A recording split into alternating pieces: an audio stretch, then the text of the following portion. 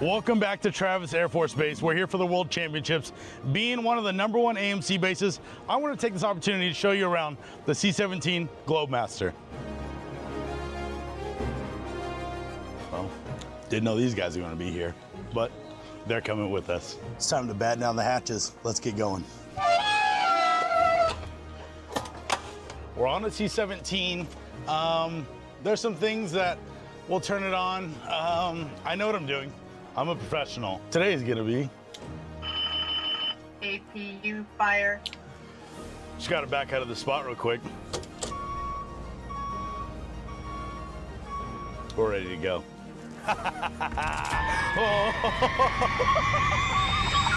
Visibility's pretty poor today, but it'll be all right. Well, flight's going good. Of course, we'll just make sure the engines work. APU fire. That's not working. Fire number 4. It'll be okay. You gotta turn on air. Wax fail. Wax fail.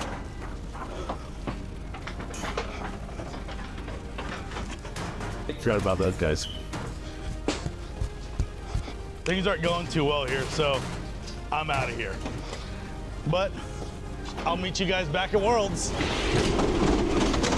See ya.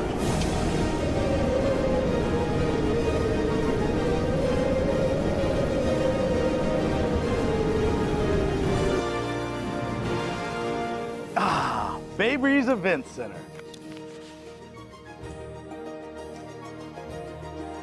But seriously, folks, today's stream marks the final day of this year's Air Force Gaming Regional Competition. We'll be getting back to the action in just a minute, but first, we'd like to give a heartfelt thank you to every single person who gave their time and energy to make this year the most fun in Air Force Gaming history.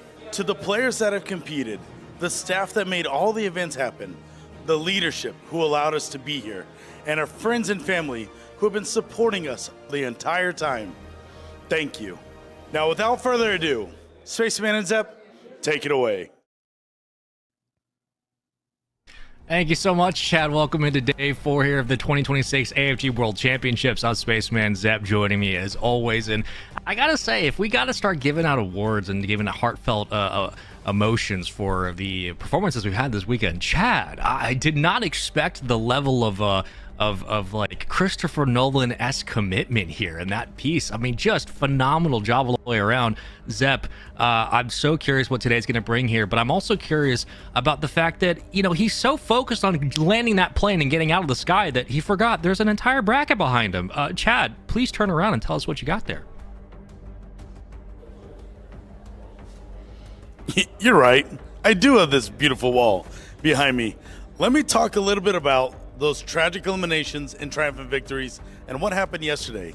3 teams went home yesterday. 3 teams remain on both sides of the bracket. Starting with Call of Duty, let's talk about who won, who's in the upper bracket still, and who went on down to that lower side. Starting in the upper right, we have Conus West Alpha. Took a victory early on. Didn't go too well for them. You can see Central took the W. They've been dominating the competition across the board. Able to 3-1, 3-0, pretty much everyone they come across. So they are sitting currently in the grand finals. They've been the most dominating team so far throughout the competition, and it has shown. Unfortunately, in that lower bracket, you can see there was a couple losses early on. West Bravo got 3-0'd. USAFE 3-0'd. They are now going home.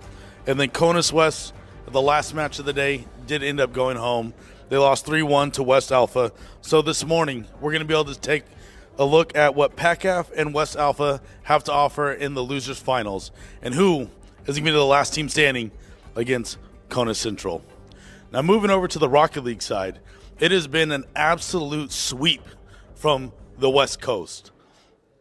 We have Conus West dominating at every facet, sitting at a 4-0, 4-0, 4-0. Conus West is in our grand finals. Back to that lower bracket side. Mountain Alpha took the first W. Mountain Bravo, we watched, took another W. So unfortunately, USAFE and PACAF were our first teams to go home yesterday.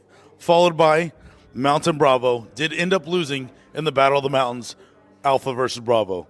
So we have in the losers finals, we have Mountain Alpha and our Conus Central going to be dominating the competition today. We're going to see who's going to come out as a victor and who's going to have to go home. But ultimately, we're here to watch the grand finals. Who's going to meet Conus West and see if they can knock down the juggernaut and take away the victory. But that's all we got on our recap from yesterday. Looking forward to some great gameplay today. Gentlemen, take it back to you at the desk. This man can do everything. He does absolutely everything. I mean, we got to get this man his own kind of trophy. Good Lord, my actor, my little stage host. Come on now, Zep. It's going to be a phenomenal day of action. I can't wait to get into it.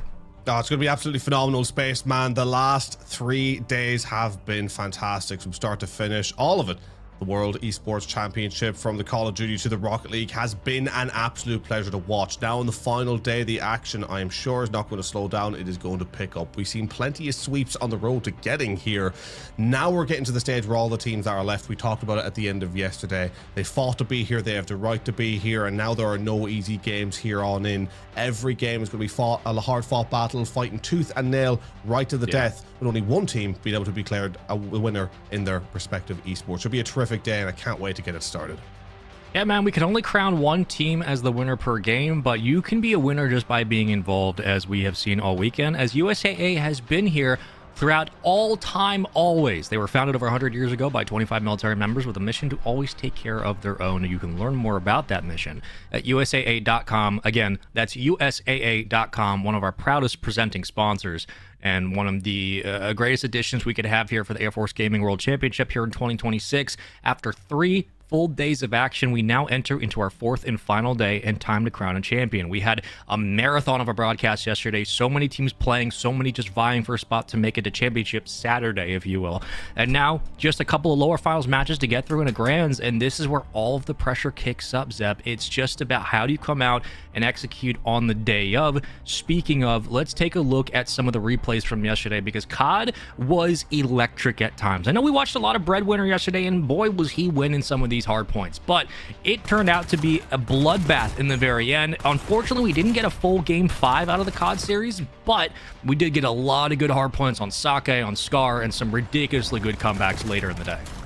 Oh, the games are just absolutely phenomenal across the Call of Duty side of things. Again, I know I come from more of a Call of Duty background, leans into a little bit more of a bias, but hell, I'm happy to be there with the bias in COD today, because I mean, looking back on how those days went, I mean, some of these hard points were just absolutely all over the place, and we noted it yesterday. And you know, off the top of my head, I can't remember who the teams were in the last game that we covered of COD yesterday, but there were mistakes in the games which have made them really entertaining, right? I think across the teams that we've been watching up until this point, we haven't been seeing perfect Call of Duty at moments throughout. But what we've been seeing is teams who have a strong ability to bring out mistakes in their opposition, and that has just led to so many nail biter moments of games, right? Whether it's strange rotations on search and destroy, maybe not going to the right place at the right time in hard point, or just utter capitulation in overloads when teams should be able to play the reset. It's just been all over the place at times, but in such a fashion where you can't really blame the players for that, because they're just doing a really good job at unsettling their opposition, and it's made it really entertaining to watch. You can't always guess which way it's going to go, and I found it's especially been like that in the hard points. I mean, the hard points throughout these last 3 days have so often been a tale of two halves, where just because you're seeing one team do something right in the first half of a hard point, it by no means, if anything, it almost guarantees that something's going to go wrong for them in the second half of the hard points. It's been always such a back and forth at the halves, especially on those hard point map 1s and 4s. If we even omit one of the games yesterday where we had a 100-point club, and it was a rare moment in this entire tournament where that was a talking point, everything else has been, 250, 220, 225, 240. It's been a close affair for both teams. Every single respawn has come down to the wire, barring a couple of rounds and overload.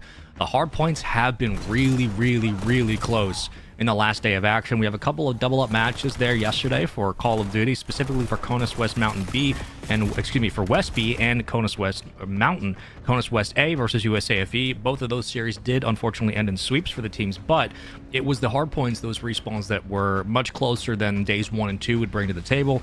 And of course, none of this would be, possible without having these players on site, able to compete around each other and working with their team. It's always nice to have a LAN environment, one, for experience for the players, and two, a chance to just be able to check that off the resume. I mean, playing COD at LAN is an unbeatable experience, and so is playing Rocket League at LAN. This was also on another side of our bracket, the other half of the entire competition, and it took a lot of games for some of our COD players to get warmed up, but for the Rocket League side, it didn't really take much. It just felt like it was another day in the office for some teams.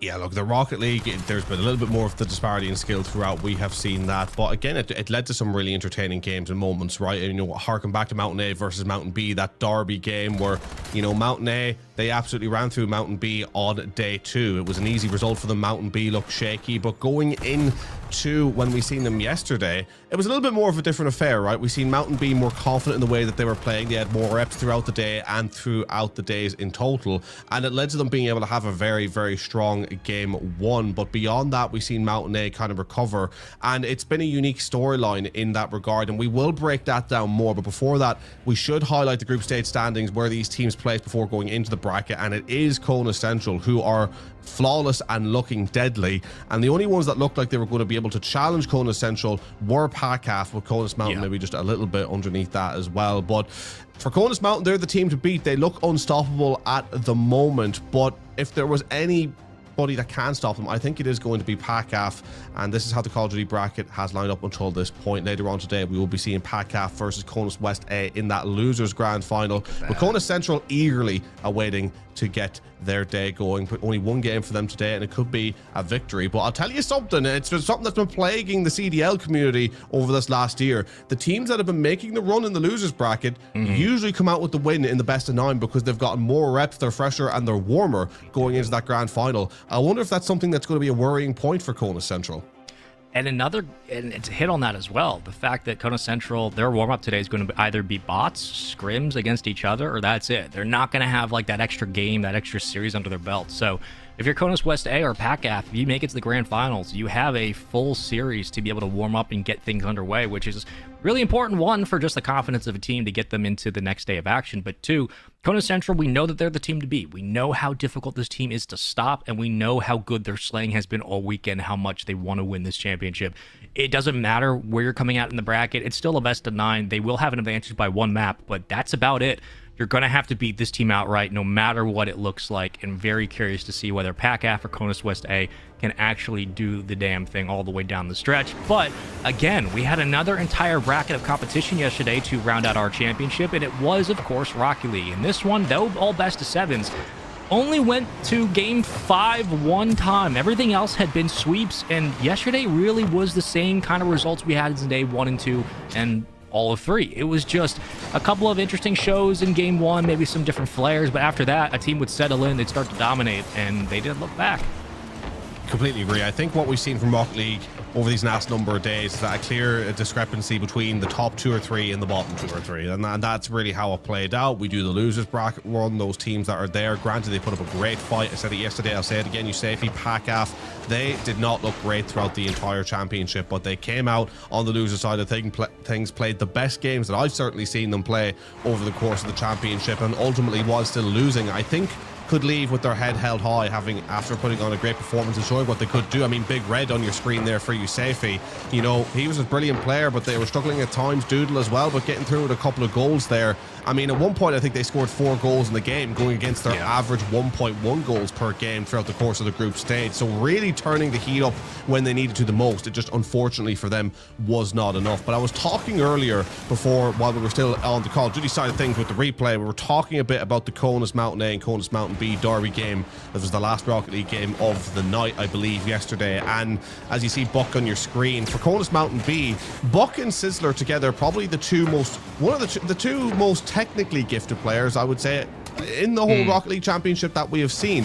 But we've seen a difference in style between the two teams, where we had, on your screen there, Monkey Man for the Mountain B side as well. You had 2 unbelievable players for this Mountain B side, with another player who's maybe on the levels at least being provided in this tournament, perhaps a 6 out of 10. Whereas what you seen from Conus Mountain A was 3 players who were consistently giving you 8 out of 10s. And as consistently given it, that's the word I'll fall back on. It's consistency. You always knew what you were going to get for them. They played well as a 3. They trusted each other at all times. And despite their backs being against the wall at times, given the fact that they dropped that game 1, their ability to recover, play together as a team, and all contribute evenly to a great performance, with the cream of the crop being Fruit Loop with some of those terrific goals, it was more than enough for Mountain A to make it through in the end. And it was a great viewing experience to see that contrast throughout. And taking a look now at the group stage as well, it is still Conus West looking borderline unbeatable, but Mountain A will be hoping to change that going into this next game, where they'll have to play Central. And I mean, we'll break down more of the stats between these two teams going into it, but they are very even in their performances throughout the days. So today should be a very, very tight game. It's going to be tight, man. We only have a couple of lower finals to clear out of the way before our grands, which means we have essentially 4 matches on the docket today. And look, it's going to be a real tall order at that lower finals between Central and Mountain A. Mountain A came in yesterday and had to run up against Mountain B for their second matchup, where, again, they swept them earlier back a couple days ago. This time it was a 4-1 win regardless, but it was still a tall order nonetheless. And for this squad moving forward, again, welcome back. It's going to be a lot of question marks, I guess, for the offense. The only thing I'm really certain of is, as long as Fruit Loop is hitting her shots today the way she's been hitting them all weekend, I would be very confident if I was this team. I mean, that's the, we can dive into the discussion of how they fare in the grand finals, how they actually look in that matchup. But one of the things we hit on yesterday was the consistency of players and some of the highlight players we have in the entire tournament, Buck being one of them. But Fruit Loop, from a pure mechanical consistency, able to, pull up, take a shot, hit her angles. Accuracy is the name of the game in Rocket League, and she's probably the best in this tournament. It has been a consistent win, a bag getter out there for this team. And if she's just hitting her shots and they could feed her the ball today, there's no reason why this team can't make a grand finals appearance. And that's going to be really fun to watch, at least for the Rocket League side of things. It's just simply who has the most consistent day, who's the one who's out there able to pick up their reads, winning their 50s, not making mistakes. And that was really something that killed teams yesterday, was the defensive mistakes. Too many times the miscommunication was causing traffic jams on the back end. But very curious what Conus Mountain A are going to bring and how they're going to look today in this day 4, because if Fruit Loop is playing the way she does, this is a squad that should be making an appearance in the grand finals, no doubt. I completely agree. And before we get into that game, we will get a look as well at the day 4 schedule. Ladies and gentlemen, it has been a phenomenal 3 days so far. And for the final day, it's a little bit simpler to follow on the schedule. We'll have 4 matches coming up. The 4 biggest matches so far of the entire championship. Do or die, the lower finals on your screen will be beginning with Rocket League, moving over to Black Ops 7 after the fact for PACAF versus Conus West A.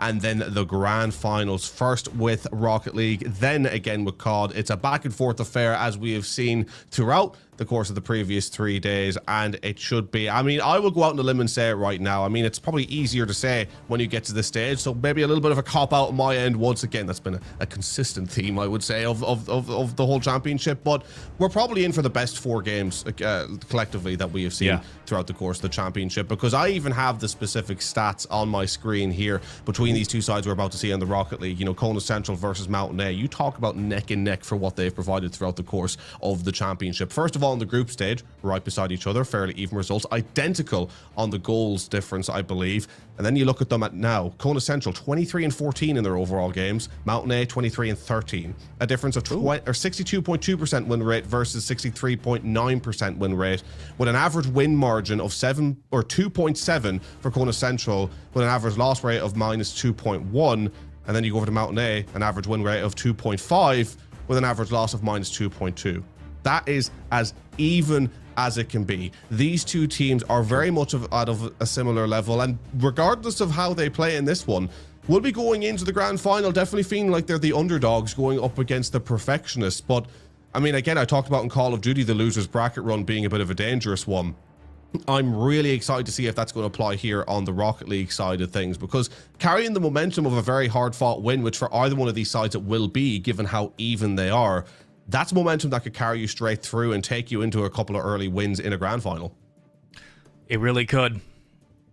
That is my full analysis on that, because at this point we've had 4 days of action, man. You're absolutely right, dude. I mean, look, these guys and gals at this point have played so much Rocket League and Call of Duty that there's just really no other way to split it. You can split hairs about the stats themselves, and we will for COD mostly, but for Rocket League, at the end of the day, execution is the name of the game. I mean, you and I had a long discussion about Rocket League before the broadcast kind of went live today, and we've talked about just all the possibilities for the future. But the one thing that never changes in Rocket League's history, no matter the game, no matter the style, is just if you're accurate and you hit your shots, and by shots, I mean if you hit your training packs and you know exactly how to shoot the ball, you're going to have a pretty easy time of things when you're playing a high-powered offense on the other side of the field, when you're having to establish an offense, especially at this stage of a tournament. So I honestly believe, like, this is just a spot to be in where Konos Mountain A should feel very confident about the fact that they've made it to this lower finals. And now that they're 1 match away from getting to the grand finals of the World Championship, again, it's a lot of pressure. It's a lot of recognizing how you've gotten to this point, all the things that have gone right, all the things that have gone wrong. But the only thing in front of you now to focus on is a best of 7. And remember that the grand finals of Rocket League is a best of 7. It's not like COD where you're like a best of 9 and kind of change things up. The rule set here is very RLCS specific, and we're just sticking with it. So for these players, they've gotten a taste of what the grand finals will be like all weekend. They've had the same format. You got to think that they've been able to factor that into the way that they're pacing themselves here. And if we're going to have a standout today, outside of Fruit Loop, it's going to have to be a player who, like Buck, like we saw earlier, like takes over the game and does so in pretty uncontested fashion to really make us change our tune here. But it does feel like we are getting closer and closer to this match kicking off. So for the lower finals, man, let's talk a little bit more about this match specifically, and let's talk specifically about the fact that Konos Mountain A are coming out with a vengeance here to try to make it to the grand finals. Let's take a look at our rosters. It's Fruit Loop, J-Dubs, Jimenez versus Konos Central, Chambo, Nexity, and Chill. You know, we saw them one time, I believe, on day 2 back in this World Championship on the main broadcast. But since then, it's been a lot of following similar teams, similar results. But is this a squad that can take down the efficiency of the Konos Mountain A strikers? Are they capable of being able to go toe-to-toe? What are your thoughts?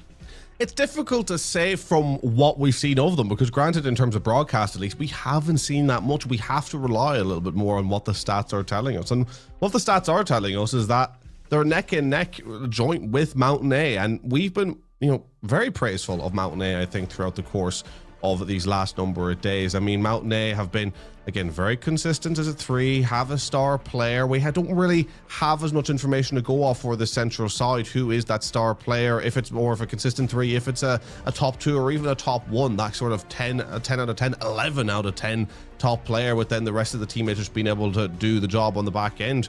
That's something we're going to figure out going into this losers final and see very quickly if that is the case. And you know, for Mountain A, we take a look at their roster. I mean, we've covered them multiple times in broadcast. We see them again here looking, you know, ready to get the job done. I love watching them as a team. Again, one thing that stood out to me so much about them is their passing play. I mean, they're just so good at linking up with each other. again, contrasting against Mountain B, who ultimately fell to them last night, is the trust that they have in each other, right? When we saw Mountain B go up against them, there was issues on the back line for Mountain B, whether it was communication issues or simply just lack of trust, in that you had multiple players rotating back into the same position, almost trying to double for the ball, because they weren't sure and clear with each other and their ability to get that clearance through. Whereas I've so often seen it with Conus Mountain A, right? Jimenez has been doing a lot of domination in the midfield, and Fruit Loop has just been everywhere and trusted to be everywhere. Fruit Loop is the dagger to the heart going up front. But then how often were we seeing Fruit Loop on that deep rotation back with a great clear, and then also just controlling that halfway line to send it back forward? And the difference maker for Mountain A was that with Fruit Loop on that defense, so often we've seen them transition that defense into offense. And you mentioned it throughout the days as well, how important of an ability that is, because you can set up on defense, like say Yusefi, for example, who were quite strong in the defense. You can set up a defense and clear that ball left and right all day, send it up to the halfway line and keep your goal clear as long as you can. But if you're not doing it in such a way where you're transitioning it to an offense, stretching the defense, taking it to their corner, causing an issue yourself, it is inevitable that the opposition is just going to rain down in your parade. It's going to be constant. They're just going to be hammering you home. Fruit Loop constantly getting that ball clear out into power positions for the team to move forward, which is far easier said than done when it comes to something you want to try and implement within your game. So for Mountain A, there's a lot of positives for what they have in their arsenal to be able to do the damage. I think just again for me, I am worried about that grand final for whatever team is able to make it through, because again, we haven't seen loads of our grand final side on broadcast either, but you read into the stats, and the stats, it hasn't been, you know, tight stats where it's been 60%, 70% wins. It's just been complete and utter domination. And if for either one of these teams to do something now in the grand final, is going to require them just to play out of their skin. No matter how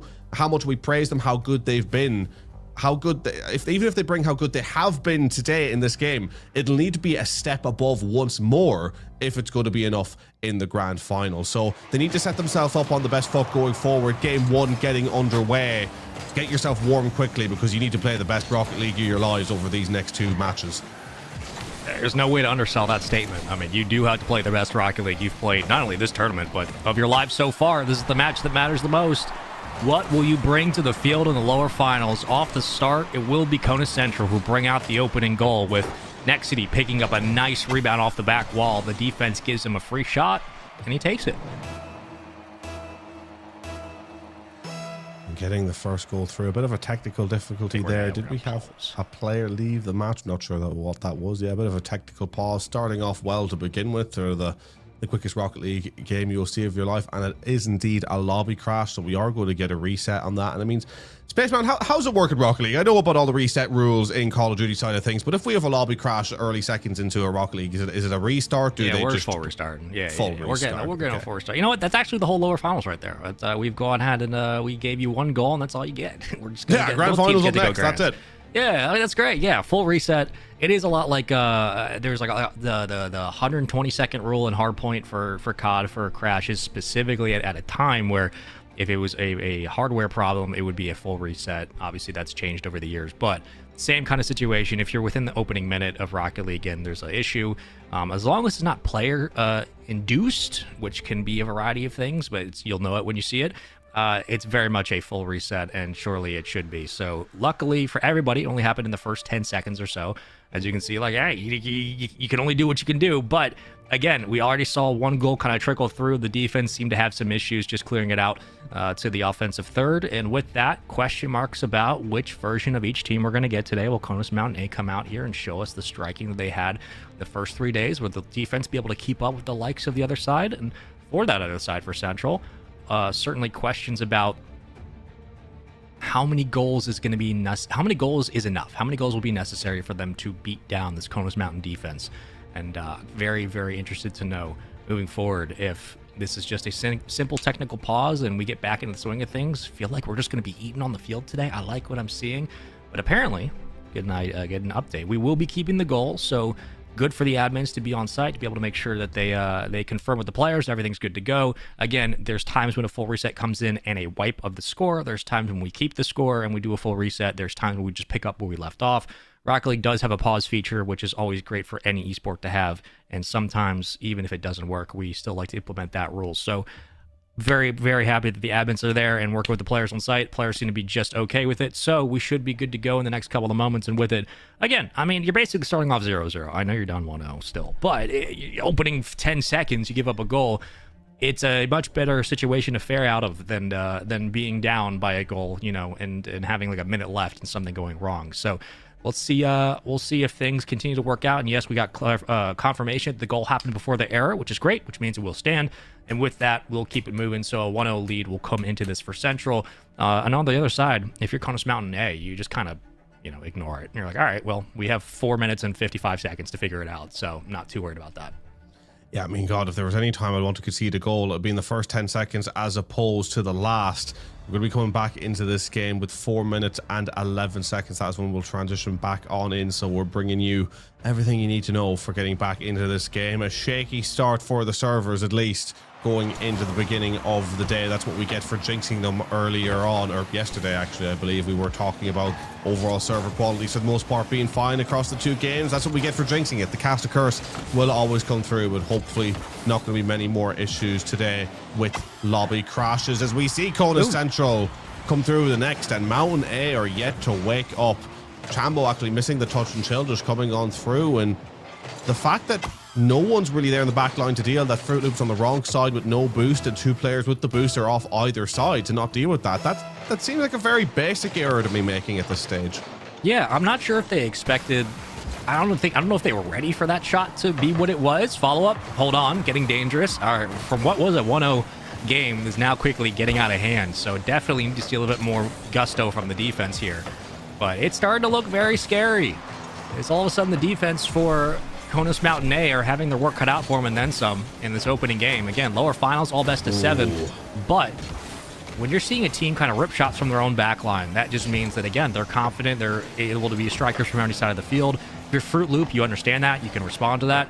But that's the kind of respect you need to have as a defense. Like, look, anytime they have the ball, we need to be ready for a shot. Already, though, now that we're seeing Mountain A get out, their passing is something to behold between J-Dubs and Fruit Loop over their last couple of plays. It's been terrific, and it's made Conus Central work to try and get this one clear. Andre's trying to send it through. It's not on target, but for Fruit Loop it is.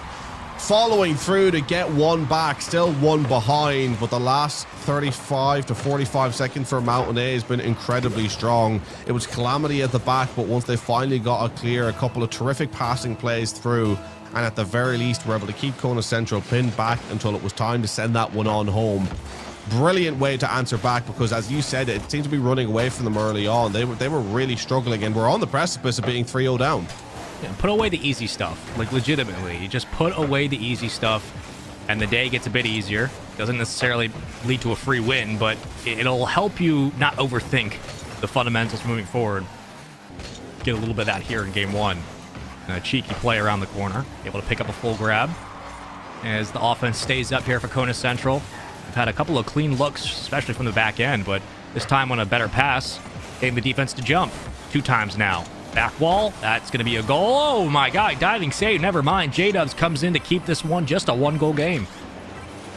What a save, and those are the moments that they will need to pull out. I tell you what, I've been praising the clearances of Mountain A over these number of days, but Conus Central are not letting them out this time around. You see that block coming on through Nexity, just keeping the pressure on.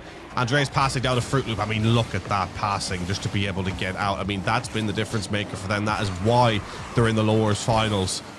But Conus Central here for a reason as well, as that's a very nice save coming on through, and they'll try to take it up themselves. But J-Dub's now applying the pressure, and it's been great offenses for both of these sides. The defenses have been, I mean, holding on in moments, but it's been shaky. It's rusty. You can tell that it's the first game of the day for both of these sides. Nice shot. You can absolutely tell, but the fact that they've still come out and put up 3 goals apiece, or 3 goals in total, I should say, is still a nice sign of things to come. It's going to be a high-powered offense for both teams for the majority of today. You're going to need this kind of progress and precision on the fields to make the run to the grand finals. I say that. They poke it over through the demo. Take advantage of the power play, minute 4 on the clock, but another free open lane. The demo doesn't help out this time, and it's a 3-1 game. Yeah, if anything, the demo, I think, just kind of took him off the path of going towards the ball, and bit unfortunate, really. But again, going in front of the ball, trying to make an issue, you got to praise Chill for that. I'm not sure if actually Chill was going for the demolition themselves and ended up getting demoed, but regardless, it worked. Going through with the demo again, and Kona Central are here to play some dirty Rocket League. They are willing to do whatever it takes as they try to get that back line cleared. And, you know, it's funny enough, we haven't seen that come out too much over the course of this championship. It's been here and there in moments, but it's usually something that we see teams resorting to in the back half of these series as opposed to bringing it out within the first game. But you can tell the Kona Central, the way they're going forward, they mean business and they will get the job done any means necessary. We see one more sneak through. Nice shot. Ricochets off the crossbar. A little bit of a dent in the woodwork. Fruit Loop keeping it out. Again, nice seeing the SSG decals and all the RLCS exposure that I'm sure these players have had over the years.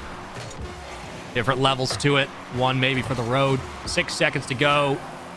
Off the back wall, it will be a Game 1 win for Central nonetheless, though. A best of 7 is the only thing that stands between this team and a Grand Finals appearance. And that is a sentiment that should be echoed on the other side as well. As Kona Central, again, off a hot start, opening goal, reset, second goal, and then a closure there on the third. We'll take game number 1.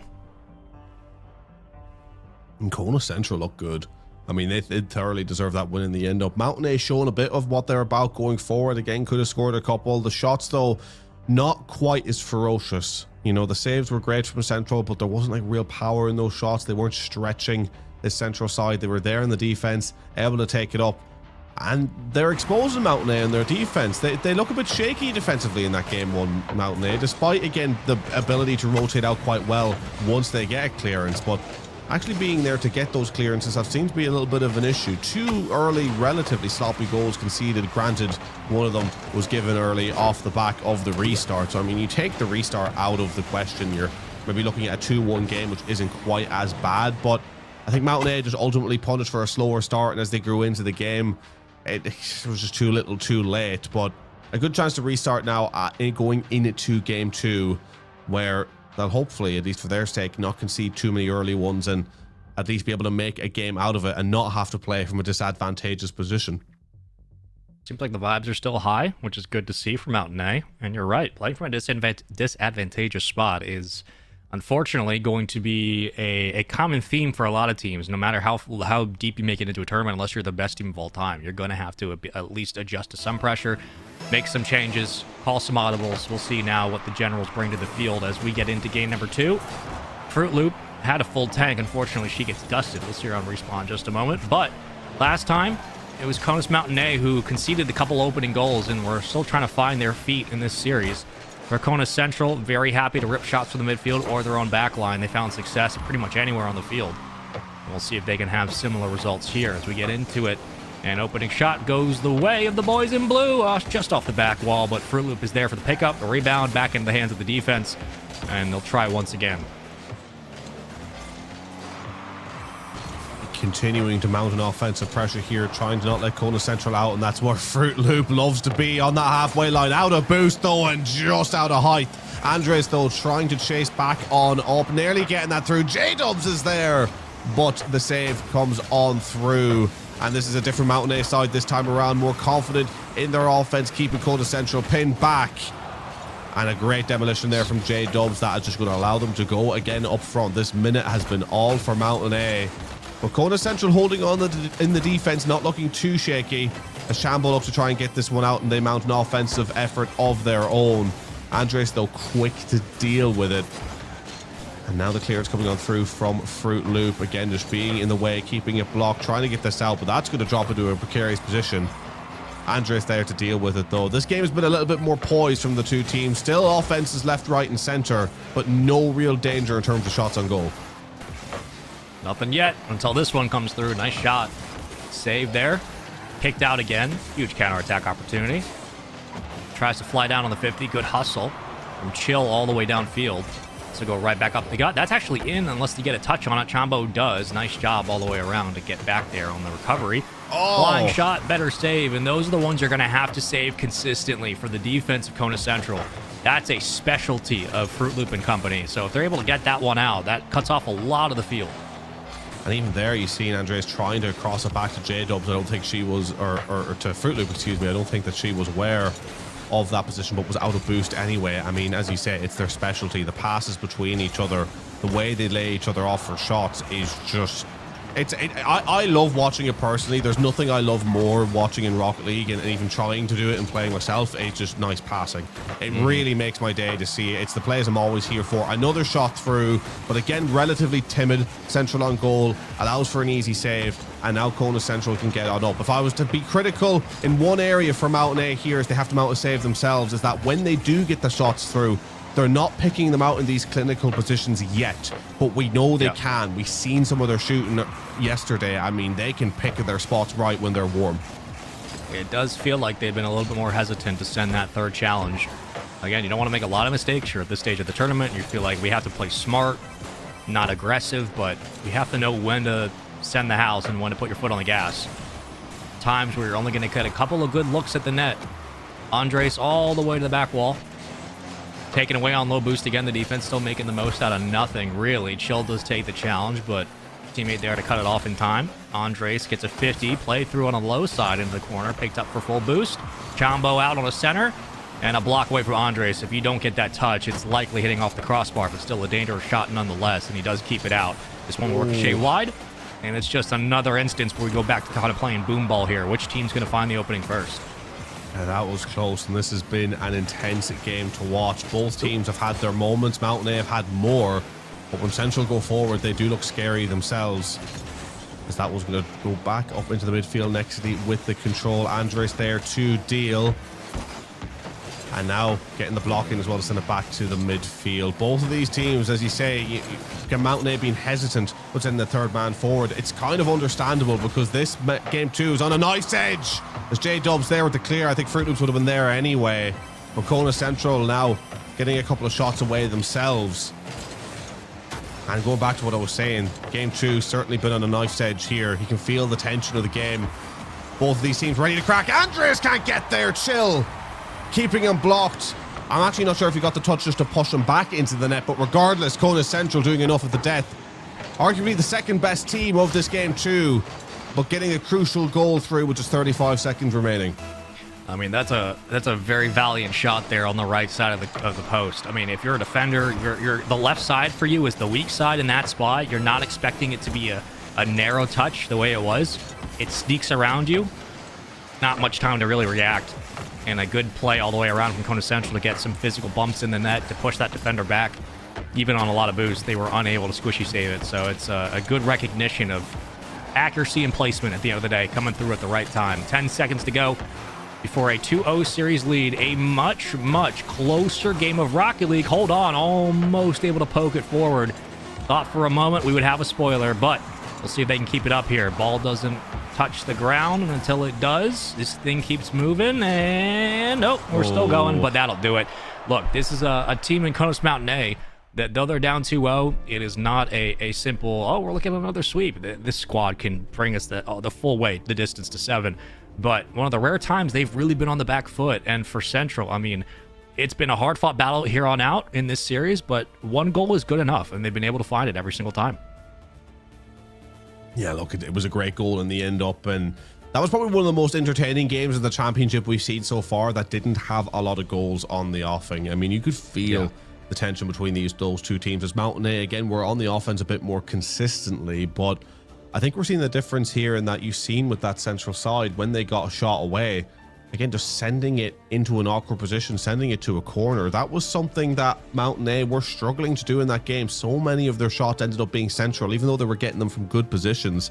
And the ones that were aiming towards those corners were unfortunately wide. They had 1 or 2 chances where it was from around the halfway line the shot was going through. They were good shots, but they were just a bit wide. And unfortunately, I think that just was the difference maker here. When Kona Central were going up, they were just picking their spots a little bit better, drawing more out of the Mountain A defense. Whereas for Central, again, despite being on the back foot a lot of the game, I think it's fair to say they weren't particularly challenged on that defense, even though they had to get up to things, and they done well to get up to them.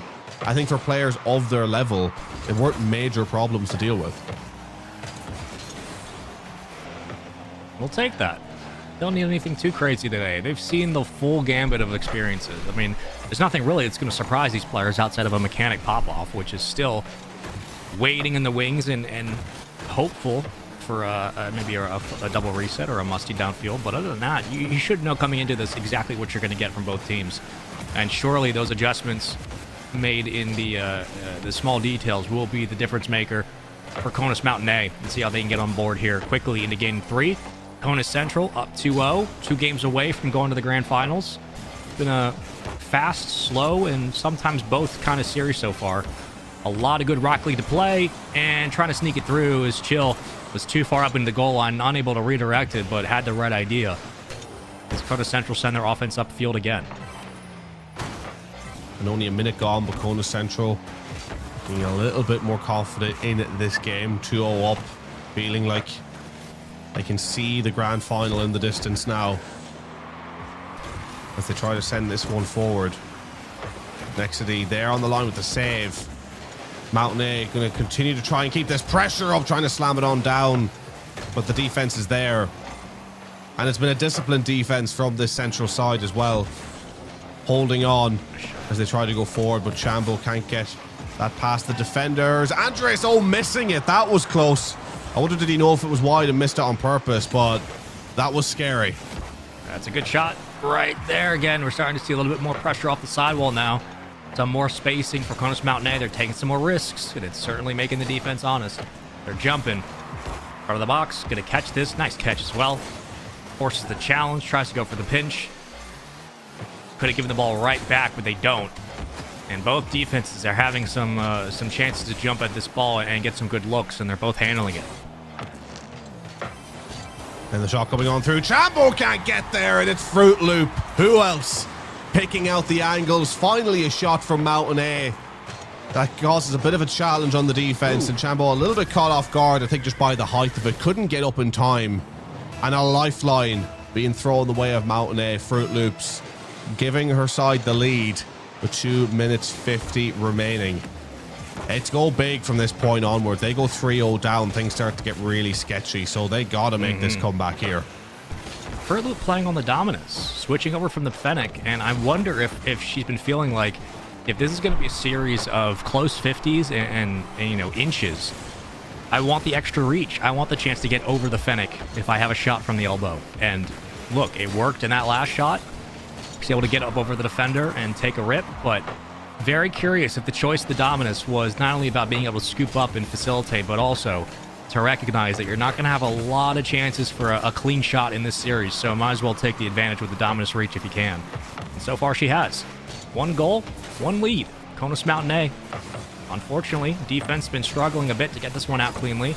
They do eventually get it downfield. J-Dubs had an open net to shoot at, but just couldn't get a touch. Follow-up's going to be there, though. Second striker comes in, and the third rotation's going to be clean on the back line. And again, that reach of the Dominus at least keeps the ball in play and buys time for the team. Chambo taking the shot from the pass from Chill. It's a good shot, didn't quite work out. The Calamity at the back. Nexity getting the touch. Did that touch Fruit Loop as well? I'm not actually too sure. Nexity up for it. No, Fruit Loop missing it, and a couple of misses from Mountain A on their defense. Andreas missing one earlier, and you wouldn't want to be overly critical. These are moments that can happen, but at a game at this level where it's so close between these two sides, misses like that, not being able to get up in time, will cost you. And Conus Central evening it up now, 1.5 minutes remaining. Plenty of time for both of these sides, and an overtime perhaps in the offing. Mountain A will be desperate to try and find an answer back. It's bouncing left, right, and center, sent back into the center.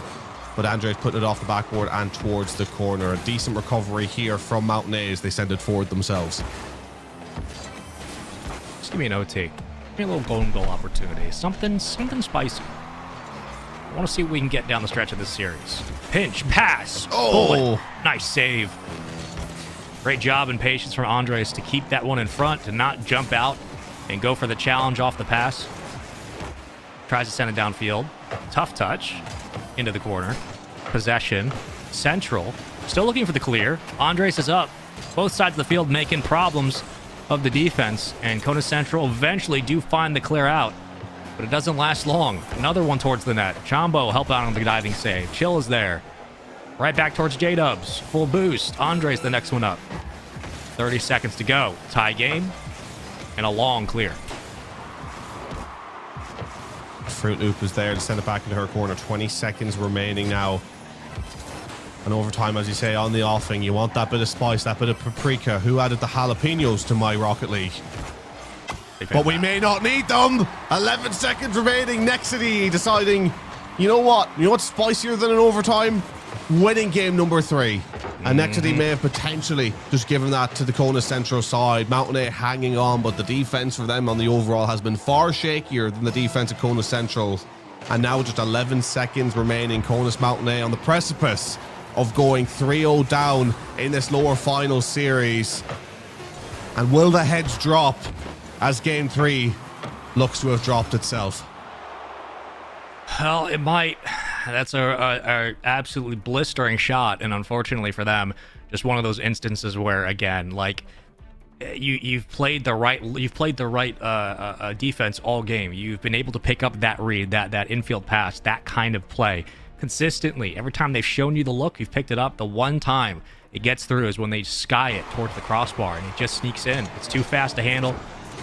It was way too sharp of a shot, and we opened up proceeding with Fruit Loop finding the first on the Dominus, but since then, Nexity and company, just a beautiful touch here to sneak it in.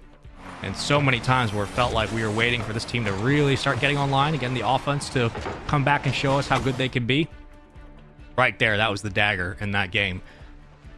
Ridiculous stuff. 3-0 lead, lower finals. Look, to slice this any other way would be pretty dishonest. Konos Mountain A have played really good.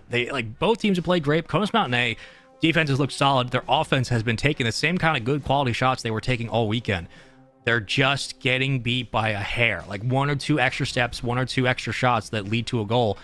It's not so much a speed problem. It's just, unfortunately, like a skill diff. Like they're playing a team that's just a little bit better when it comes to finding those infield passes and those reads.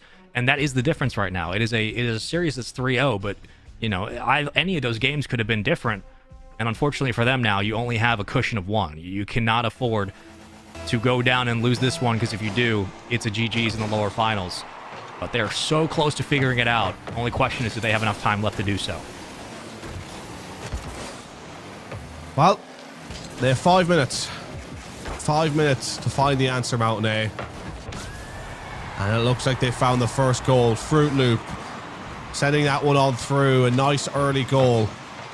But you feel for this Mountain A side, they are going to need more than 1. And again, what's impressed me so much is that with Kona Central, how strong they look on the offense, that defense has been holding strong again for the most part. Not the best time to be praising their defense as soon as they concede an early goal, but I mean, as you say, I mean, from Mountain A, they've had a lot of great shots, doing a lot of what we've seen them do all of this championship. But yeah, Central are strong on that defense. They are disciplined. They're not making mistakes, and they're there together to get clearances, and they rotate immaculately on that back goal line. Oh, Wood working out. Almost a 2-0 lead. Good Lord. They would have needed that. Better save. Chill. Come on now. Trying to kick it over Andres. Not going to happen. That was an opportunity. Still might get a couple more. We'll combine for a pinch.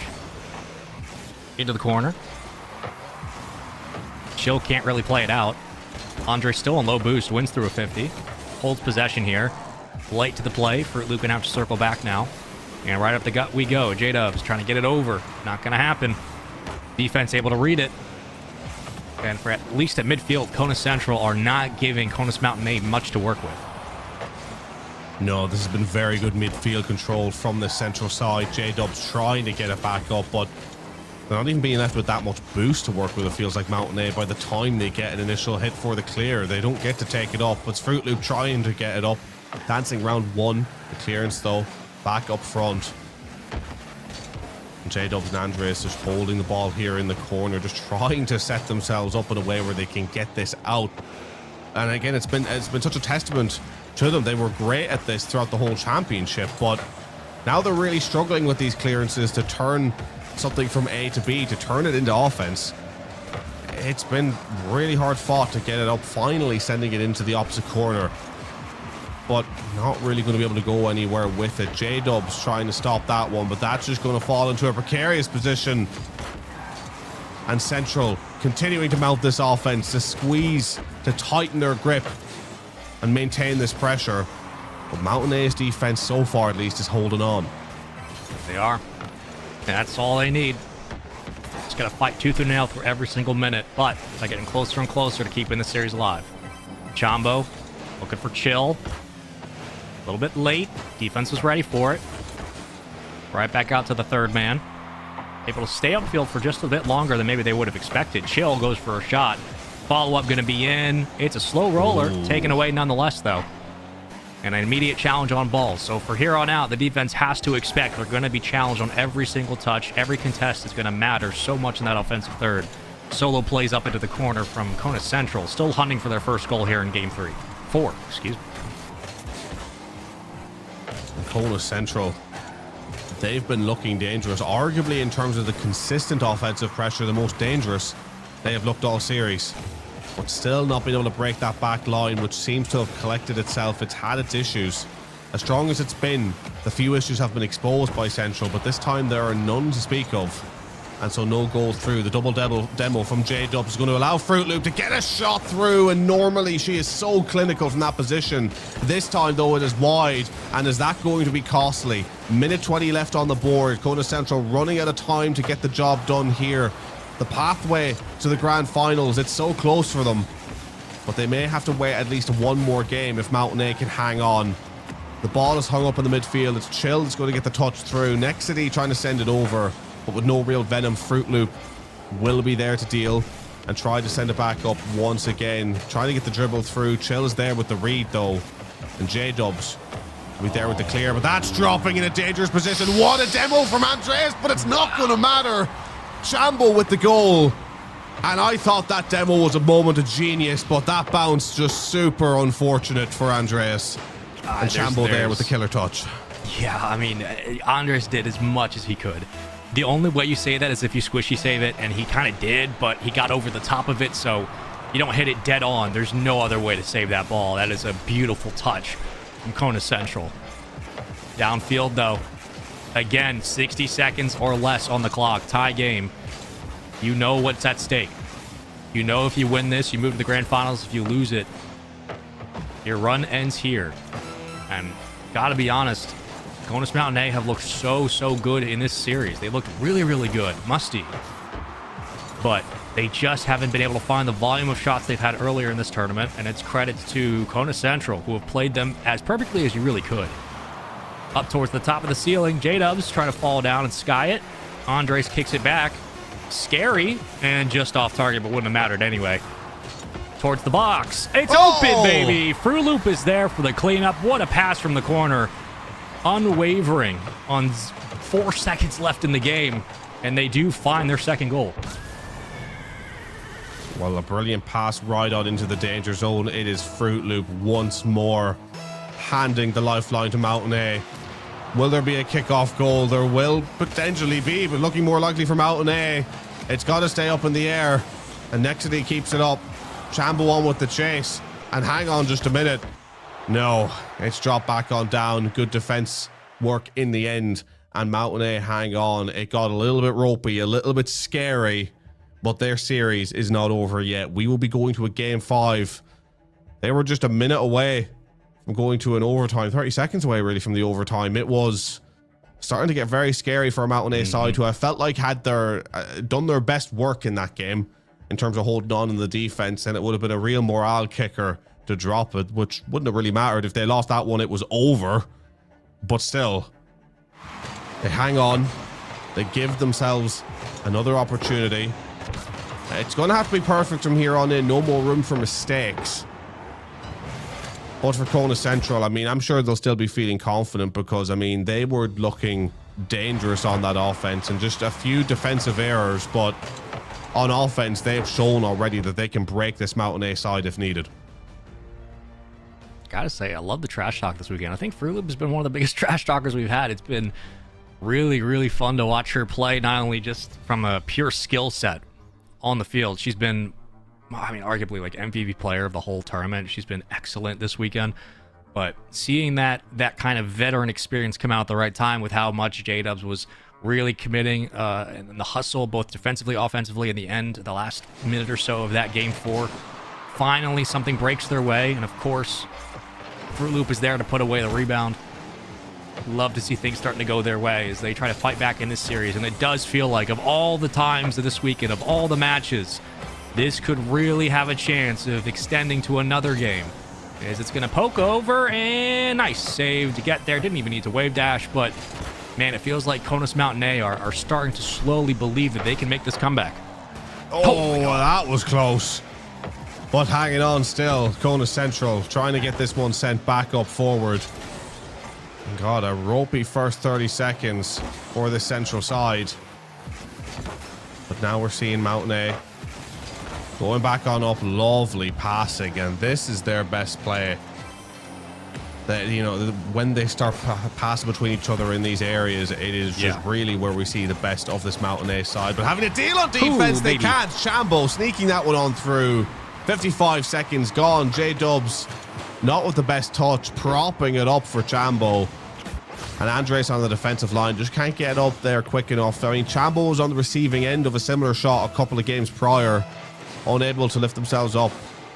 And now Conus Central in the lead, and they need to hold on to this for 4 minutes to make it to the grand final. Those shots are tough to read. They're tough to stop, but so is Fruit Loop. 109 points, 2 shots from the field, 1 good for a goal. Plays it by herself. I mean, self-serving. Easy as it looks. She has been unbelievable this tournament. I mean, she's been the star player, scoring practically nearly every important goal for Mountain A. The star quality, the next level. And Conus Central unable to hold on.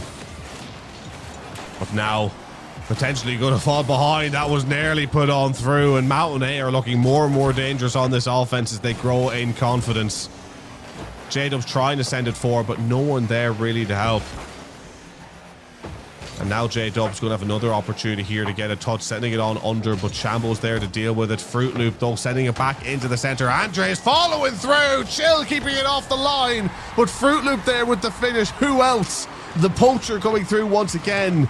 All the hard work being done there by Andreas. Chill with a good defensive effort all round, but not enough. And Fruit Loop sends it home.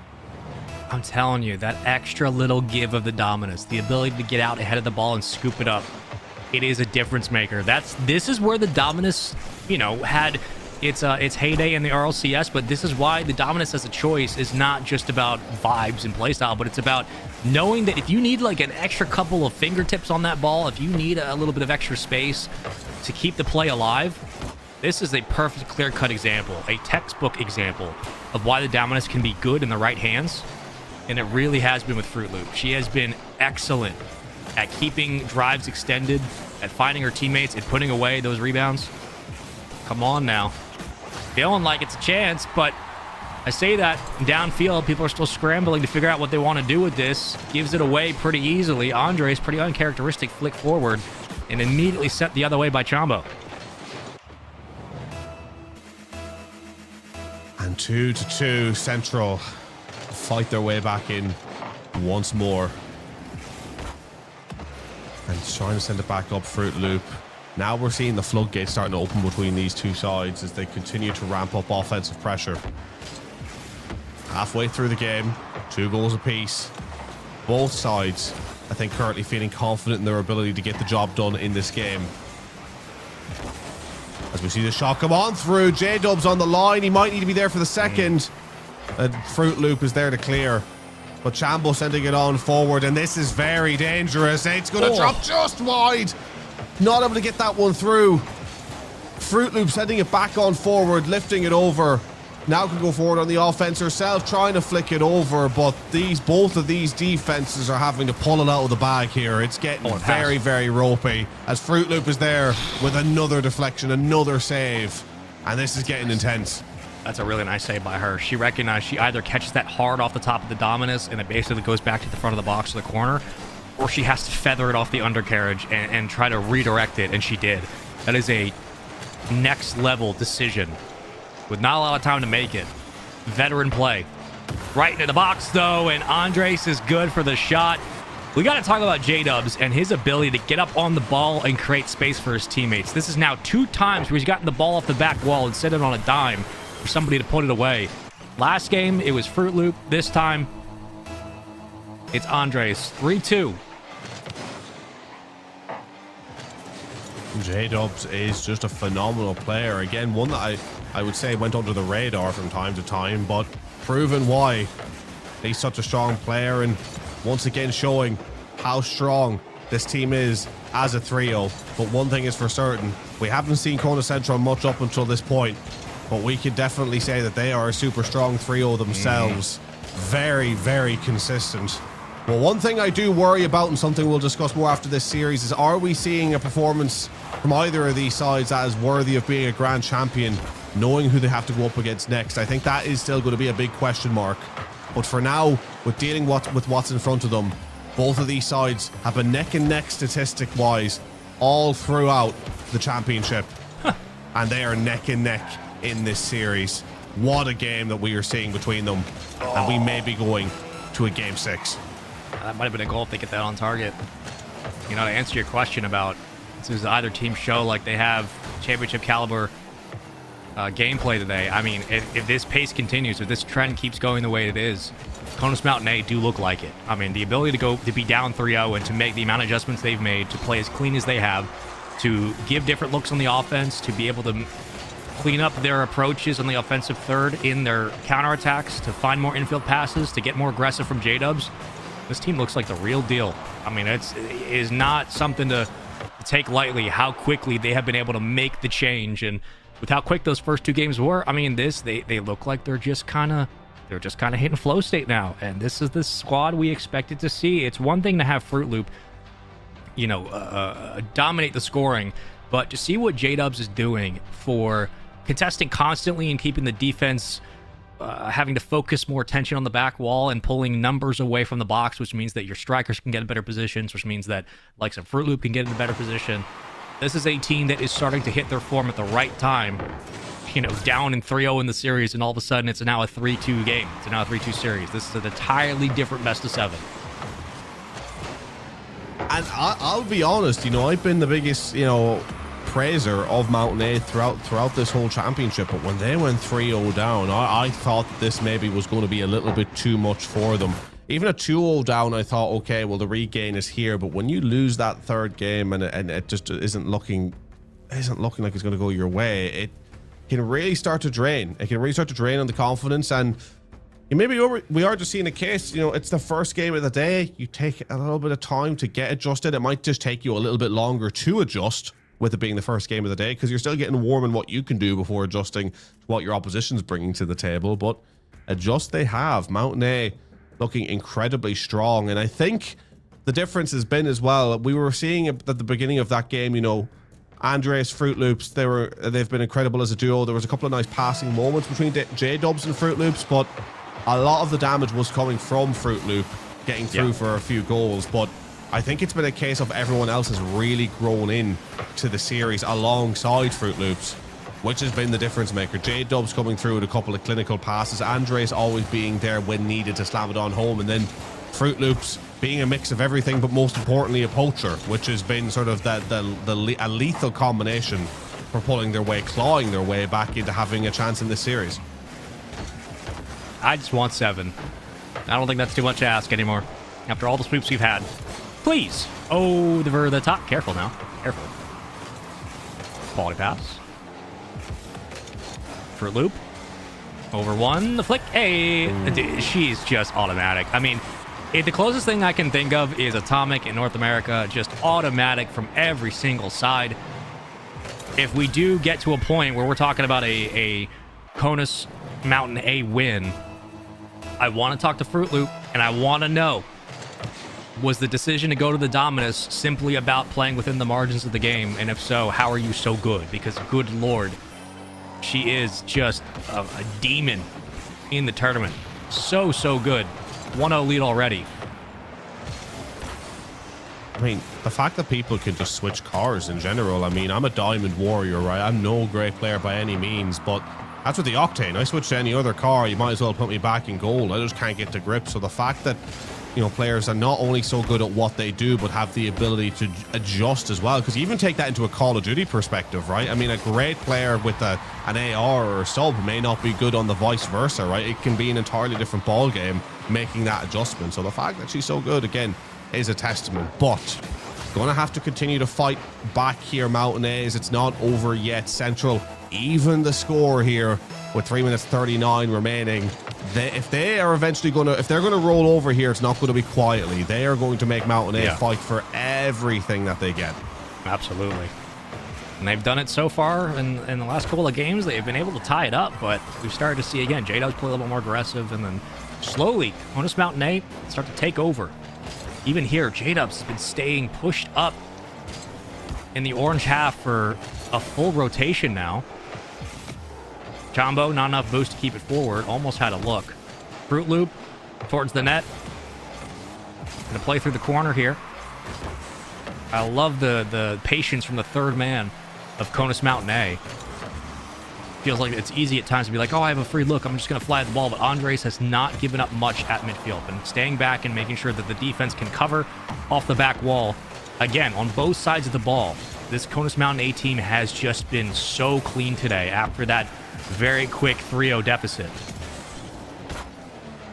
Yeah, the consistency has been fantastic. Andres in particular in a bit of trouble there though, but J-Dubs there to clear. And I mean, consistency as a whole has been sort of a power move between these players, between Mountain A's. Fruit Loops coming through with a phenomenal shot that was saved. And J-Dubs going to try and send it forward again. They are continuing to ramp up the pressure. J-Dubs with another touch to send it goalward. And Fruit Loop is going to get up to, again, just try to change the direction of that one. But that suits Kona Central more, if anything. And J-Dubs going to need to try and get a touch. Nextly with the read. And the defense getting a little bit shaky. The pressure mounting. Chambo with the shot that is saved. And Kona Central are going to try and go forward again. But they are starting to up the pressure on this defense. That's going to be a tough read into the box. Oh, if you had a crossing save or even a player in a position to try to send it netward, that might have been a 2-1 game. Still dangerous. Just trying to get it out to midfield here. Kona Central, again, come into this game. They're at one point up 3-0 in the series, then 3-1, now 3-2.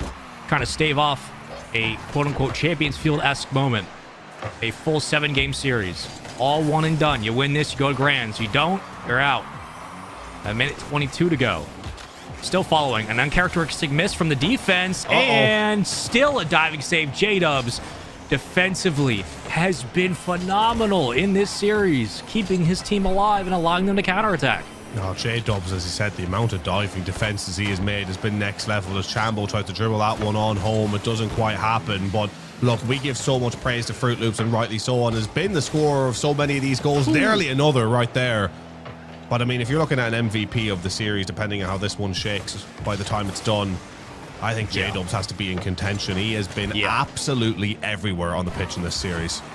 Because again, the back wall, again, you can't win it without J-Dubs. You can't win it without Fruit Loop. Andres, who's been a anchoring, stout third man in this game. A full team effort to even make this reverse sweep possible. Trying to force a game 7. Everybody playing their best Rocket League of the weekend so far.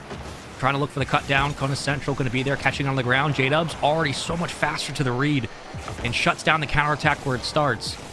Skying it to no man's land. They'll still try to get a shot, and they will, but J-Dubs doesn't bite. He waits patiently. The G2 defense is certainly there. They'll keep it up. Do we have golden goal? Around into the box. Still a pass, a touch, and it's dangerous. Everybody's jumping. And eventually this one will start to come down, and it will. We go to overtime here for game number 6. And Kona Central, 1 goal away from the grand finals. Mountain A just 1 away from a game 7. We thought it would be close between these two, and initially it looked like we were going to be proved wrong, but it's certainly not the case now. 20 seconds into this overtime. It's Mountain A on the defense, but they're turning it into offense. Andre sending it up. Chambo quickly there to deal. A full boost in hand. Going to send this goalward off the backboard, but no one there to deal. Nexity controlling the halfway line, sending it up. J-Dubs can't reach it. And Chambo's going to send this one on forward. And Fruit Loop on the follow. That's going to be a dangerous one. Next, they need to get up, and he does. The tension mounting, the tension growing between these two as every second ticks away. And Andres takes the shot. Oh, this might be it, though. Tough on the read. Just out ahead of their player. So close. Trying to block it. Oh, it bounces off the top post. It was still an awkward touch. Likely wasn't going to go in either way. But the defense starting to look a little shaky. Who's going to have that first mistake? Pass into the box. It's open and skies it off the crossbar. That was it right there. That was the game in the series. But we play on again into the blue half. Fruit Loop trying to get it out. Taken away. J-Dubs downfield and boom balls it out of danger. And Mountain A are firmly on the back foot right now. Some of these offensive efforts from Kona Central have been spectacular. The touch on down. Nexity didn't go for the follow in the end up. Now J-Dubs is going to have control, sending it to the corner. Chill, not really helping matters here, but the defender up in Nexity, clearing that. And Fruit Loop now, as you say, it's boom ball between these two sides, sending it all up. Chill, blocking it from going against the backboard, and that's going to allow things to slow down just a little bit as Chambo's on the chase. But Nexity back once again to send this one clear. Fruit Loop can't reach it, but Andres can. Off the backboard. Can J-Dubs follow it on down? He can! And we go to a game 7. It's J-Dubs once again. What a finish to take it all the way for this Conus Mountain A side. Oh, you got to feel like Destiny's just on their side now. J-Dubs, who has been arguably the MVP. If it wasn't for Fruit Loop constantly finding those shots and putting away secure goals, J-Dubs defensively has been a saint. Offensively has been a striker. Has been everything this team needed and then some. And once again, comes up big in a clutch moment. Finds the second goal for this team in overtime. And ties us up for now a game 7. A full reverse sweep potentially in the cards, on the table. Who would have thought we'd be in this spot today? But I mean, I don't know what else you consider championship caliber Rocket League. If it's not a reverse sweep and a best of 7 lower finals playing this well, I don't know what else you can bring to the finals. No, and I mean, in terms of a lower final, it has been befitting of the stature. It has been a phenomenal game to watch. Like a reverse sweep nearly on the offing. Like, it's just been unbelievable, right? And what I'll say about this Mountain A side, you know, giving credit to their opposition, it's been really good for Mountain A. But this hasn't been a Central side just rolling over easily either. They've been playing some great Rocket League, taking some phenomenal shots that have been so close to getting the job done. And Mountain A have just been able to deal with it. It's been really intense. We're getting to a point now where at the beginning I was worried about the mistakes being made by Mountain A early on. And Central had a couple of mistakes in them as well. And an early goal through for Kona Central in the first 2 seconds is going to give them the advantage in game 7. But I think it's just been a case for, at the most part now, we're seeing both of these teams at their very best. It didn't feel like that to begin with, but now it certainly does.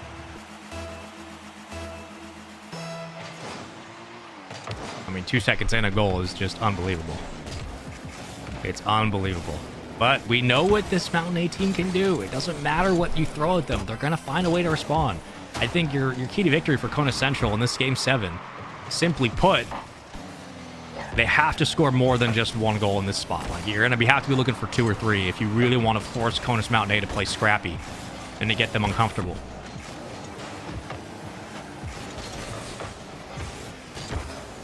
Fruit Loop sending this one on back to get a boost and get a bit of time to work with this one and send it forward. They have so much time to work with here. But they conceded an early goal in game 1 and it punished them. So all the way into game 7, will it be their undoing once again? Last game of Rocket League for one of these sides. Which one will it be? Andres with the touch is going to try and send this one back on forward. Chambo controlling the halfway, but Fruit Loop is going to be there to match it. Send it right on back into the corner. And J-Dubs with the follow in the corner. We know how dangerous J-Dubs can be from these corners. Nothing happens with it there, but Andres can send it back up. And I think both of these teams at the moment are going to be happy playing the way this is currently playing. Mountain A know they can bring danger going forward like this, but Kona Central, they'll be confident in their ability to deal with this pressure right now, as it's not massive pressure as of yet. Almost. That's a goal right there if Chambo had a little bit more boost. That's a 2-0 lead. Andres kicks it down. First time we've really seen Andres come up play the point man in this series. I mean, without him being so solid on the back end, is a very different best of 7. But all tied up here. Game 7, still looking for their first goal. We'll see how much they're willing to commit to this push as the counterattack blossoms on the other side. Chambo all the way around, looks for a bump of the goal line, doesn't get it, off the backboard. Still there, but diving save from J-Dubs to keep away an errant shot. And towards midfield again we'll go.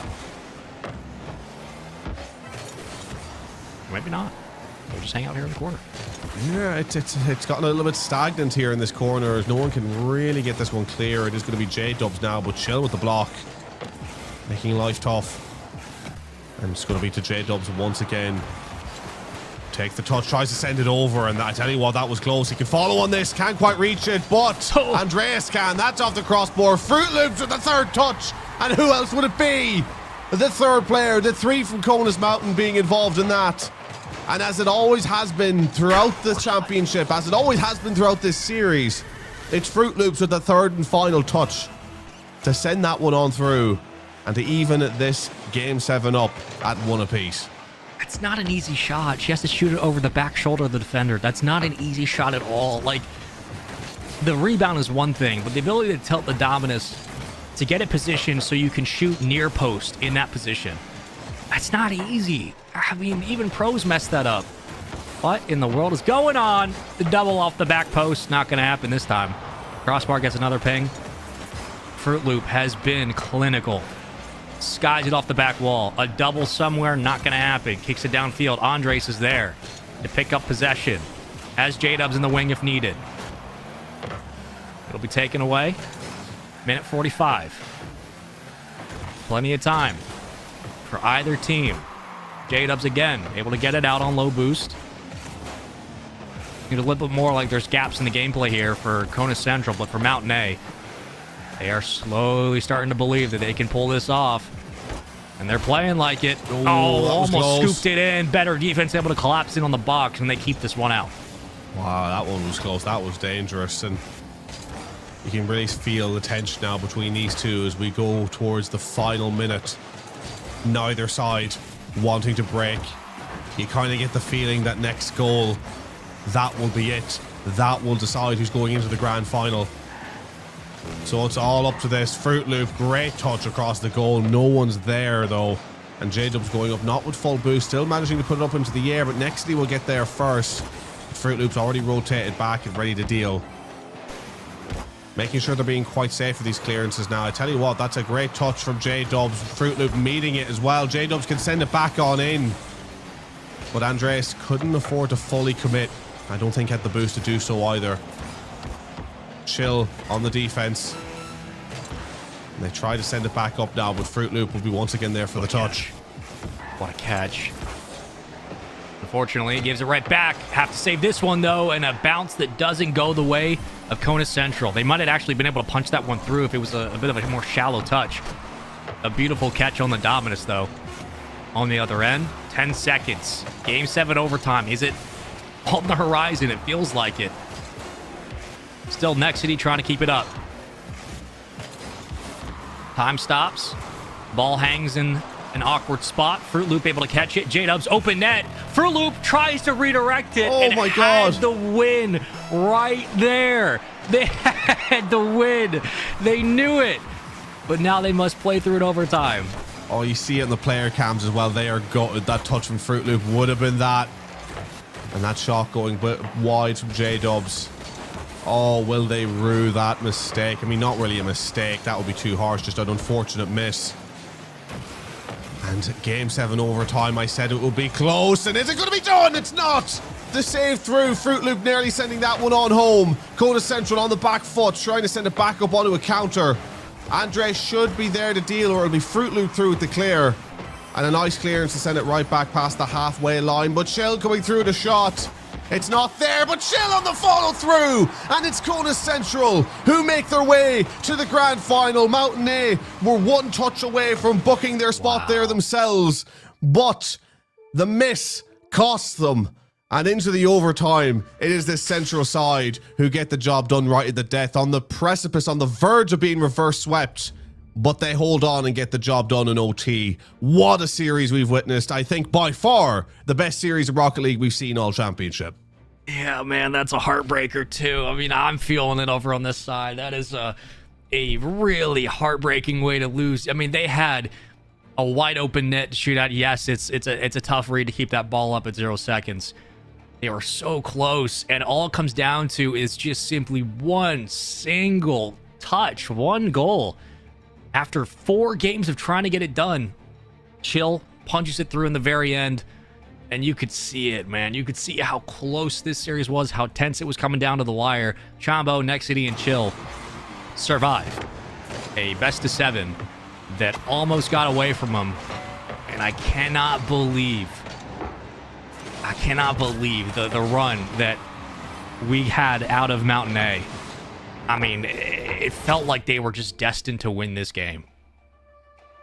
It really did. I thought they were going to do it, and you know, I was shocked that that last touch on Fruit Loop didn't send them through to the grand final. The fact it was missed, the fact that we went to an overtime, that was just absolutely crazy. From the word go. I mean, it was crazy in the first 3 games, seeing the Central side so confident in the way that they were playing. It was crazy in seeing such an immaculate comeback from Mountain A to where they looked the better team. They looked like the side of the momentum. And then a game 7 where it was just simply a culmination of all the efforts we've seen up until that point. Both teams looking strong, both teams having their moment, and Mountain A were just one hair of a moment away from getting their spot in the grand final. But Central reaping a little bit of good fortune, hanging on till the overtime and being clinical in that overtime as well. You can't take anything away from them. They thoroughly deserve the victory to get into the grand final. I think it's one of those games where you'd say, no matter what team won it, you'd both say they thoroughly deserve the victory. It was just an overall great performance. I will add that, again, I'm worried about how these performances will translate into a grand final level performance, but that's a problem for a few hours ahead. For the moment, you just have to take your hat off to what has been an immaculate series and give huge commiserations as well to a Mountain A side who have been a pleasure to watch throughout the course of the championship. Absolutely agree. And look, we can get into the discussion about which team we think might fare better in the grand finals, but nonetheless, you win this, you're in for a reason. And for Kona Central, look, remember, this was for the audience specifically, like they were up 3-0 at one point. It wasn't like they were completely crap in the bed when it came to the series. Like they came out, and remember, they came into this game 7 in 2 seconds to score. So they put the pressure on early. They very quickly said, if this is where we're going to go, if we're going to go the full length of the series, then you're going to have to beat us outright. And they put a goal up in 2 seconds, which is just nuts to say the least. But now we got ourselves a real interesting grand finals coming up. That was the lower bracket finals, and we got ourselves an interview on the floor with Chad and Nexity, and I got to know how they're feeling after that staving off a reverse sweep. Take it away. From clutch plays on defense to lights out scoring, maybe even a little bit of commander, Nexity can do it all. I'm here with Nexity, one of the best games we've ever seen in Air Force Gaming's history on Rocket League. Last second, goes to overtime. How were you guys able to stay composed and take that W? So after that, the first game we lost, we kind of just fell out of our game. So I just kept telling everyone, relax, play our game. And we ended up clutching the win. Yeah, we really thought something was going to happen there in that last second. Juggled the ball. It was 1-1. Going into the last map, it was a lot of fun to watch. Going into the next game, is that going to really help your team with this kind of momentum? Being able to show the grit, show the composure, going into this grand finals? Well, we are pretty warm, so hopefully we can have our momentum go into that game. But we have stuff to fix, so we're looking forward to that game. Yeah, and with Conus West being the most dominant team so far, being able to sweep everyone, watching that gameplay shows me that you guys are playing as a team. You guys are not being selfish at all. Selfish gameplay cannot win games like that. What is going to be your game plan to take down West in the grand finals? So most of them are twos players, which means they solo play a lot. I usually just try and shut that down and pass a lot. They usually dive, and I hit it around them. So we'll be passing a lot, hopefully, and we'll just be scoring goals. Yeah. Love to see it, Nexity. That was an intense game. on Rocket League. And next up, they are going to be in the grand finals. But we're here live at Travis Air Force Base. We got a bunch of Magic going on. We got some counter spells being played, maybe a little bit of Commander. So if you're in the area, please come down, check it out, check out the venue. Other than that, casters, let's go ahead and head to the next bit. Any Kenrith fans in the building? Any Commander fans in the building? I'm a big fan of Commander. How are we feeling about how are we feeling about a turn 1 Pact of Negation? Do not do that ever. But this was a hell of a match, man. Good lord.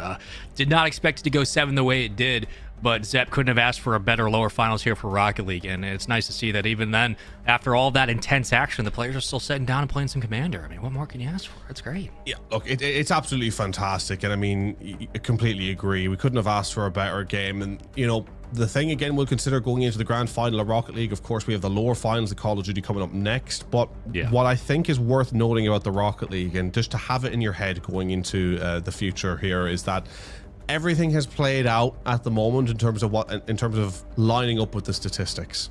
And you take a look at the statistics, you take a look at the winner side of the grand final, you take a look at that Conus West, they've been phenomenal. So up until now, everything has been going by the books in terms of how the statistics look. It's going to be time for the statistics to go the other way. It's going to be a time for a flip of the script if we want to see an upset in that grand final. It is going to require an entirely different ballgame, no pun intended. And with that, we're going to take an extended break real quick. But when we come back, we will continue on with more of the lower finals. Call of Duty is up next.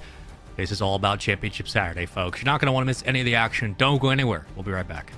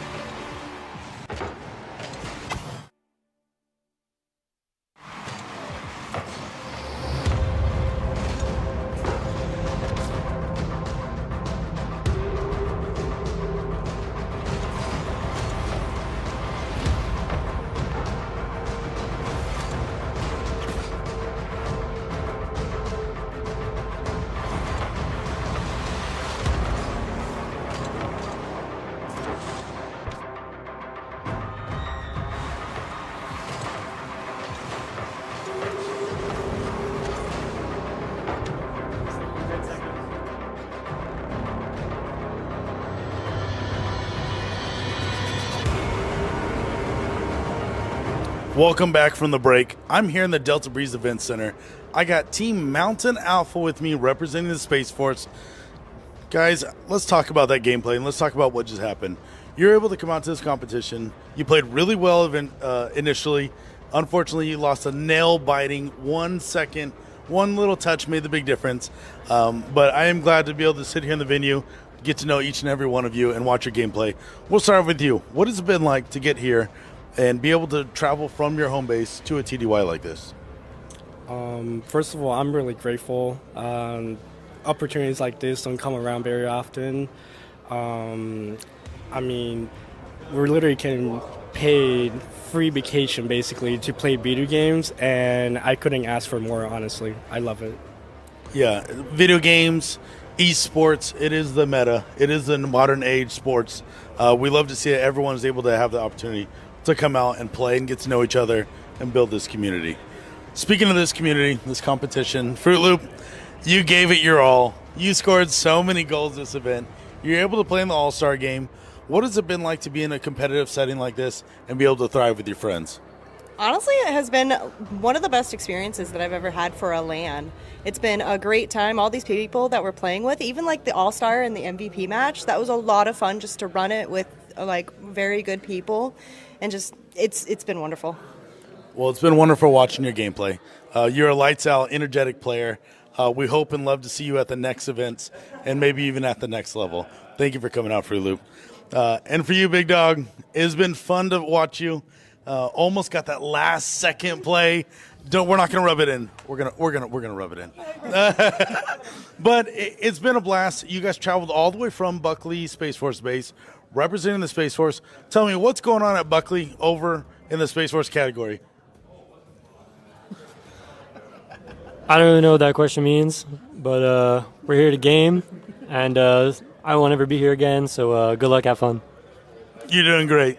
Thank you for coming out. Well, that's all from here, Space Force. Thank you guys, Team Mountain Alpha. You guys have been a blast to watch. Hopefully you're able to settle in, enjoy the venue, enjoy the gameplay, and take this opportunity back to your base, right? Build the community back there, and I know I'll be seeing you guys at the next Rocket League LAN. Well, that's all. Thank you for guys coming out, watching Mountain Alpha. Back to you at the desk. I hope it's not the last time we see J-Dubs competing, because I know that without him, this team would just be a mere shell of itself. And of course, we saw them get so close, to rub it in one more time, to get so close to a 0-second win there at the very end of that Game 7. Again, this is a team effort all the way through. And speaking of, one of the best team efforts we have is our proud partner sponsor, USAA, which was founded over 100 years ago by 25 military members with a mission to always take care of their own. And by doing so, you can learn more about that mission over at USAA.com, USAA.com. And man, I am so grateful we got to see this team compete this weekend. I hope it's not the last time we get to see them play as a trio. But they said it best. Like, we're getting kind of paid to play some, to hop on vacation, play some Rocket League. And man, they came within like a second, an inch of being able to go to a grand finals. But I hope they had a good time, Zep. They put on one of the best performances in Rocket League the whole weekend. Oh, absolutely. I mean, look, a team that was just such a pleasure to watch from start to finish. One of the most consistent teams, one of the teams that brought the most drama, being able to win in their derby game twice, you know, and making the run through the loser side of things. You know, it was always going to be tough whether or not they'd be able to compete against the very, very best. And ultimately, in the end up, I think, on different days, whether it was second, whether it was third, or maybe if it was even first, all of that was possible. But unfortunately for them, having to finish with that third place this time around. But massive GGs to them. I think it was a terrific performance in the end up, and one that was, you know, in its own right, considering it was that close, worthy of a grand final. Just wasn't to be this time around due to the might of Central to get the job done in the end. And you wonder how different it would have been if Mountain A maybe had a little bit more warm-up time, maybe having this as their second or third game of the day. But both teams came into this with it being the first game of the day. Kona Central started off warmer, and despite a shaky second half of that series, they managed to regroup, recover, get the job done in a Game 7 overtime. And now that leaves us moving on to the Call of Duty side of things, where we'll have another terrific series. Again, a bit of a change up in the momentum. I love the switch between Rocket League and Call of Duty, and we're going now into seeing teams where we've seen West A come out with some great performances, but going up against a PACAF side who have been absolutely phenomenal up until now. I mean, Skirk, Greengred, IWEP, Breadwinner. I mean, Breadwinner, what an apt name, because he does be winning that bread for his side. Absolutely phenomenal player. And one's got to wonder if this is another series that has the potential to be sent the distance. But after the performances we had yesterday from Breadwinner and IWEP, specifically, I think today Greengred is going to have to be a standout. He was a lot yesterday, but you need 2 ARs in Call of Duty at this stage of Black Ops 7 to have success, and you got to have Greengred having that kind of success as well. I'm curious what the squad can bring to the table for PACAF. They are so good. They are so clean. They are so efficient. And speaking of, their slaying is some of the best in the entire tournament. So they're here for a reason in the lower finals. It's all a best of 5. If you win this, again, you move on to the grands. If you lose it, you're done. Got a feeling that PACAF are going to have their work cut out for them. But if there's one team that can handle that pressure, it is PACAF. Skirk, Greengred, IWEP, Breadwinner, some of the hardest kills in the entire lobby. And really, like, 4 of the best players in the tournament, easily some of the best slayers in the entire tournament here on this team. And you got to wonder that if you're on the other side for Konos West A going into this, you have to be aware that the hard points, the respawns are going to be brutal. You're going to be running into some AR dominance on that side. But for this squad, they are nothing to sneeze at. Heart, Hale, I mean, we know what they bring to the table after their matchup yesterday, how hard they can fight. And they did not disappoint at all. And very curious how they're going to make some adjustments today, because it's going to be a slaying madhouse on the field. It absolutely is. And you know, going across to the West A side, what I'm excited to see from them is, you know, even though the statistics aren't quite as good, right? We've had PACAF really, you know, put the top side in Central right to the cost. They've put the pressure on them and just not been able to win out. But this West A side, despite shaky moments and shaky starts, you know, as we see now with having Smoke back in the fray, you know, Kuzo talked about it yesterday, how important it's been having Smoke back and how they've steadily improved throughout. Getting to win against Mountain after losing against Mountain before, and they were calling them out in the interviews. We see it in day 2. You know, Hart was talking about it, wanting that rematch against Mountain, saying they were going to 3-0. It wasn't quite a 3-0, but it was a 3-1 victory. We're seeing a team in PACAF who are desperately trying to get the rematch going against the top side, a team who thinks they can win, versus a side in West A who has been, over the last 2 days specifically, really picking up steam and picking up momentum to a point where they could truly make a real dark horse run. And to do that, they're going to have to do it on these maps, beginning with the Colossus Hardpoint, Hassie, and then on the Overload. So we're going back to a map set, at least in the first 3, that we haven't seen really since day 1 in terms of that particular shape of things. But it should be such a great series to watch between these two. And Colossus Hardpoint, we've said it before, we'll say it again, this one requires you to start off at 100 miles an hour. Yeah, it really does. I mean, it's a lot like the SCAR, right, where you can't really afford to come out slow on either side. The only question is, will the ARs be able to handle that early pressure? We know how important subs are going to be on this map. It is the way you break hills, it's the way you retake hills, but ARs, that's why I look over towards the likes of Breadwinner, and I look over towards the rest of this team. The ARs have to step up in this game. They have to have some success. Greengred as well. Specifically controlling some of the routes from statue side at P1 when people try to go up to contest top mid, bottom mid. Greengred, especially going from P1 to 2 and 3, that first 3 hill, those first 3 rotations, this is where our ARs are going to make the most of their money in this series. And really, if they can get a rhythm early, this is a squad that can absolutely 3-0 sweep. But they're doing it against 3, if not 4, of the best sub players on the other side, those who flex and those who are just there to play sub. Again, Hale, Kuzo, Hart, these guys are absolutely unreal. We saw how good Hart was yesterday in the SCAR Overload. We saw how good they were in the respawns. Hart and Hale are 2 veteran players who, again, have been playing in a variety of military tournaments, most notably, I should say, the Navy MWR side. But these are guys who have been through gauntlet events. They know what it's like to have to work through a long bracket and to have to get better and better as the weekend goes on. So it's going to be, again, as close to a professional scrim as you're going to see. and it's going to be a difference between the ARs for me because I expect all subs to come in with their best A game today. So this is going to be a real fun one. Excited to see what we get down the stretch. Again, it will be Colossus, then Hacienda, Den, Sake, Den should we need it. And curious if we will get that Game 5 S&D regardless of Hasi for Game 2. Again, ARs are going to have a big presence here in the opening start of the series. Well, it looks like the players are still trying to get this lobby set up and ready to go, so we do have more time to break down what we could potentially see between these two sides. And I want to give you a little bit of an insight into the statistics at least, and you can make of that what you will. PACAF sitting at a 61.5% win ratio with 16 and 10 on that record, but a lot of those losses coming against the top side. You go over to the West A side of things, it's only a win ratio of 48.1%, a 13 and 14 record.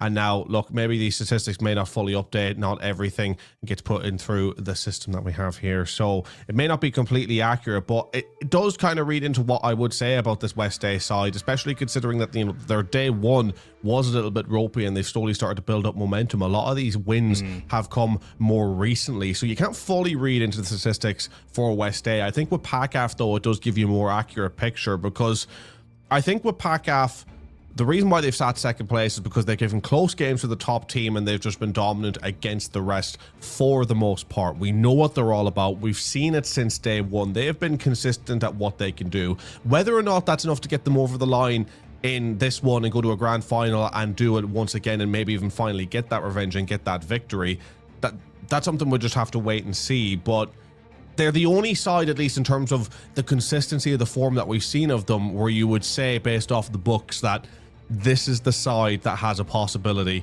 of being able to get a victory in the grand final against Kona Central. This is really the only side off those statistics where you could go, yeah, they could potentially do it. It would probably be going all the way in the best of 9, but they could do it.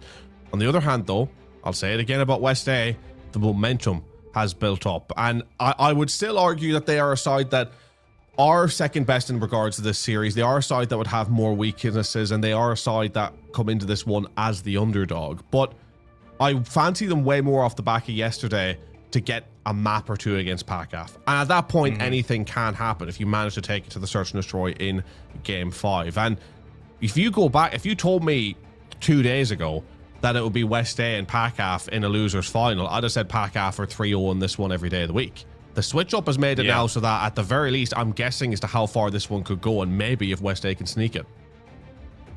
I think that's a good way to put it, is if for some of these maps, you're going to have to try to sneak out a lead, and if they do so, then you kind of play with house money and try to put your foot on the gas for sure. But it's going to require everybody playing their A game. I mean, whatever way we want to slice it, irregardless of the actual result, you're going to need a full effort, a full team effort, and everybody contributing for all of this to come down to the wire. As again, we'll make sure we get all the players in and ready when they are. I'll get a quick bio break for them as they've had a long weekend of action. But curious how this one will spell out as we start off with that Colossus and what it seemed like just been the pet pick for the weekend. Quickly turned into, we'll see the Colossus later on in the Game 4 for the hard point. We were starting to see more of Den, starting to see a little bit more of Scar get pushed into that map one spot, and then Sake rarely yesterday. But now back to Colossus, we're getting into those favorite picks, and this is where, again, you're at lower finals, and a bunch of players at this stage are going to lean into what works. They know what they need to do on Colossus. They've played this map all year long. It's really no surprise that this is going to be map number 1. But, again, the AR situation on both sides could completely disrupt the flow of this series and change the way that we approach the grand finals. But I'm very curious how the vibes are for both teams, knowing that they've played all weekend, they've made it here, and they're just 3 maps away from making the run all the way to grands as we get ourselves ready to go. Curious, any standout MVP early picks for you? Any predictions? Who do you think is going to have a big series? God, I mean, it's kind of a tough one. Look, I think from this PACAF side, we know who's going to be the top players for them. Breadwinner, all so consistent. Green Grad as well. I Wept can just be such a slayer. I mean, we seen in games yesterday, I Wept just piercing through the heart of defenses, constantly being that lead man, just causing so many issues.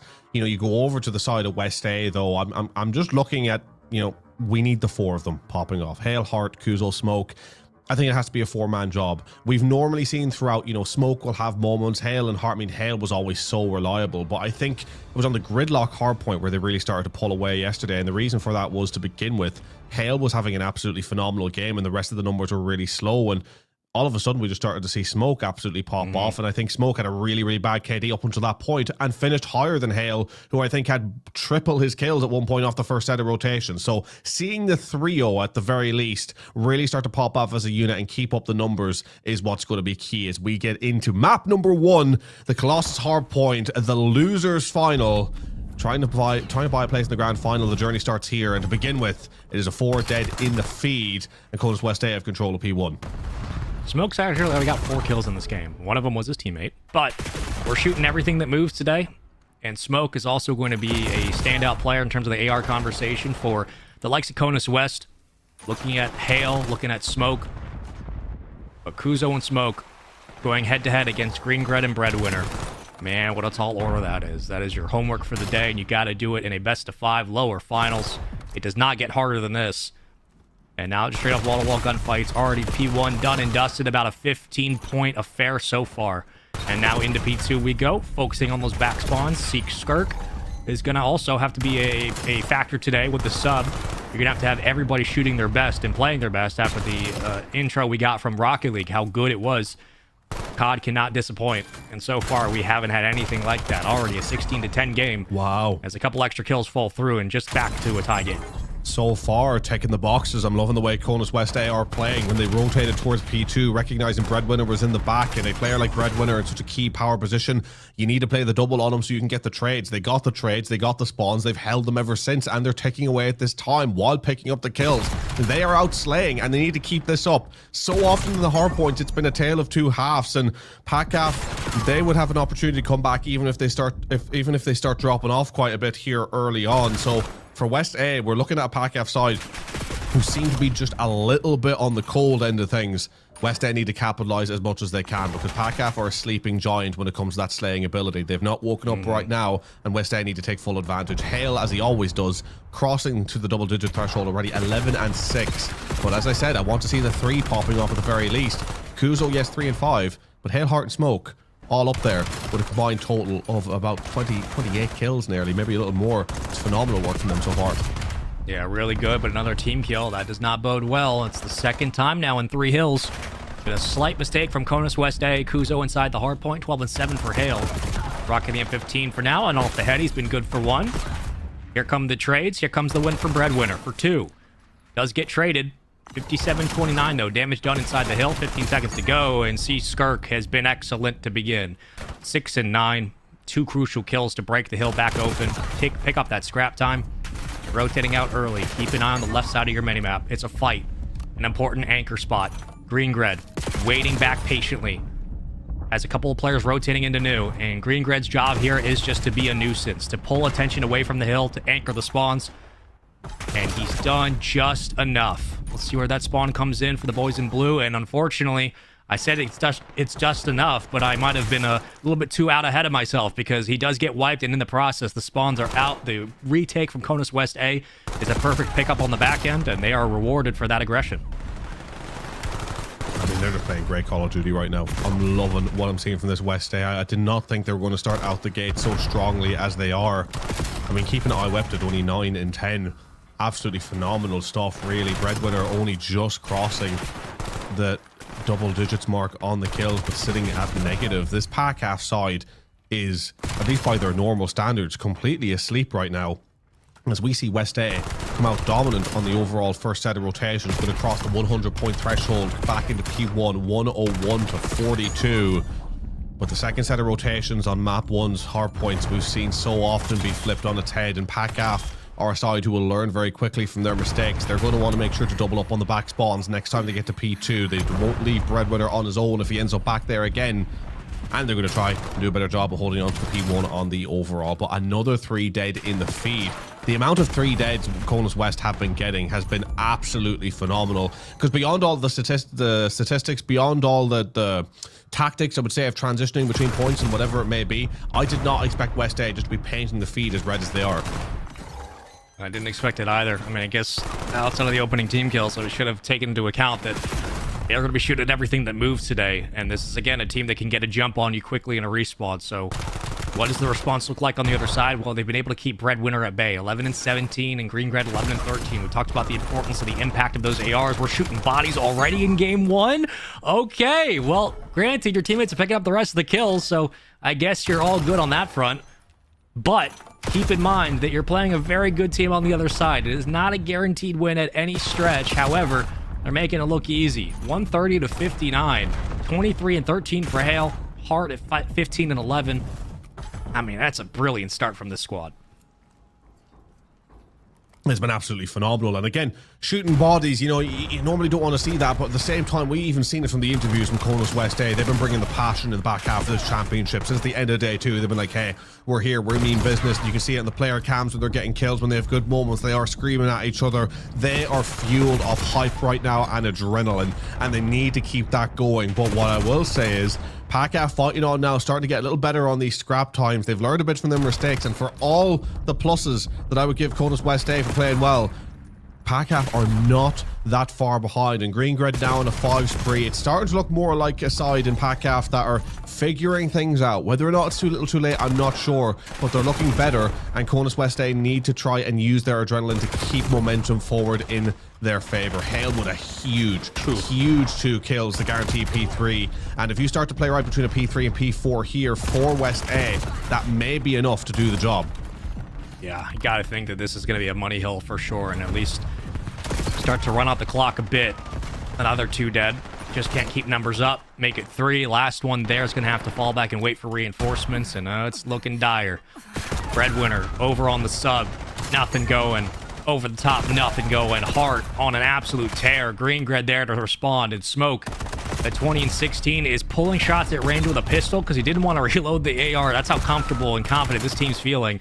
And just as he gets back into position, that's another 3 dead. Good God, it is a bloodbath on P3. It is a complete shutdown of an otherwise outstanding offensive team. And Conus West A are just putting on a clinic. Let's go to rotation. And I mean, it's 72 kills for the top 3 versus only, I think, 50-something of the top 4 for PACAF. They are starting to really outslay. Hart 1 minute and 9 in Hale. Smoke 1 minute and 9. Hale on 53. Kuzo not that far behind on 54. They're all combining for time. They're all combining for kills. It has just been absolutely phenomenal as a trio. They are dominating. PACAF, though, that is a huge break for spawns. They're going to completely force Conus West A out. And their breaking power, Conus West, has been phenomenal. But if there's any hill where you can funnel the danger through, at least on this Colossus map, it is P4. So PACAF in a good position to hold on, as they do hold on to the spawns and manage to hold on to the hill. iWeb has switched on. He is woken up. Now on a 3 spree, 21-14, but they have pushed that one out. It has flipped the spawns, but for PACAF, that has been a great recovery hill to keep them within touching distance. But every time, dude, every time they start to put something together, a drive, it's another 2-piece from Hart. Hale, 32-20, 24-19 for Hart, 24-19 for Smoke. About 3 kills away from a Hellstorm. Another 2 dead. Still time in the hill. 204 to 125. You went off scrap time alone, and that's the danger from here on out in P1. How do you make... how do you, I should say, manage a response? How do you start to build some positivity in the hill? Because right now, not much is working. They will get themselves in for now, and those spawns will start to splinter just a little bit. iWept comes off on the flank. Might get lucky at mid-map towards statue side. And does at least get a trade. Gets 2, actually, but damage done. Not going to be able to win it here, but you can absolutely put this game more out of reach. We're starting to see more and more 2-pieces come through from PACAF, especially through the likes of iWeb, but the problem is it's just not enough. Conus West A are just doing enough for even when they get 2-piece, the third player is coming through with the trade, and that's normally enough to hold wherever they need to hold. Now it's been a great rotation over towards P2. They're going to be no immediate rush to get towards this point. They'll just want to make sure to keep the back guarded as they are still spawning up. It is Kuzo on the point, and he is managing to stay alive and plays the bait for Smoke to come through, and then Kuzo with another. I mean, it is just all working out. The fact that Kuzo was able to bait out the shots of the initial pusher so someone could come through the side in smoke and get the kill, it's just phenomenal. It is seamless. It is clockwork for Conus West A. Everything going their way. Green Gred investing in the street to try and slow this one down, but is it just prolonging the inevitable as 100 points in the lead and growing. Conus West A 10 points away from taking a shock victory here on map 1. We knew they'd put up a fight, but we didn't realize they'd be dictating the fight the way they are right now. And it just seems like they are not slowing down even when they're pushed back. Even when they're getting a couple of contests, there's no such thing as slowing down in this hard point. Hale playing with his food, and this time Green Gray gets the better of him. But Smoke responds in kind. Smoke's good for 2, for 3. All 4 dead. That's going to be it. Only one close around to contest to touch. It's going to be Green Gray, and he's got to go. Doesn't have time. Teammates off spawn. Do they have enough? Not going to happen. 250 to 155. And that was a stomping of a Game 1 Colossus from Conus West A against Pac AF in the lower finals. Look how quiet this other side is. They just realized they ran into a monster in this tournament. Now they got to show up.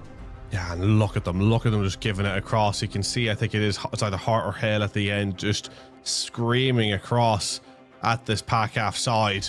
This is what you want to see. The passion being brought. Look at the fire in his eyes. Look at the fire in his eyes. If I saw someone with eyes like that on the street walking up to me, I'd be crossing the other way because I don't know what he's going to do to me. All right? Those are eyes of danger. Those are eyes of someone that means business, as it is hard putting his heart on the line in these performances. I would probably guarantee it was him shooting the bodies as well. He's just absolutely fired up alongside Hale, Kuzo, Smoke, all together, dominating this game. And I tell you what, I was saying that we kind of need a couple of shock upsets here if we want to see the narrative changed. And so far in this game, they've won. At the very least, that could be coming true. Look, still a very long series ahead, and if they get through, it'll be a very long grand final in the best of 9. But you're coming into a map where, you know, it's a map that requires you to start off warm. It requires you to start off firing, and you win it, and you win it well. What more can you ask, really? The Search and Destroy would be a good reset point for the opposition, but at the end of the day, take what you're getting, and what you've got is perfection in that map 1. You'll just be looking to carry through that momentum now into map 2. You can see here the difference between these two teams. It was non-stop from Hale, 39-27, 15 assists, 28 non-traded kills. I mean, again, the dude's having a championship-style performance on Championship Saturday. It's been 3 days of action. It comes down to what could be one best of 5 to decide who our grand finalists will be. Hacienda Search, followed by a Den Overload. And then should we need it, Sake and Den to round out the rest of the series. Take a look here at the layout so far. 250 to 155 again. It was Conus West A who took the opening game.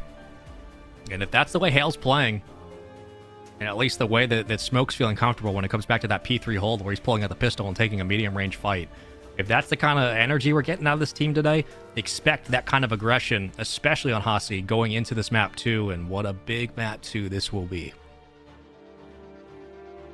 Yeah, you already feel it could be potentially a do or die map number 2 for this Pac-Af side. But in saying that, just to contradict my very own point, Pac-Af are a side with experience. Breadwinner is an amazing player.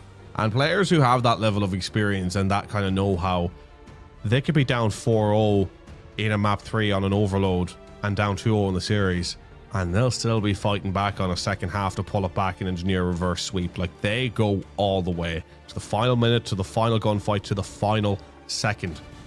And I think for West A, despite everything that I'm going to be positive about with them, and they deserve the positives, the one thing that being hyped on adrenaline can get you, which they certainly are right now, is that maybe when you think the job is done, the adrenaline drops, maybe the ego kicks in, and maybe you just start giving 95% to your gunfights instead of 100%. And if there's any team here that's going to capitalize on that opportunity, it's Pac-Af. So West A, they got to lock in. They got to win these rounds. Even if they're up, say, 5-3 in the Search and Destroy, 5-2. I don't care how confident you feel. Lock in, play it smart, and get the job done and get that 6th round over and done with. And same with the Overload. You got to keep your head right until the victory bell. Well, let's get into it now. This is where it's do or die for a lot of teams in the S&Ds. It's tough to come back from a 2-0 deficit. We said that about the Rocket League when it was 3-0. We were proven wrong. But COD can be a bit more punishing when you just don't have your Slayers online. You can get behind the 8-ball quickly and then lose the game in a blink of an eye.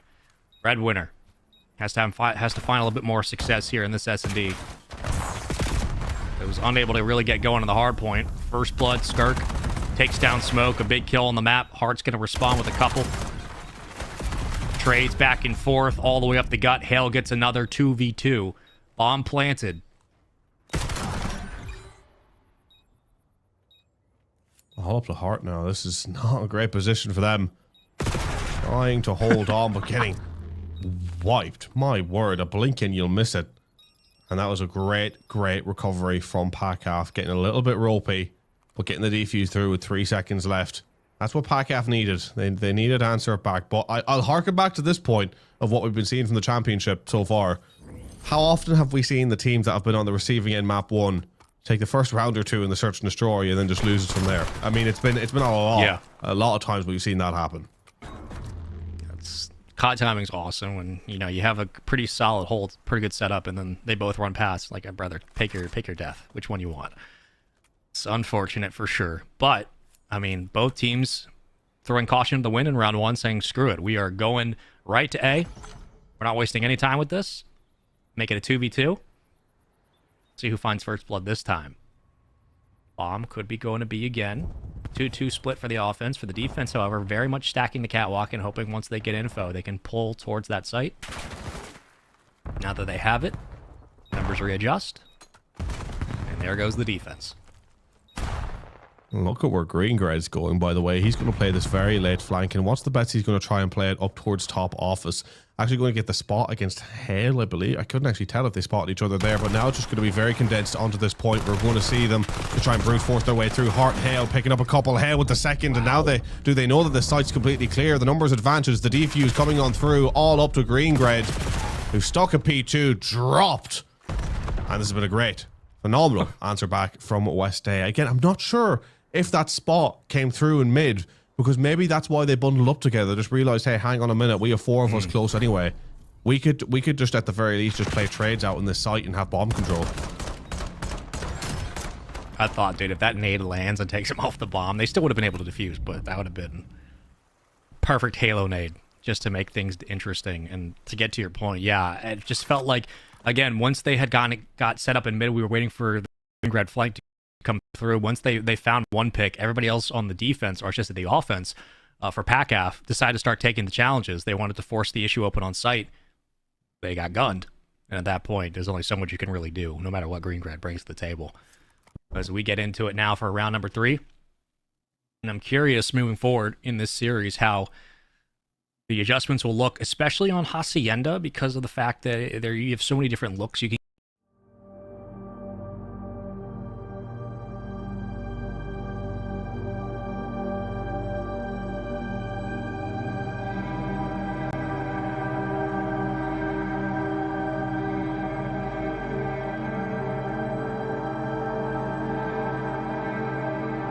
Very quickly turns this round into a 3v1 situation, 3v0, as they will take another round here. PACAF striking back.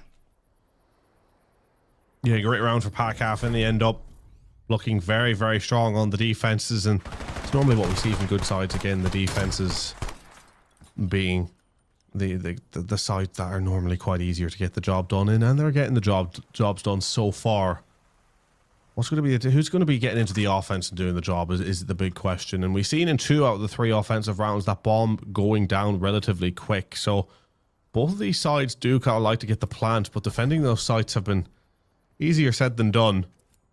I wonder how much will we see the offensive strategies changed up as we see Skirk back on, 4-1, bomb in hand, angling it towards A. You can see a little bit of a split. West A getting pushed now through mid after sitting B.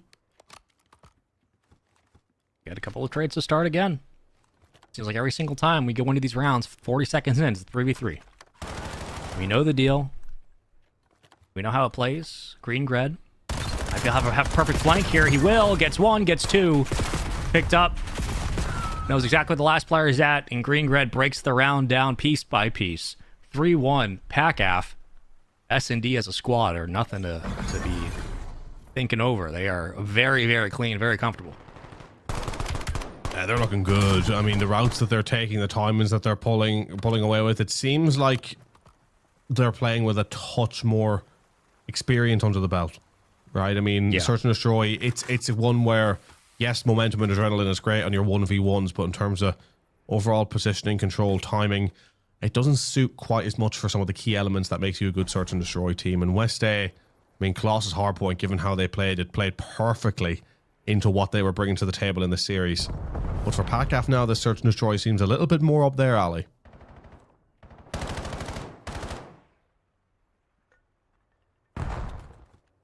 Get some eyes. Oh, they both saw him. There goes the stun. Kuzo is probably playing in that spot that Green Gray was in earlier. As Hale finds first blood and second to go. Sights open. We're going to push the issue. Now's time for Kuzo to make the move. And he does.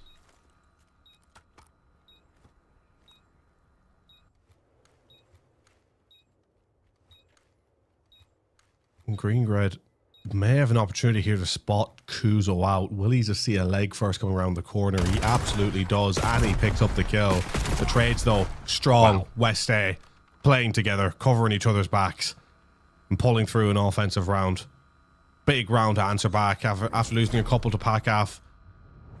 You know, an offensive and defensive round going side by side, that's when things can start to steamroll. But recovering back again, going to B. Both of these sides finding more success over towards B. And West A seem to prefer to play there, actually, as well, because on the defense, they've been going over there first. And it seems to be their bread and butter. And for PACAF, that means maybe if they put more of a focus towards just overall mid and A control, it may be a struggle for West A to adjust.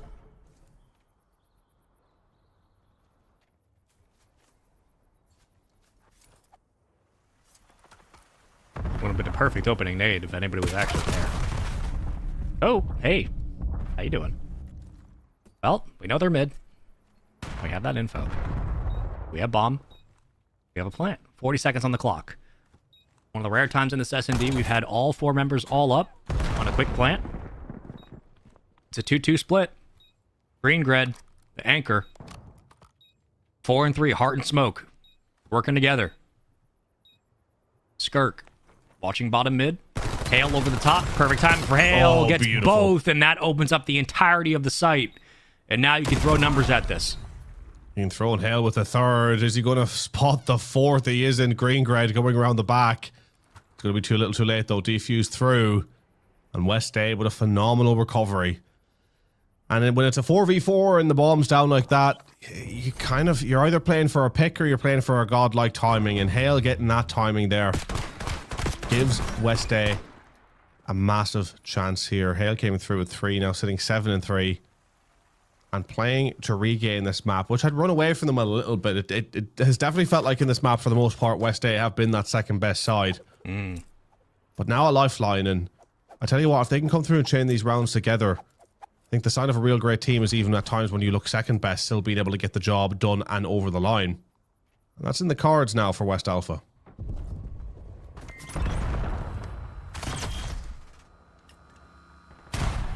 Trophies are out. Investing a lot to this hit, and they'll find another double. Good lord. They're out. They're in. I wonder where this next piece is going to come from. They know the deal. They know how that heady's going to play. The bomb is down. 4v1. Breadwinner has to go into sight. No need to chow, but if you're shooting like this, you might as well. And back and forth we go. What was a 3-1 game now turns to a 4-3 advantage. Conus West A, round after round, putting up double kill to start. And that breaks open the S&D. 6 kills in 2 rounds for Hale. Now finding himself 10 and 3 on a 7 spree. Does that mean the Hellstorm's in hand? Again, I'm not sure if it's 7 or 8, if it's off kills alone. I suppose we'll see. More. Yeah, probably. Or no, actually, he should have it.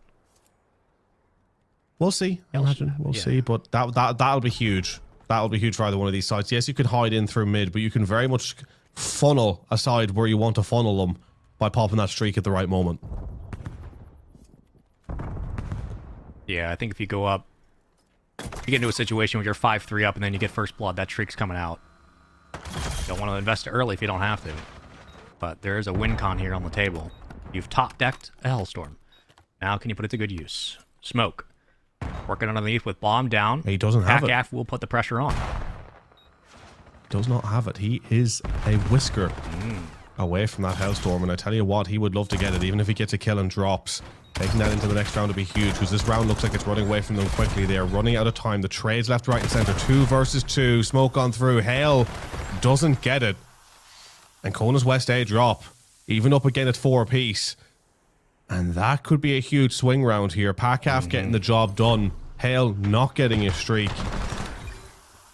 Oh, it's very hard to tell from here which way this one will go. I mean, that stop right there on the streak is huge. I mean, that is a sigh of relief if you're PACAF. knowing you don't have to worry about it anymore. Opens up so much more of the map. Oh, brother. Surprised I haven't really seen a snipe so far today. I mean, you don't need it in this S&D with the way things are going, but still, it's been a full commitment from everybody, just saying we're not sniping. We're going all the way out. Another first blood for Hale. And I like this. After they lose that round, Hale's like, look, I've already lost a streak. Now I can play a bit unreserved. I'm just going to go for it. And gets hyper-aggressive off the start, finds first blood, but a response as PACAF do pick up 2 in the process. And while that opening pick was fascinating, it doesn't really give them much to work with on the map. As Hale's kind of caught in no man's land, and Hart, similar situation. Has to be careful inside 10. Green Gray doesn't have eyes on him, but Hart has eyes on 2. I like this, you know, they're just running down the clock. Eventually they'll spot it out. Now will be all up to Hale. They just spent so long not being spotted, but the read perfect from Green Gray almost to the second. I mean, it almost looked like a pre-fire. That's how quickly he got it read. It was phenomenal. And the defuse through, crucial round win for PACAF to go one round away from evening this series up at 1 apiece. West Day, for all their might, for all their brilliance, starting to just rely a lot on Hale to do the damage in these rounds. I would say probably arguably last 4 rounds, including their wins. It's been relying on Hale coming through with a moment of magic rather than a solid team performance. Yeah, and you need more than that. We talked about needing more on the ARs. Everybody has to contribute in this series. You're going to need more than just Hale in the S&D. It cannot be a one-man effort. And look, it hasn't been, right? Like, Hart and Smoke both have combined 12 kills. Kuzo, though, the one difference, the one thing that's really been quiet. On the other side, 5 and 7 for Green Gray and Breadwinner. IWEP at 6 and 5, 5 and 6 for Skirk. Kuzo needs to start finding some kills, because that alone could swing the tide of this round. But you're 1 round away from PACAF tying up our series in this lower finals. 5-4. Careful about that Lambo. Very patient is the offense here. Defense starts to get into position, thinking about the rotation, and maybe it's just a slow hit over to A. PACAF, though, have to start making a move. Skirk tries to move up the field, and he absolutely melts Hale. I mean, pure on absolutely melts him. First blood again.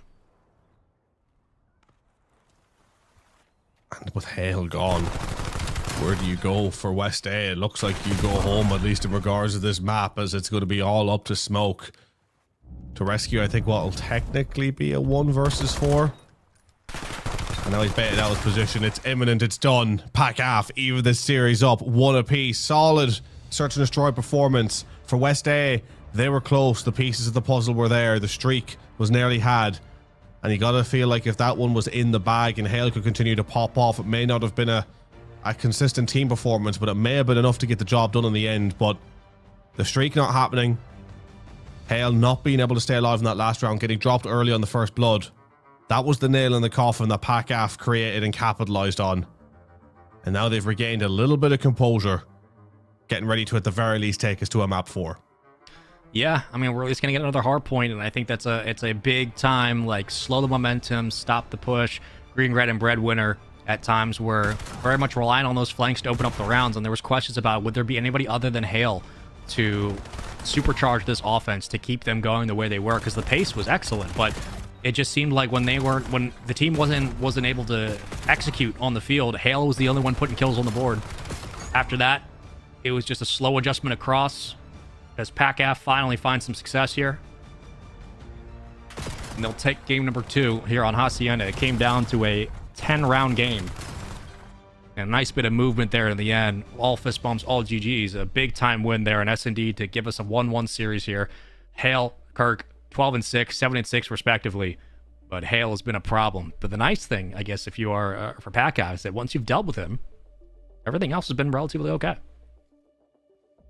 Well, Hale has just been such a star-studded player for this side. I mean, for all I'll give the praises to everyone else. When you've been really looking for one player to at least rally the troops in terms of pulling the numbers and keeping a side in it, I would say that it's Hale, right? Because we even go back to, again, yesterday's performance on the gridlock where they turned it around in the second half. When the rest of the team was floundering, it was Hale that was still at 12 and 6 or 13 and 6, whatever it ended up being, you know? And if you don't have a player that's able to do that, the heads can drop super quickly, because you look around and see that no one's able to do it.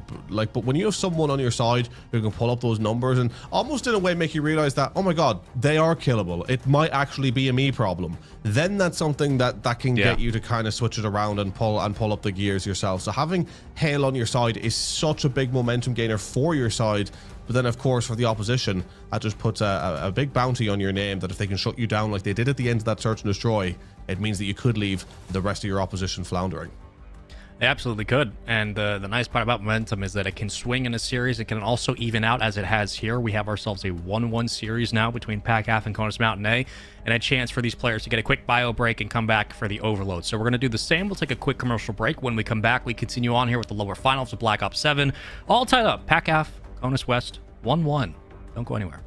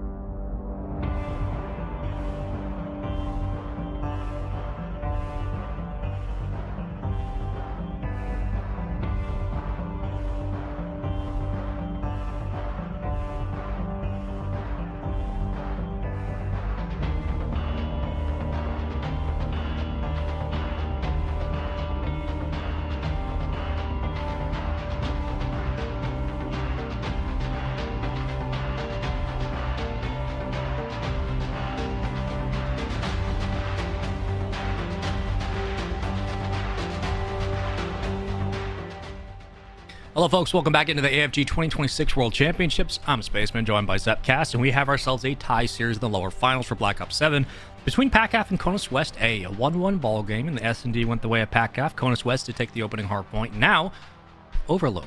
Let's get a little dicey and a little mixy here, because I also want to take a quick look, if we can, at the bracket, or not the bracket, excuse me, the map list. That's what I meant to say overall. As Den comes up next, Sake and Den, so at least we're going to get another Sake, a hard point, to say the least. But this Den overload, I mean, we know how quick the overload rounds have been this weekend. This also feels like another instance where if we have Breadwinner and Green Gred being able to hit flanks and the right timing and take over, we could be looking at a very different series moving forward. But how are we feeling about the Den overload at the dead center of this series? Talk to me, Zep.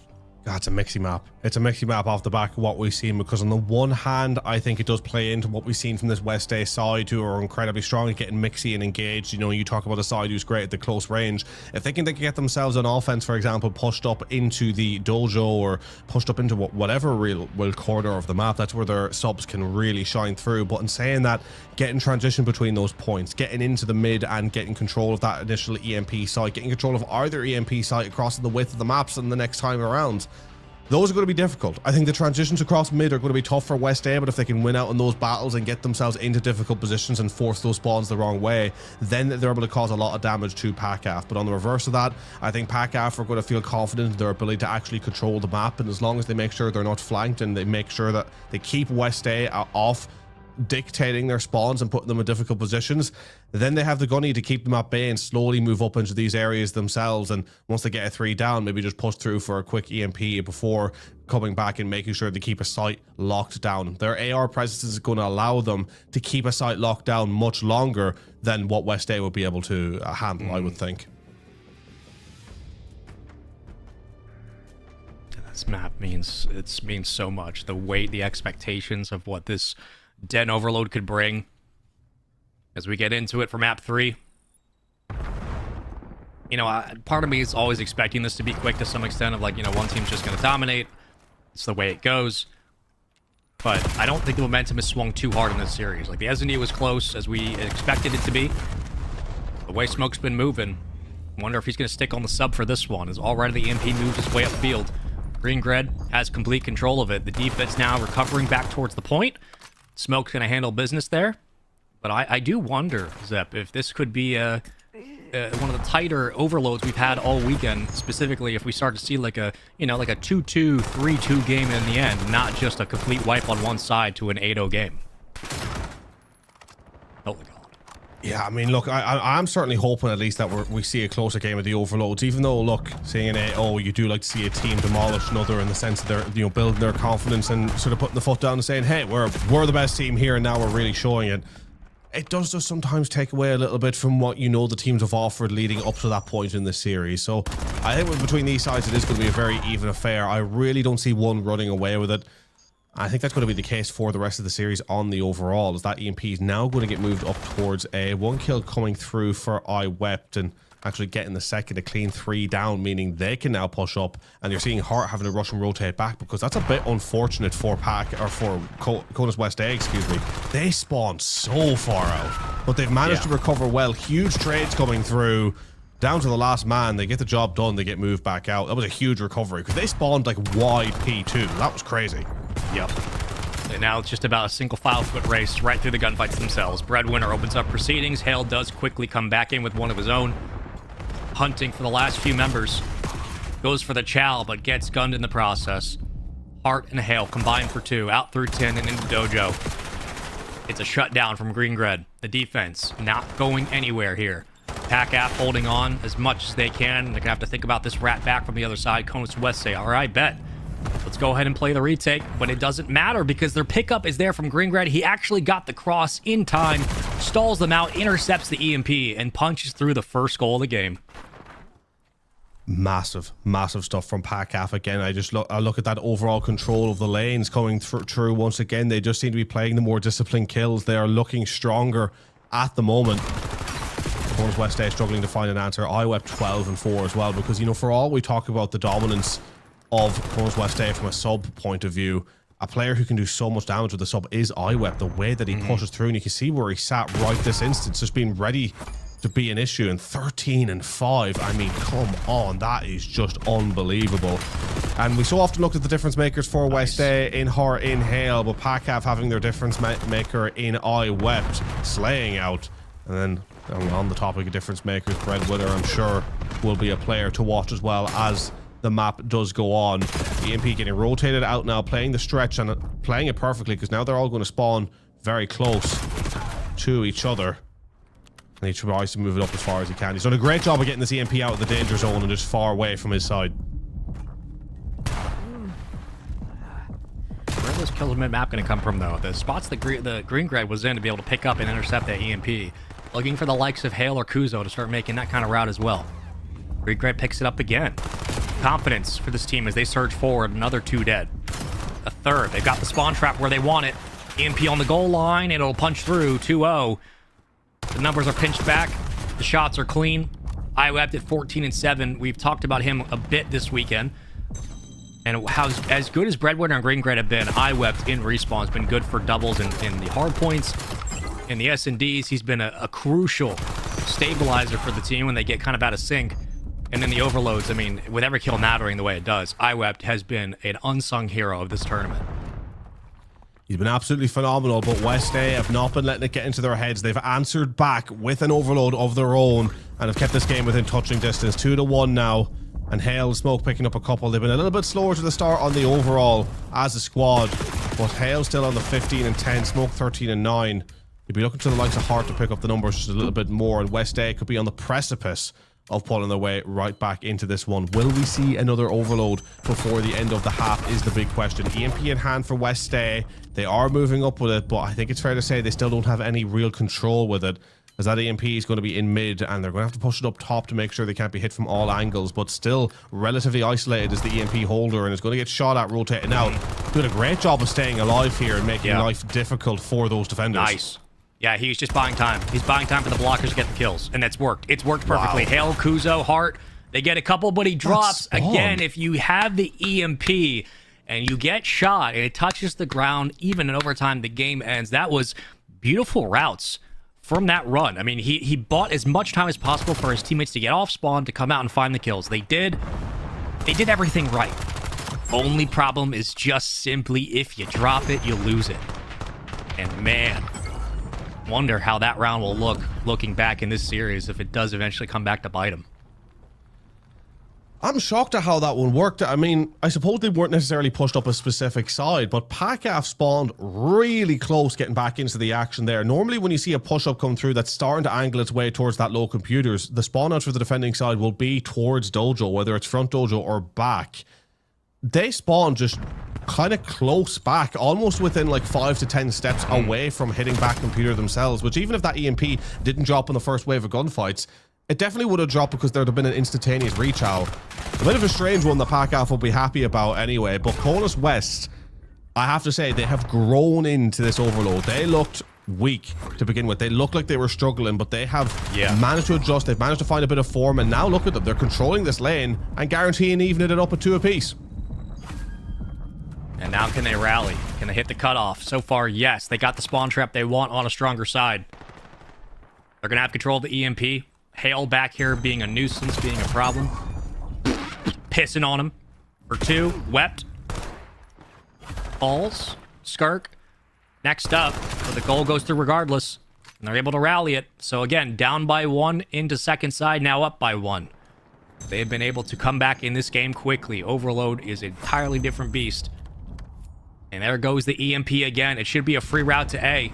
All you need is somebody else to soak up the damage. Hale gets both of them in the process. Beautiful investment from the streak.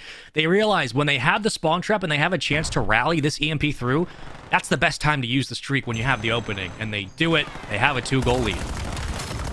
All hail Hale, because he is unbelievable. Double positive here. Went on an 8 spree for that initial 3-2 lead. And then using the streak to force it through for a side to double the lead at 4-2. Conus West A finding form, finding rhythm, finding momentum, as PACAF now need to find an answer. 3 minutes remaining, 2 overloads behind. That's not a position you want to be in for PACAF, because despite all that they're good at, they play slower. They're just a little bit of a slower side. They're not going to relay everything through quite as quick. And their top slayers have slowed down. IWEP now 19 and 8 after he was a player that was leading the line to begin with. I think it was 13 and 5. So you look at that back half KD, that's not been good at all. As Conus West just continue to find themselves in the ascendancy now. And they haven't slowed down at all. There's been a couple of responses here and there in the kill feed. Everything else has been Conus West A completely taking over. Smoke and Hale. And we gave Hale a lot of credit in the S&D, rightfully so, for really dragging his team through into round 10. But it's a different beast in respawn, where you don't have to rely so much on the round being entirely in your teammates' hands. This time you can go on a roaming slayer spree the way he has and shut down everything else. Wow, what a turn. Breadwinner able to shut it down again. and a Wow. second. Now, this is a good little spree here. 2 players will trickle up from PACAF, trying to get into the opposing spawn and try to create some space for their runner. I love They're able to this, get by the one. way. I And a absolutely second. love it. Yeah, they got that. Oh. That's a beautiful little route right there. My word. I apologize for cutting over you there. I just had to give it its credit beautiful. because you had Breadwinner getting a 3-piece, looking like he was desperately trying to clear out that lane towards B, continuing to move up that B, and the EMP carrier moved quick. So remember, folks, for those on the other side seeing those EMP pop up, it's not a live pop up. It's almost like pings every couple of seconds as to where that EMP has moved to. So Breadwinner being so active in that site allowed the rest of his team to move up towards past the P2 towards the P4 area, while Breadwinner made it look like they were going to clear out B. They all rushed towards that side, and by the time they realized it had gone across to the other side, you had PACAF completely controlling that lane over towards their opposition's B. It was a terrific play, and it's given them a fighting chance with 1:10 left. That's all you need for a team that's tied up in the S&D. They want to go into the hard point feeling something. Breadwinner and Green Grid are able to wipe the point completely. They'll pick up the EMP. Now time to make their move. Here goes the nades over the top to watch that mid cut. Hale trying to sneak behind him. Gets perfect timing, actually. Gets some info. Hart and Hale combine for a couple. Numbers fall off the EMP. Last alive player 7. It's Green Grid. Hunting. Looking. Gets him to shut down. And at least buys time for his teammates to get off spawn. I say that, but Hale's still back there, creating problems. And now he has to play the cutoff. He's the lead man out front. The Mater D leading him into the zone. A is still viable. Green Grid shuts him down. Defense will stall. A win by Kuzo, but he also has to play time and buy kills. Oh, this is going right down to the wire. One last chance for PACAF, but Hale with another 2. My God, Hale has been unstoppable. EMP in hand. They need to pick it back up. Are they even going to be able to get there to pick it back up? 2 seconds left on the clock. They're going to have to slide across. Smoke, though, with the 3. Shuts it down.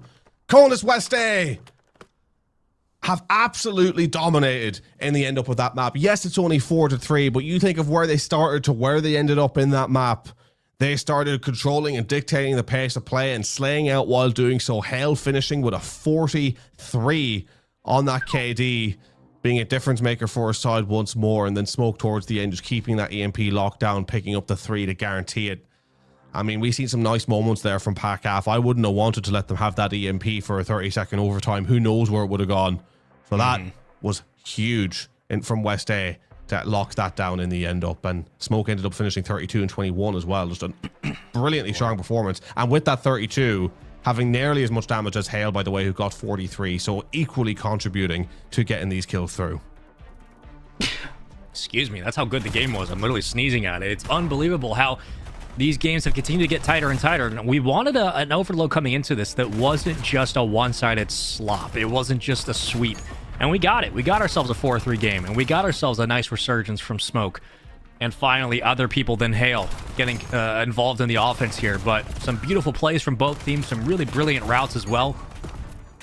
But the overload goes the way of Conus West A. And with that, they have the advantage now going into our next hard point. It will be Sake. And I gotta wonder if, again, if we're gonna have another kind of performance where, on Sake specifically, with how tight it can be and how important it is for your ARs to have a good game, if the likes of Smoke are going to be the players to look out for, if he's going to be the kind of guy to take over and really call game, as they find themselves just one game away from going to the grand finals against a really good PACAF squad. Man, it's really just coming down to the last couple of games here. It could have been a 3-0 in some regards, but that S&D was not going to be easy at all. And it turns out to be another 4-game series. Here's a look at the layout overall. Colossus, Hacienda, Den. Sake up next with Den waiting in the wing should we need it. And this Sake is going to be all over the place. I really do think that, because on the one hand, West A, they're going to love slaying out through the likes of P1, Inner on P2, holding deep on P3. But you talk about the transitions over to P3 to P4, even P5. That's where the AR start to control a lot of those lanes, and I think that's going to suit PACAF better. So in terms of where the rest of this series lies, for me, it's really up in the air now, because even back then to a search and destroy, if it goes that far, even though PACAF lost it on Den the last time, I still think that would be more in their favor. They just seem to suit the slightly slower game modes, and Den just kind of being more directly 3-laned, you can make sure to lock those areas down as the AR. So I think it's all in West A's favor right now in terms of how you would have wanted this one to go. Maybe would have wanted to pick up the win in the Hassie S&D, but for the most part, you can't complain. But I think there's a realization for the West A side that they have to get the job done here. If this goes to a map 5 search and destroy, you would think with the playstyle and the overall experience of this pack half roster will be enough to get the job done at the back half. Give me a prediction. What do you think's going to happen here in this Sake hardpoint? Are we ending the series on 4? Are we going to 5? I'm going to say it.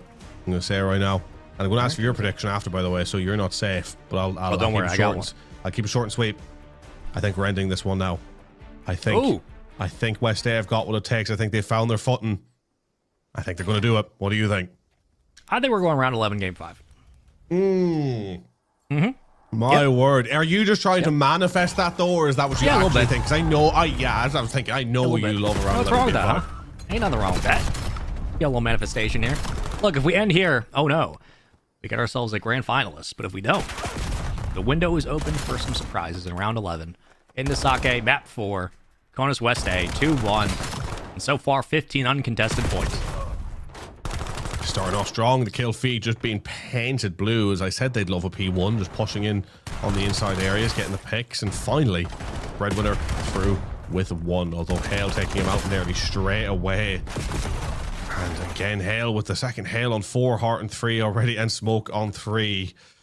10 kills already for the first 30 seconds of time. Terrific performance to begin with for West Alpha. We look to rotate around the back. Huge kill around the back that Hart wins out on, but he's going to need to go huge still because he's getting so warm, surrounded. Breadwinner out there now, and then the spawn slip actually spawning there while Hart was still alive. That is, I'd be lucky you were going to lose it anyway, but still incredibly unfortunate, as Pakaf will have a good opportunity now to regain some of that initial time. A slow start. Or P2, I mean, it feels like a lot of the hills on this map can be money hills from the positions you can hold to lock down these points. I mean, P2, P3, and P4, it all heavily favors just being able to sit in those power positions. The Smoke around with 2, breaking the back, and that spawns for West A, who are once again showing the power that they have in breaking, but now need to actually get into the point. 20 seconds left. They'll want to start thinking about pushing straight through. And if anything, you don't want Kuzo to be here. But luckily for them, West A, they spawn out in general, or at least one of them does. Smoke's going to have a lot to do here to pull back this back P3. Kuzo had first shots. Unfortunately, 0-5 for Kuzo. Slow start for the young one.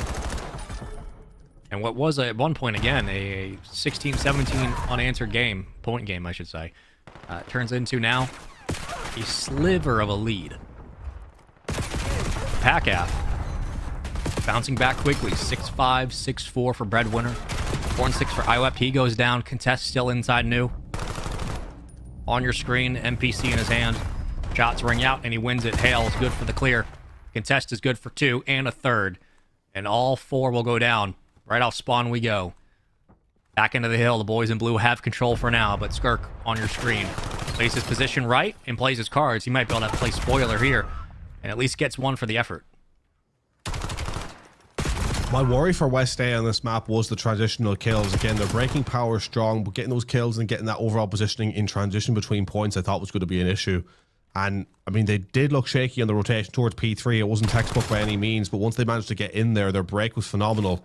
And they got enough time to pull this one right back. But again, the transition poor, not playing the timing. It's kind of all up to Hale to do something really on the width to try and get something in spawn. But he's been spotted by Breadwinner. And it's going to be tough to get around. And, you know, West A, again, Pakaf have been brilliant, not just to harp on about West A, but West A are running the risk of losing a lot of initial 20s and 30s here if they can't get themselves better positioned on rotations, because they have been late to a lot of these points despite having a lot of strength on breaking through. Gotta get those trophies down as the first step of the game plan. Skirk gets caught trying to get over aggressive. Line of scrimmage remains inside the hill. Nice shot from Greengred. Turns and burns on 2. Gets some help on the third. Breadwinner and Greengred pulling out the M15. And finding success in the hill. 87-79. A close hard point throughout. Plenty of time on the game clock. Rotations aplenty as we get on our way to the next hard point. Number 2 spawns up. That's Hale. He's going to be late to the hill, but again, could be a nuisance through mid-map if he picks up a couple of kills and does so. At least creates a chance for the defense to go for the flip. Careful on this one. Would love to have a trophy down if you're IWEP, but buying as much time as he can and still gets a couple of kills to boot. And a second. Oh my god, he's still alive. Found himself in a 6-3 before he dropped there, 11 and 12. In a way, it just kind of shows how poor the KD was from him before that, but finally getting himself switched on in this game. You know, Sake, I will never judge anyone for having a slow start in Sake. I struggled on this map big time, but I went finally finding that form, and PACAF finding the lead in this hard point now, 20 points ahead and counting. Okay, P5 I think really suits PACAF down to a T, and it shows. This has been one of their cleaner holds, I feel, as we are going to see Hart on that scrap. Hart having a bit of a slow start as well. Once again, for some reason in this series, there's been a consistent thread throughout with Conus West A. It's been Hail and Smoke that have been popping off equally in the numbers, where it's usually kind of Hart you see up there with Hail, is what we've seen throughout the course of the championship. But this time, Smoke getting involved in the action. If Hart's able to pick up those numbers as well, that could perhaps be the difference maker. But for now, Conus West A back onto their arguably favourite hill, P1. But this time, Breadwinners learned from the mistakes. PACAF learning from the mistakes in P1 and getting the hold through. And as this one stretches on, PACAF are the ones that feel like they're growing into this map just a little bit more. When they know what they have to fight for, they know what's at stake, and obviously you're going to have that as an engine for this team, wanting to send it the distance all the way to another den, I believe memory serves, for that game 5. And what a way to do it. They can pull it out here in a close hard point. They have most of mid-map controlled. Breadwinner way out on an island right now, being a perfect anchor. They can rotate for new. They've won the scrap time. They've won the new hold. And now it's up to Conus West A to flip and break. They're going to send 2 on the back, but surely IWEP is ready for it. He knows there's going to be a flip coming in. And here it comes. Only do get a trade. Numbers still throw themselves at the back. Breadwinner helps out with green red. And Breadwinner picks up 2 as well. Rotated early and finds the 2 most crucial kills on the back to keep their spawns close and their hopes alive in the hill. And PACAF are starting to look more and more dominant. The transition to P2, once again, perfect. They are keeping West A pushed very far out. They got to try and sneak through here and get in. This is a good position to get in on the scrap, but you also want to start thinking about P3. You now spawn out, and that's going to suit Breadwinner, who actually has decided to go up and child for this last 15. I'm not entirely sure why. Maybe just knew that the spawns had flipped out properly. A bit of a risky one, but one that pays off. Now, all of a sudden, Conus West realizing they fought for all of that just for about 8 seconds and now have to cross all the way back across the map to P3. And again, I've harkened on about it, but I'll keep going. West A have just not played the timings and the transition points on this map well enough at all. And keeping it close, but still PACAF are punishing them. Sitting once again on P3. And West A broke it well last time, but PACAF don't make the same mistake twice. And their holding power has grown stronger on these hills as they slowly start to shut West A out of this game. Yeah, you just need more. You need more slays. You need more from Hart. The subs aren't enough to be able to break this game open. PACAF are more than happy to continue to rotate later. Or rotate early, get the opening time, then fight one person at a time for scrap. They need to go now. They've been able to break when they want. They can flip when they want. This is just pretty clinical from them. Look at Kuzo. Look at where Kuzo was. Why did Kuzo go from the position that he spawned in to cut back into mid when we're 20 seconds out? Now with 10 seconds he's rotating, and look where number 8 just spawned. Breadwinner, all of them right there. Right onto P4 when Kuzo with 20 seconds left had the perfect time to get an early rotation towards the back spawn. Like, that is... apologies for getting harped on about it, but that is a monumental mistake to make when your transition times have been so poor. The spawns of the game literally handed you an opportunity to perfectly reset yourself towards P4. You would have been spawning PACAF out in no man's land, and you would have been rotated into a hold for your team. And again, phenomenal break from West A, but they've had to rely so much on their breaking power, which again, if they just simply transitioned better, I think they'd be firmly in the lead in this game. And it's the fundamental part of the game that you just can't mess up at this stage of a tournament. You cannot afford to have sloppy rotations or to not pick up your spots when you're supposed to get there. As again, another quick break through the front. It looked like it was going to be a bit more resistance this time, but PACAF essentially walked their way forward. I say that, and Smoke responds, able to pick up a couple, but still, the hold is there. PACAF had no trouble coming off spawn and walking their way back into the hard point. 205 to 169. They can win it on the next. Now that you know that, if you're Conus West, it's not just about scrap, it's about playing perfect hardpoint. The rotations have to be tighter. They have to be faster. And they need to find kills. So far, they're able to get one. But can they handle the pressure off spawn coming up?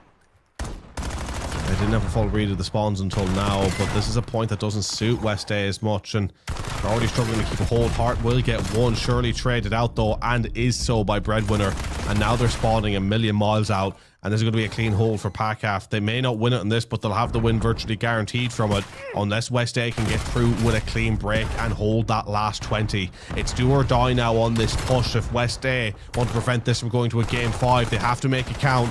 Web trying to hold on, but the kills coming through. Kuzo, Hart, Hale all combining. And now West A can try their very best to hold on to this scrap. They need to play for each other's backs. They got them. And now it's a foot race back to P1 with it just being a 30-point game. That was a huge break for West A. Yeah, Hale needs to pick up this kill and then immediately get back on the wrap, and he does. Unfortunately, he falls, but if his teammates can just find a couple of kills, he'll get back into the swing of things quickly. Unfortunately, they don't. They fall. Smoke and Kuzo go down way too quickly. And this is looking like a game 5. PACAF have had their way with this hard point. Conus West have been unable to find any answer in rotation. They have not been able to get kills. They have not been able to stay alive. They can't win it here. PACAF can. The last thing you want to do is give up free scrap time and a lead and a win into a game 5. So, Conus West have to play 2 different sides of hardpoint now. Not only playing for sustain, but making sure they have their numbers ready to splinter out for new. This is going to be a nigh impossible task. See if they can do it. I mean, Green Grid angled that in a way where he was really worried about the spawns, but it actually still didn't work out for him. And I tell you what, even though PACAF can do it here, this is the lifeline that West A needed. They'll have spawns for new. They just need to get in on this scrap. It's going to be all up to Smoke. He's not going to get there. The trades are through. And ladies and gentlemen, we are going to a map number 5. PACAF getting the job done against a Conus West side who I will say I think created their own issues at times in that game, but it's still a phenomenal game to watch, to say the least. And PACAF playing some unbelievable Call of Duty to take us all the way now to a Den Search and Destroy. I mean, man, what more can you say about that? I mean, even I'll go back to what I was talking about in that last play. Green Grid spawned up with 35 seconds left towards P2. Now, they lost the spawns anyway. It was a bit of an unfortunate flip out for PACAF, not that it mattered in the end up. Green Grid wrapped so deep, almost right around P4, to try and guarantee that that spawn didn't flip out and to catch people who might have been rotating to the spawn early. That's the difference maker. Realizing with 35 seconds left that you may need to take this to a P2, I mean, that just shows how more, I think, in the future and far ahead the PACAF were thinking about these hills, and regardless to West A. West A were phenomenal with dealing with the present. But when it came to that future, when it came to that next 60 seconds, I think they were very lacking in making sure they set themselves up with the best opportunities. And they just made a bunch of small mistakes or just were unable to follow the fundamentals of the game. And again, like, that is the difference between rotating early and having a clear-cut idea of how you're going to approach those challenges on rotation to executing. And now you see here a moment where both teams get a chance to rest and reprieve, but S&D coming up is a big one. It is a one and done, one game affair to determine who goes to the grand finals. And the last time we had an S&D, obviously, it was on Hacienda. It was a 6-4 win for PACAF, but it was at one point a lead, about I think like 4-2, 4-3 for Conus West, and much closer than what a lot of the S&Ds have been this weekend. So though we do have a game 5 on Den, I don't expect it to be as lopsided as what we had before, but we've traded almost every possible variation of games we have today. We've had Hardpoint for Conus West, S&D for PACAF. You have the Overload going the way of Conus West, the next Hardpoint for Sake, or for PACAF on Sake, and now S&D. I mean, it feels like a complete coin toss. I know PACAF have momentum at the moment, but I don't know, man. Quick, give me your thoughts. Who's taking this in game 5? It's tough, you know. My brain's leading more towards PACAF now. I think they have the experience to get it over the line, but West A have proven that they can make their own momentum and then run off it with the adrenaline, so you can't count them out by any means. It's going to be a great one, that's for sure. It definitely will be. Well, we're going to jump to a break to make sure we get map 5 set up for y'all. It's Den, Search, and Destroy to decide a grand finals. PACAF versus Conus West Mountain Ape. One more map to decide the lower finals. We're going to jump to a break. When we come back, the conclusion of this series. Don't go anywhere.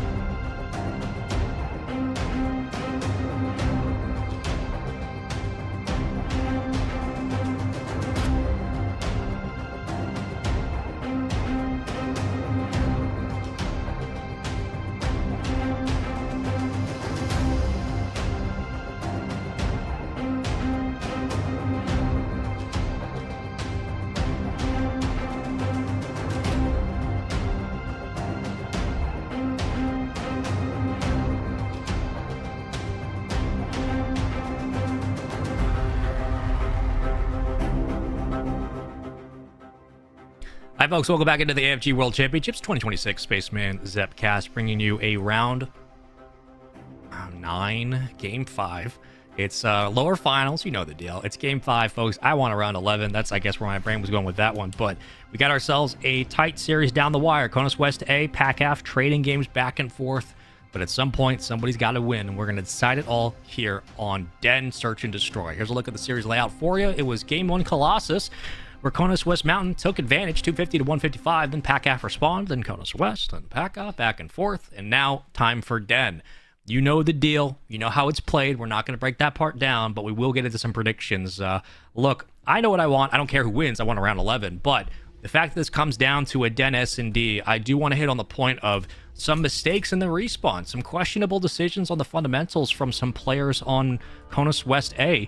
Is this going to hurt them moving forward? Does it feel like we're seeing some cracks in the armor? What are you feeling right now, Zep? You know, I kind of think you're right. Like, it's very hard to say. We could look like fools at the end of all of this because we could just see a West A Alpha side just completely demolish their opposition, right? It is possible. They have the ability to do that with the momentum and with the pace that they can play at. But you talk about issues. I mean, for a lot of this series so far, for the first 4 maps, I wouldn't really go as far as saying that any team had made mistakes, right? There was closely fought games. You could pick apart the nitty-gritties. But in terms of saying a team was making fundamental errors, I don't think you'd have gone that far. The map 4, there was errors there for West Alpha. It felt like a map. It felt like a team who didn't have as many reps in that map, didn't feel as confident on that map.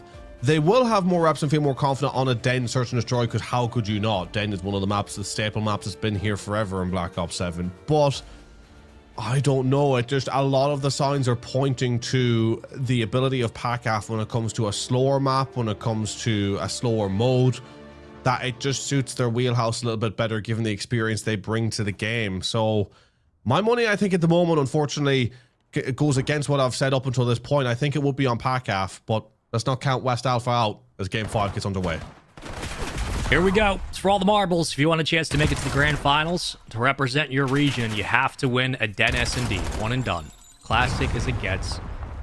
Into the match we are. 3-2 is the lead currently. Conus West advantage for the moment. Excuse me. As Hale tries to go over the top of the bomb and is rewarded. Hyper aggressive, but it pans out. Little LA Thieves decal. Love to see it.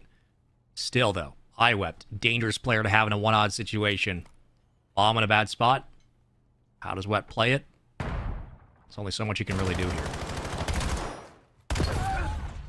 Oh my god, but he's got a snipe. Hold on. Wow. Hold on. Oh, you gotta believe. You have to believe. Is this guy just about to cook? Is he ready to cook round 1?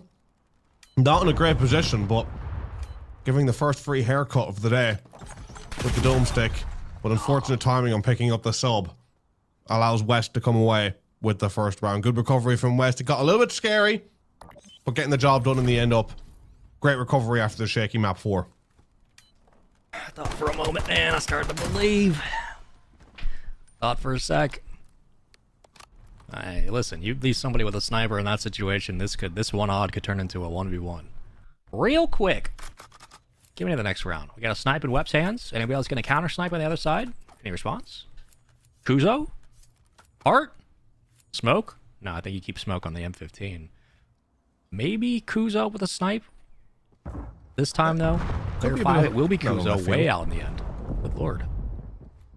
Yeah, well, that is a bizarre play to say the least. Just watching for the full flank, but it was not to come. It is a deep sit back from PACAF. Now they're actually going to go towards mid. Well, hang on. Now Kuzo's position might pay off depending on where Wept goes. Keep an eye on your screen. Keep an eye on your mini-map. Wept sniffing around. And now Hale keeping an eye out for it as well. This is a slow one. Very, very slow and tentative on this round. Smoke was trying to force the angle there. You could see in your mini-map, it didn't quite go. Hearts there with him. No movement whatsoever. To be honest, this is the first round in a while, I think, where we'll see the clock really start to come into effect, because PACAF are not biting into this bait whatsoever. Nor should they. Uh-oh. Oh, no. Hale either fell off the map excuse me, Hart either fell off the map or might have been blown up by a car in the back. I think that was what happened. It is. He gets destroyed in spawn. That is the only danger of being a bit too slow to get out of things. Yeah, they got no time. Why did he go back to bomb?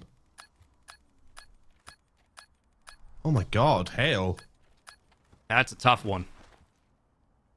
I don't understand if you're in Hale's position and you could potentially, maybe you just want to play for streaks and staying alive and recognize the round is lost, but you're an experienced player. You know that you have no time left to get that bomb anywhere.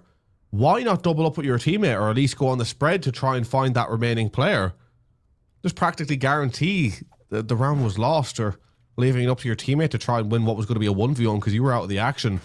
Unless maybe they thought that a player would be around where that bomb dropped, but still, a bizarre one in my opinion. Yeah. Definitely a round they're going to want to forget moving forward. Just got to shake it off. Luckily, it's early in the S&D, so as everything went wrong in that round, you can bat an eye and keep going. It's only 1-1. Well, right up the gut.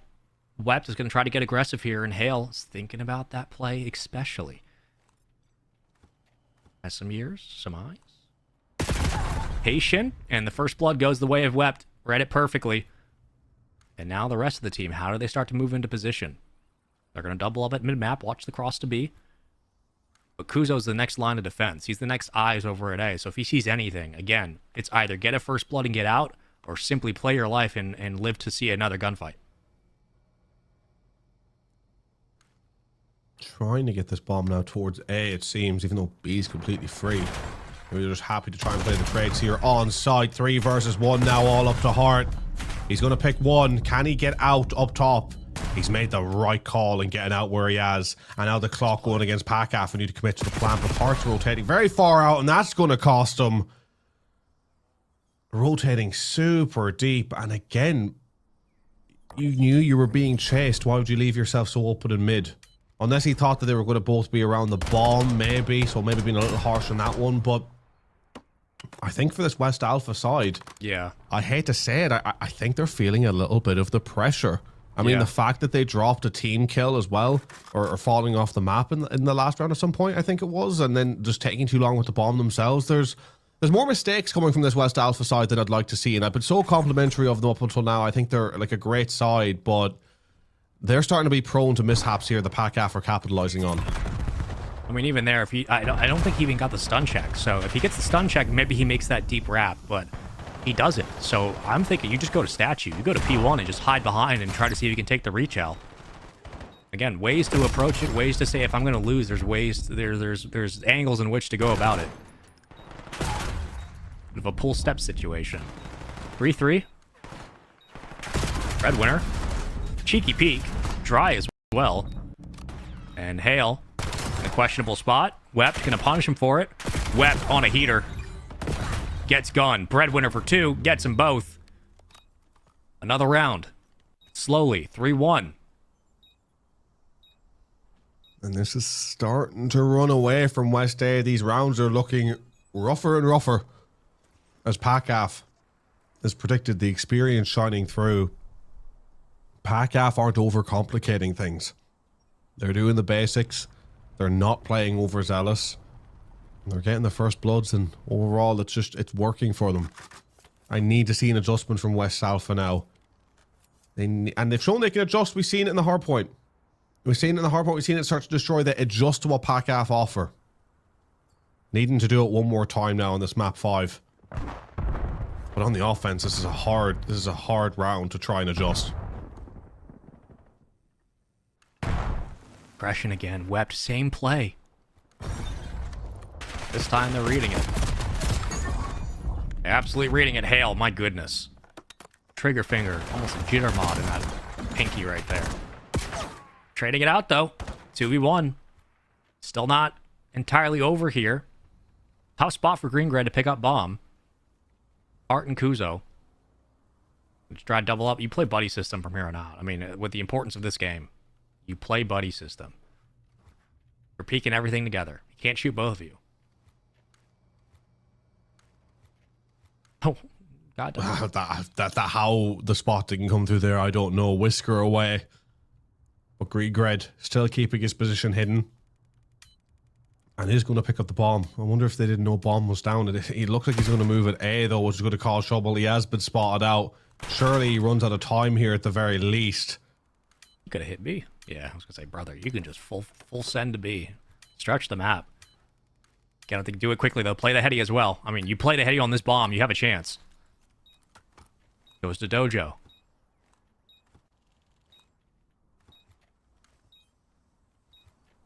There's a nail biter of a round. Look at the wrap. They've read it. Oh dear. The defuse coming on through. Hart hopping the bomb. Conus West offering themselves a lifeline. 3-2. This is what they needed. Again, look, a 2 versus 1. The round should have been theirs, but when you've dropped a couple of rounds in a row, when you're in a game 5, when your backs are against the wall, even those rounds can seem scary. But they played together, and again, just dropping back and doing the basics right. Not overzealous and challenging the bomb. Just drop back the map, cover each other's lanes. That screams to me like they're a side that's realizing they need to bring a little bit of composure to their game. So at least recognizing the errors that have plagued them in the last few rounds. He had a snipe in 2 rounds for Wept. Since then, it's been hyper aggressive with bomb. Rush plants to A if they've been trying to force it. Otherwise, first blood's aplenty for Conus West A. This time, a blind counter to B, but the defense, or excuse me, the offense will be defaulting on their stack. Avoids the opening salvo. No checks. Now you know. The numbers start to compress. First blood falls. The pinch there. Green-Gred, good for the second. The follow-up trades from your Guardian Angel are perfectly timed across the board. Last alive. Smoke. And a 1-odd good luck. Well, what can you do from here? Nothing. Shot. Nothing is what you'll do. And PACAF doubling their lead 4-2. 2 rounds away from booking their spot in the grand final for a rematch.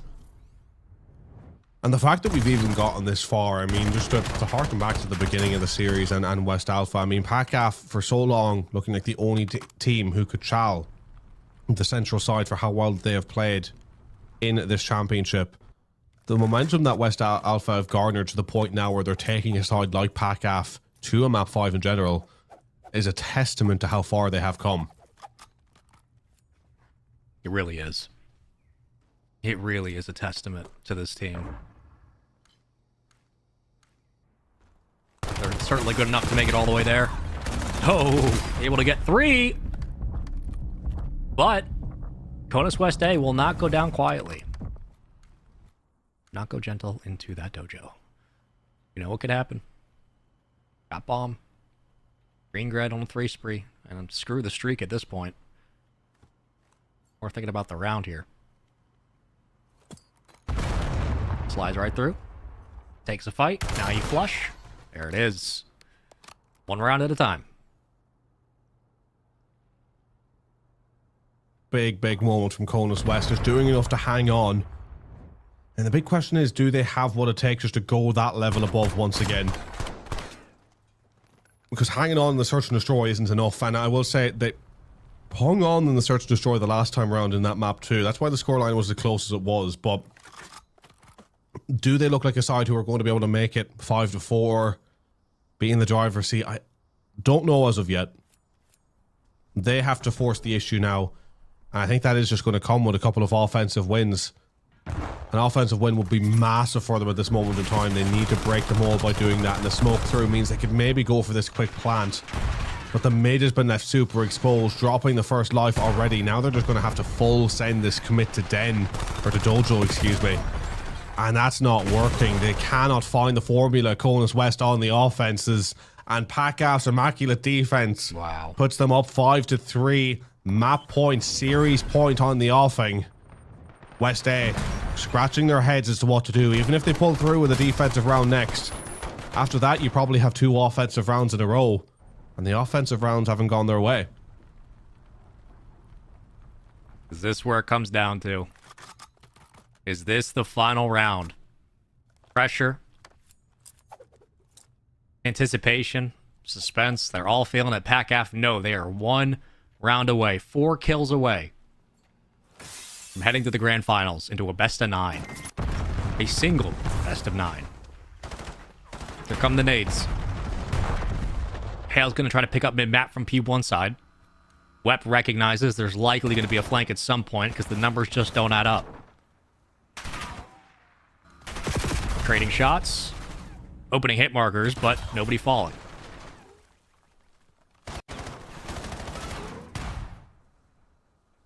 This is huge for West Alpha, and you look at the position of Hale as well. He has a chance to go huge, but that 2 down. That might be the nail in the coffin, and just like that, it's all up to Hale to rescue this for his side. He's weak. They know where he is. The plant is coming through, and here goes the timer. You have 40 seconds, Hale, to rescue a 1 versus 3. And it looks like it's not going to be done. It looks all over. PACAF have hung on. Give me a miracle. That's good timing. Now you know. And you know better than that. Big wins all the way around. They are going to the grand finals, and it happens to be a 6-3 S&D. Breadwinner will not be denied. Kirk, Wept, everybody on this team stepping up in big moments. Greengred and Breadwinner leading the charge as they punch their ticket into the grand finals and a chance at a best of 9 to be crowned champions here at the World Championship for AFG. What a game, what a series, what a bounce back in this one. And the first team to go back-to-back in this series on games alone. It's not much of a stat, but it just shows you how close this one was across the board. And congratulations to them for closing out a tough-fought series.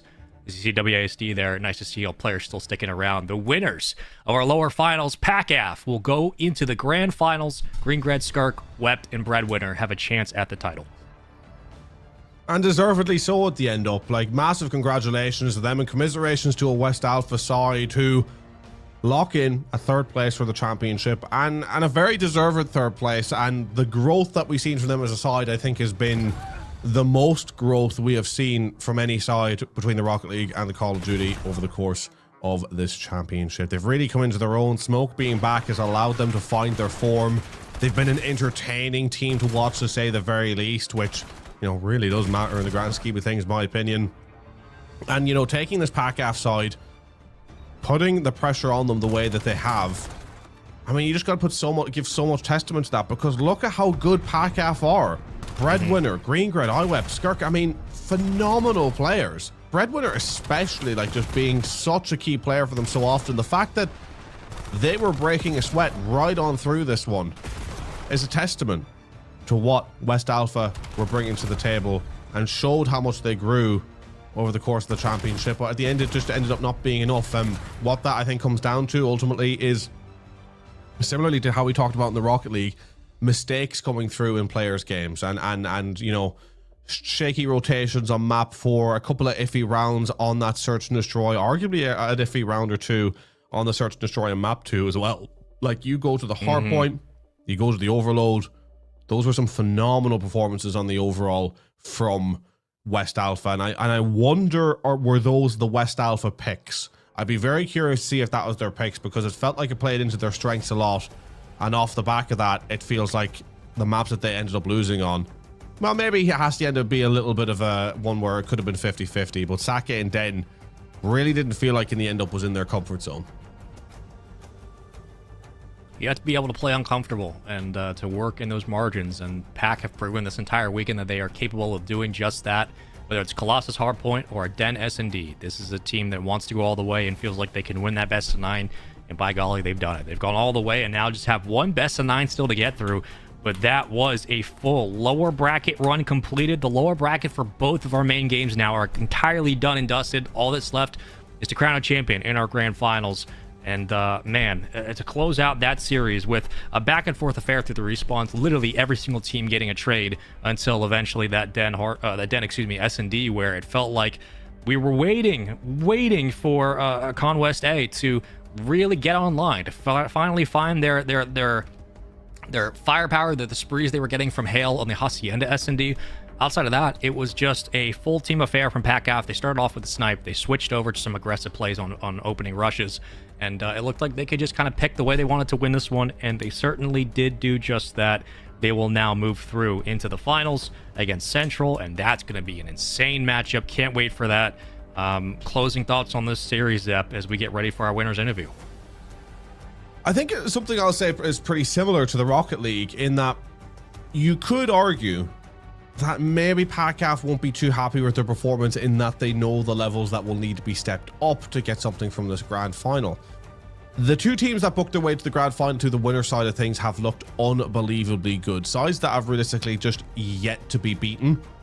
And for me, more than any, PACAF felt like the side that would potentially have the beatings of our grand finalists. It felt like there would be a side that could cause the upset against Central. But the second time that they played them, I mean, the first time they played them, I think it was first day, we went to a map 5, and that was really happy going, like, yeah, this could go either way. The second time they played each other was in the, I want to say, the winner semis. It did not go their way whatsoever. It was a 3-1. They struggled, and then dropping down, I was like, are we going to see them make the jump up? Are we going to see them find the form to where the 3-1 was a blip and then they make the run and the jump up to losers finals? I'm still hoping we can have that for the sake of an entertaining series, but I didn't see enough in that to make me think that these guys have found the key to unlock the door that is trying to break through the perfection of Kona Central. I cannot wait to be proven wrong if that is the case. I really hope I'm proven wrong. Maybe they're just saving their best for the grand final, but we certainly still need to see their best. We do. We got to see their best, but only one way to find out. And maybe we do get proven wrong going into grands. They have their work cut out for them.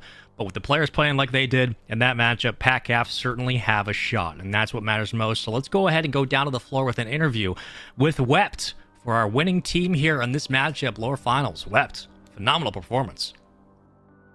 Wept here with me. Congratulations. Huge match in the losers finals. You guys were able to take it to the last map, almost the last few rounds, but you dominated that lasting of Search and Destroy. Tell me a little bit about how that game went. I would say the game, we went in with a lot of confidence. I think compared to yesterday, where the energy was a little bit down, kind of just, I guess, the unity as us as a team. Like, we were still playing well, but we didn't have that actual unity deep down. It's like today we came in, we lost those 2 maps, and we knew that you're going to lose some in order to win some. And so going into that map, we tried to put as much as strategies as possible to beat them, because we knew if we played scared, if we waited, that they were going to dominate us on S&D. Yeah, you've proved that confidence on your team is not the problem, right? Staying strong, staying gritty together. It was a tough map. It was a tough competition. Tell me about what you guys are going to do in order to guarantee the win and take down the team in the grand finals. What we're going to do to guarantee the win will just be being us as a unit. The team we're getting ready to go against is very prepared to play us, and we just have to reciprocate that back. Otherwise, it won't go in our favor, but I have no doubt. Absolutely. I agree. As another fellow Chamorro, a man from Anderson, I appreciate you coming out and doing all this. What has it been like to travel across the entire world? We're what, 4, 5, 6,000 miles away from home? How has it been on this trip for you and the team? I think for the team, especially me, I had a lot of jet lag coming in, but we still came in the scrims hot. Travel was a little rough, but once I got here, got together with my team, we kind of just made it work. Still having a good time, but still working hard while playing. Yeah, man. Congratulations on dominating that competition. Stay true to who you guys are and remain confident, and we'll be sure to see you in the grand finals. That's Wept and the PACAF team. Now we're going to go ahead and take a look, and we're going to take a gander over at what's going on in the loser side. Unfortunately, they weren't able to clutch up, and they had some struggles, but we got the team here, Kuzo, Hale, Smoke. We're going to have a little quick interview with them and see what happened and how they're feeling. Gentlemen, tough match. I'm sorry, unfortunate you guys weren't able to take away the victory, but who wants to go first and tell me a little bit about how that game went? Me. Hale. Am I holding it? Yeah, hold it there. Yeah, I don't know. Some scams, some not good fundamental COD in the hard point just costed us. That's all right. I mean, you guys played lights out. You went up 2-0, correct? 2-1. 2-1 initially. So you guys were playing great, right? Playing as a team. Smoke, I know you guys had a little bit of setback, in the first couple days of scrims. But what's it been like to be at this competition now that you're settled down? Being at this competition meant a lot to me because it might be the last one for me. Sadly, we couldn't take the win today and make it to grand finals to rematch Central, but I was doing my thing today, so I played good, so I'm proud of myself. Yeah, you really did play good. I mean, your guys' whole team played good, played as a dynamic quad team. For this event and for what's going on back home, I want to throw it back at you. What's going on in the Call of Duty scene, and how are you going to be able to take this experience and expand upon it?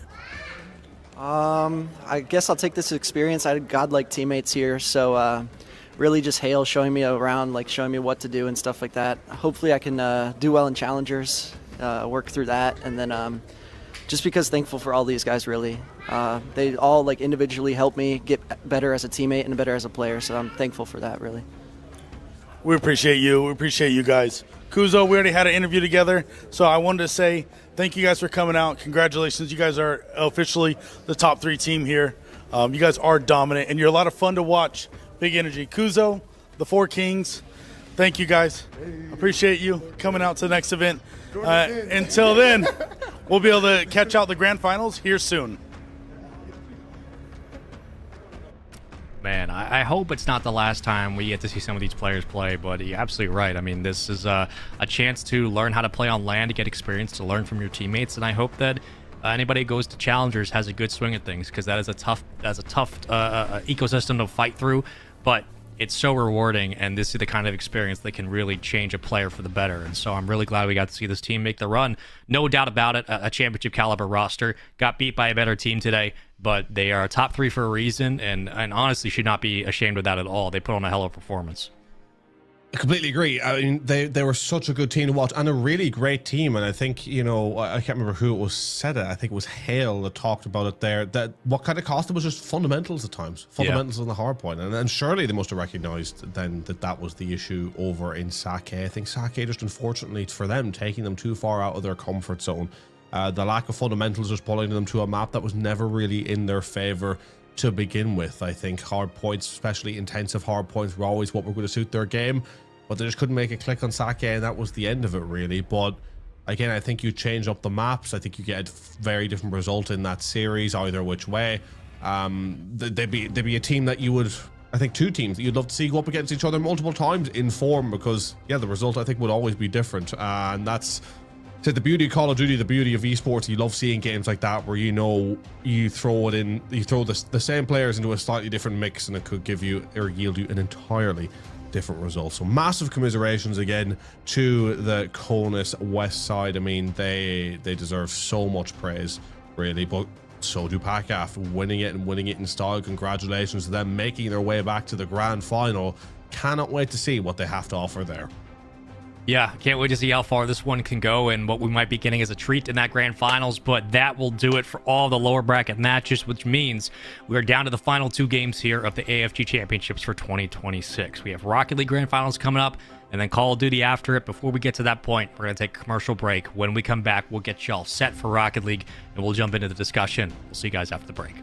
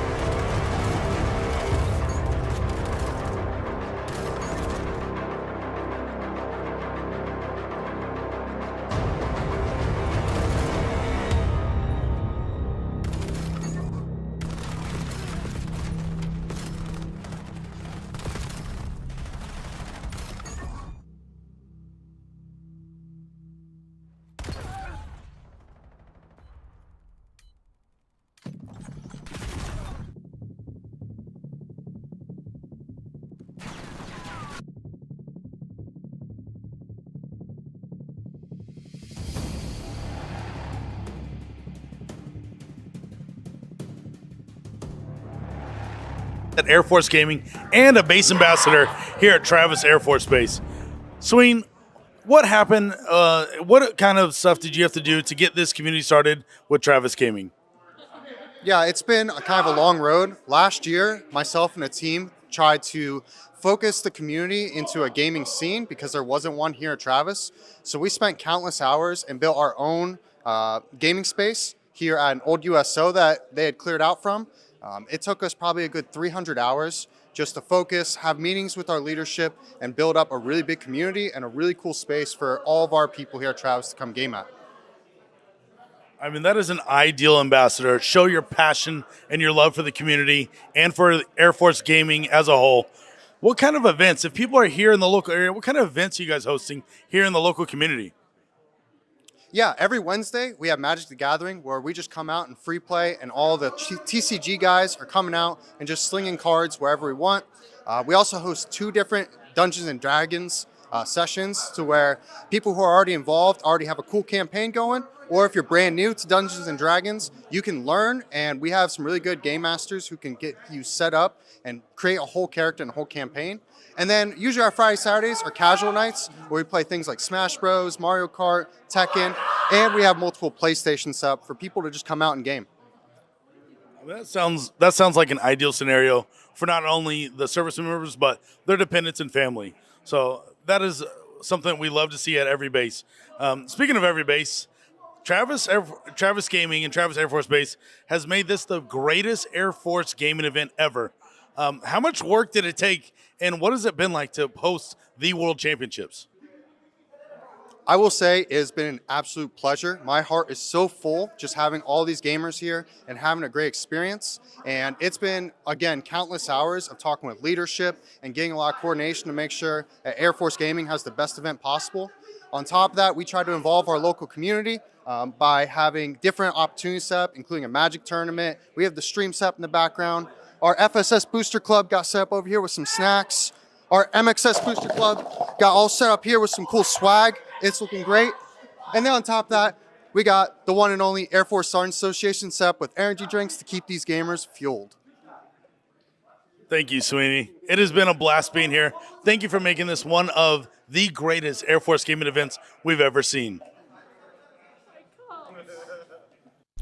There's so much to do, and I know that the players in the background yelling were those playing Commander. I'm going to be 100% honest, because I've been in the same spot. When you get your mana, you top deck, you start screaming. Let me be honest, though, it's awesome to see that not only is there support for a variety of games, the esports we have on display here, but if you just want to show up to the center and quite literally get introduced to things like D&D, I'm not a big D&D guy, but it's an entry point into the world, and as a Magic player, would love to show up and play Commander. It's great to have all these different facets of games available and a community-built environment. Zep, welcome back, man. We got ourselves now ready for our next 2 games, but it looks like it's just pure fun in that venue this weekend. I wish I was there. Oh yeah, I mean, look, the venue looks so much fun, and again, the fact that I'm just based in Ireland, I just look across the pond at these events in such jealousy. Like, this is something that myself and a bunch of others committed in the Irish scene are working so hard to try and achieve. You know, even you go look at other competitions. We actually had for Rocket League, we had our leader, the Irish Prime Minister, or Taoiseach as it's called, call out our Rocket League team and wish them the best of luck going forward. So I mean, we're making little moves like that constantly to grow it, and hopefully someday over here we can come close to the passion being brought to events such as this at the World Esports Championship, everyone coming together. We're constantly reminded of the goals we set for ourselves over here by the brilliance of the work that is being done over there. Now going into the Rocket League Grand Final stuff. Why did I use stuff? That old Grand Final stuff, you know. Awesome. I don't know why that was the word that came to my mouth, but regardless, Conus West, Conus Central. I'm going to say it right now. I'm going to give you one bit of statistic, and it's going to make you quiver in your boots. Conus Central now 27-17 with a 61.4% win ratio. Conus West 96.6% win ratio. 28-1, only 1 lost. Tell me this. Do Central have a chance? Yeah. We'll leave it there. We'll leave it there. They got stuff, you know, they got stuff they can figure out for sure. But look, it's going to be a tall order. There's no way about it. Look, we know that they had a really tough series in that best of 7 earlier, and without basically a 1-goal affair on the overtime, it could have been a complete reverse sweep. We wouldn't even see them at this point.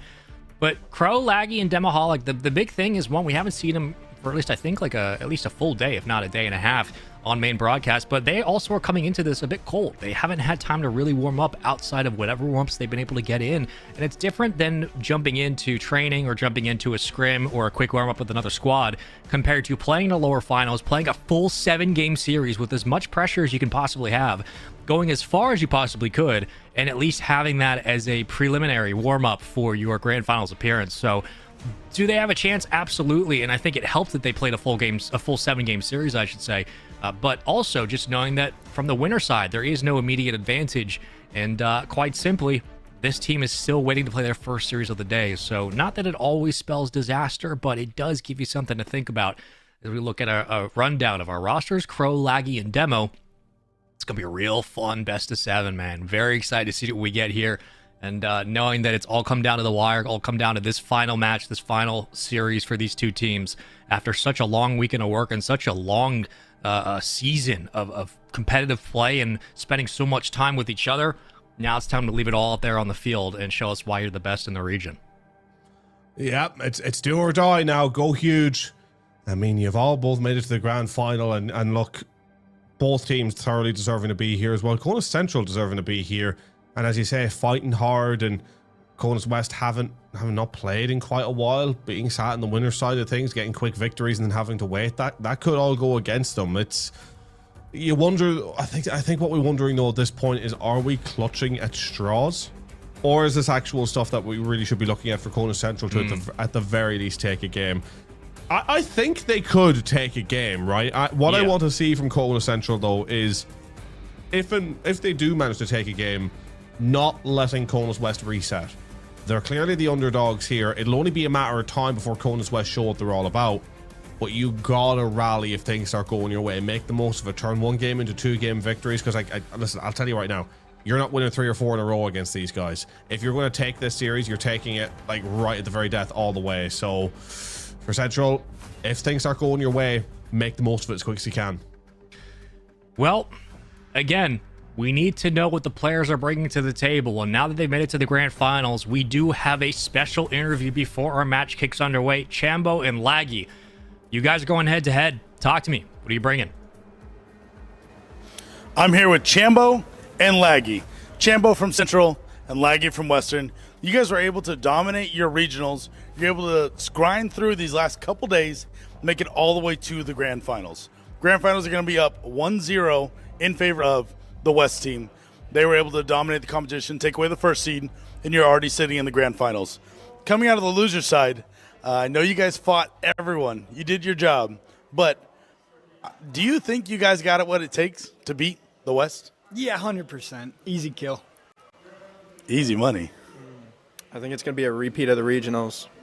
Yeah, I heard regionals were pretty tight. But who won regionals again? Okay. What are you going to do different this time? Well, we don't have to worry about Laggy, that's for sure. So I'm really just focusing on Demo and Crow, shutting them down. That's a bad plan. That sounds like a great plan for you guys. That sounds like an easy to win plan. What are you guys going to do to dominate Central? Just play Rocket League like normal. Probably demo them a bunch. Not strategic, just toxic. I heard you got a guy for that. Speaking of demo, I heard his only thing that he can do is demo other teams. Is that true? No. I mean, all respect to that guy. Honestly, probably Demo's the least on Western. He's got the deep mechanical bag, and we're scared of him in the air, but we're going to try to keep him out of it. Now, how are you guys going to stay together as a team, and who is the easiest person to demo on that team? Well, to stay together as a team, we're just gonna go for a bunch of solo plays probably, and just back each other up. And then I'd say Chambo's easily easiest to demo. He just wants it. It feels like. Oh, I just want it. Okay. We'll see. He's got no rebuttal to that one. We are about to go live for the grand finals. Good luck out there, Laggy with the West and Chambo with the Central. Starting 1-0, hopefully you're able to take away the competition with that advantage. And for you, stay in the grind. You already won your way through lower bracket, so you got this in the bag. That's all for us. Now let's get to that competition.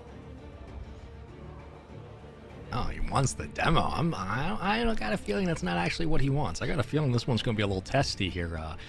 Zep, I don't know, man. It feels like there's some hidden rivalry. I'm just kidding. We know these guys don't want to go head-to-head against each other, but now that they are we going to see a physical game? Are we going to see a physical grand finals, a demo-heavy grand finals? I feel like we kind of have to now after all that build-up.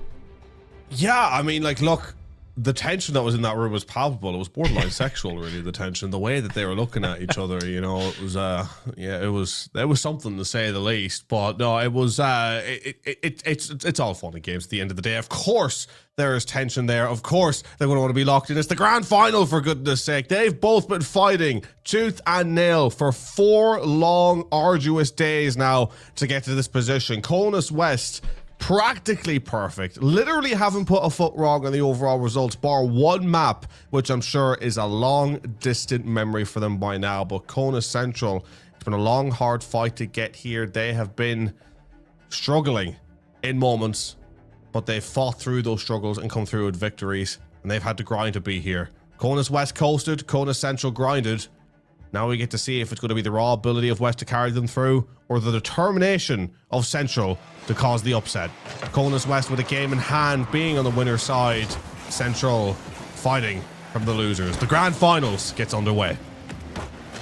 And here we go. 1 game advantage from the winner's side. It's just a best of 7. Conus West had everything and then some to get this one done.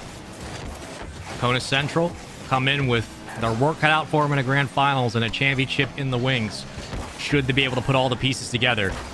And for a team that comes in only having a brief warm-up, some scrims to enter the day, you gotta wonder if Conus West are gonna have enough to get over this high-powered Conus Central squad. Already Conus Central looking dangerous, and Conus West just got to keep that defense on lock. They can't afford to make any mistakes. Did Chill have an accidental backflip there? I couldn't quite tell, but Fro could have sent that one on through for the first goal for Conus West, and that looked a little accidental from Chill. I could be completely wrong in that, but either way, just leaving that clearance so late meant that he wasn't able to get the power on it and send it out of the danger zone. And this is something we talked about with Conus Mountain A, excuse me. Conus Mountain A were immaculate in those positions of clearing out a danger and going on offense, and Conus Central need to bring some of that into their game, because that was just the epitome of a clearance going right back into the danger zone.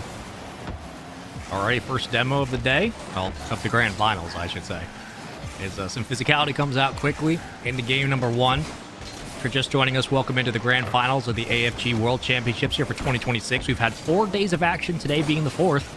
Of Rocket League and Call of Duty, and that one is right off the crossbar. It would have snuck its way in if it had more English on the ball.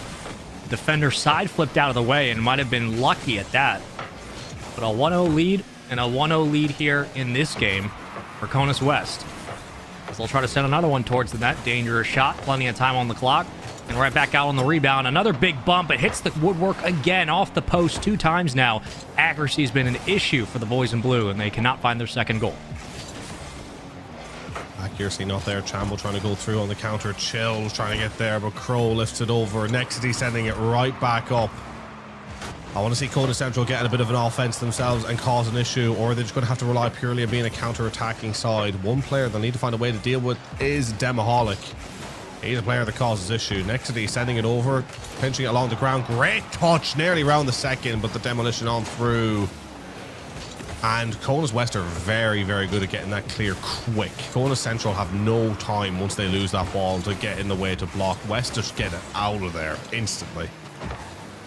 Those quick transitions, man, they can break down a defense and completely change the dynamic of a game. In close proximity, Demo going to try to juggle it. Gets it right around Chill, who sends it right back towards that offensive third.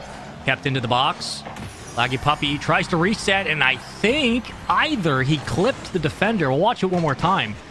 Had no boost, won the challenge, and no, nobody touched it. It just went right in. Wow. Wow. That's tough. It's always rough, I think, at the best of times to concede a 50-50 like that, isn't it? But for a grand final, when you're trying to stop the oncoming storm of Conus West, for that to be one of the goals you concede, that's not great. But a chance to even it back up here, but doesn't happen. Crow there with another great clearance, and Nexity going to take it around the goal line, but Conus West are chasing this one down. And wow, I mean, just a great way to keep the pressure ramped up, and now Crow could potentially get a touch. Central are in a little bit of trouble here now with a minute 50 left, and the scariest thing is, bar one shot that was comfortably wide, Conus Central have not really had a thing going forward. And needing to get minimum 2 goals here. It doesn't look like it's on the cards. Conus West could be cruising to a comfortable 2-0 lead, unless Conus Central can pull something out of the bag and pull it out very, very soon. Yep. I mean, you win this game, you're already up 2-0. Extra pressure onto the grand finals. Musty pass. Take it away. Redirect from Demaholic. Can't get the touch. Little love tap in the corner. And all the way through again with full boost for Chill, but loses control of the ball. Fights for his spot downfield. I haven't really seen a lot of offense from Conus Central in this game and playing more corral in the defensive end. Every time they try to go up for a pass, it gets taken away. Still looking for their first goal in the series. Uh-oh, that's a mistake. And Demo's not going to miss it. It's a 3-0. 3-0 and a GG's for the first game, it seems. Again, just very well played from Conus West. You got to give them credit. The way they were playing that up against the back wall, it was quite difficult to deal with, and sending it right across the goal and having someone there to tap it into the back of the net. We've often seen it in these recent games of Rocket League where there's a lot of crosses that have gone in like that and no one's had the confidence to risk being off position and on the back post. But Conus West have confidence in spades and making sure that they are positioned well to send that one home and guarantee the result. Maybe a consolation on the offing for Central.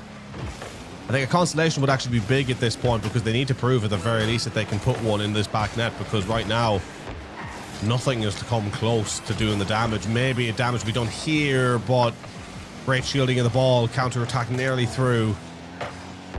And God, you cannot give this Conus West side an inch. They're going to take the whole mile, man. Here they go again. Crow, reset. Formalities from here on out. It'll be a 2-0 lead in the series, in the grand finals, and how quickly it goes. Almost a fake for good measure. There it is, 4-0. And man, oh man, if you're Conus Central, again, they come off of a series where they had to basically go the distance for unnecessary reasons. They were up 3-0. They then go all the way to 7. They win it in overtime. So they've already played a bit of a journey today, but proven that this team can have some mistakes and be pushed the distance. This time, no opportunities to get some quick goals and control the pace. Very much being required to create something out of nothing.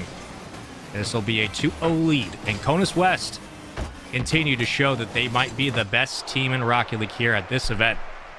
2 maps away. And is it a maybe or is it a no doubt about it? Because they are operating at a whole nother level at the moment. And again, you just look at them, they're locked in and they look calm. They are not breaking a sweat. This looks like just another day in the office for them.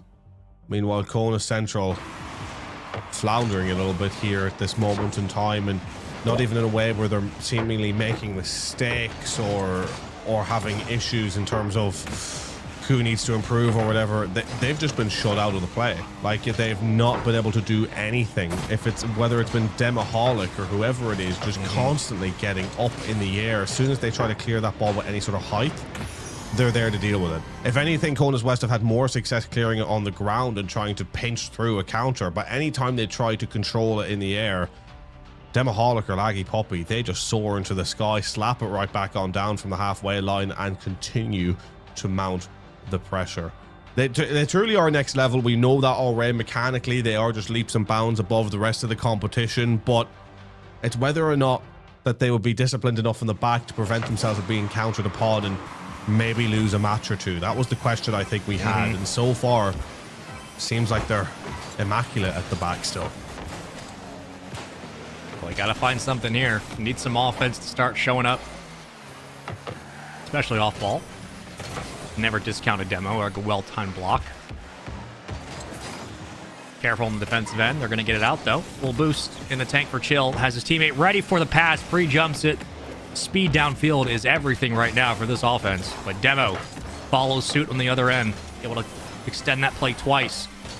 Laggy Puppy, who was able to find a goal last time on no boost, exposed a weak defense. Wondering if he can find another angle here again.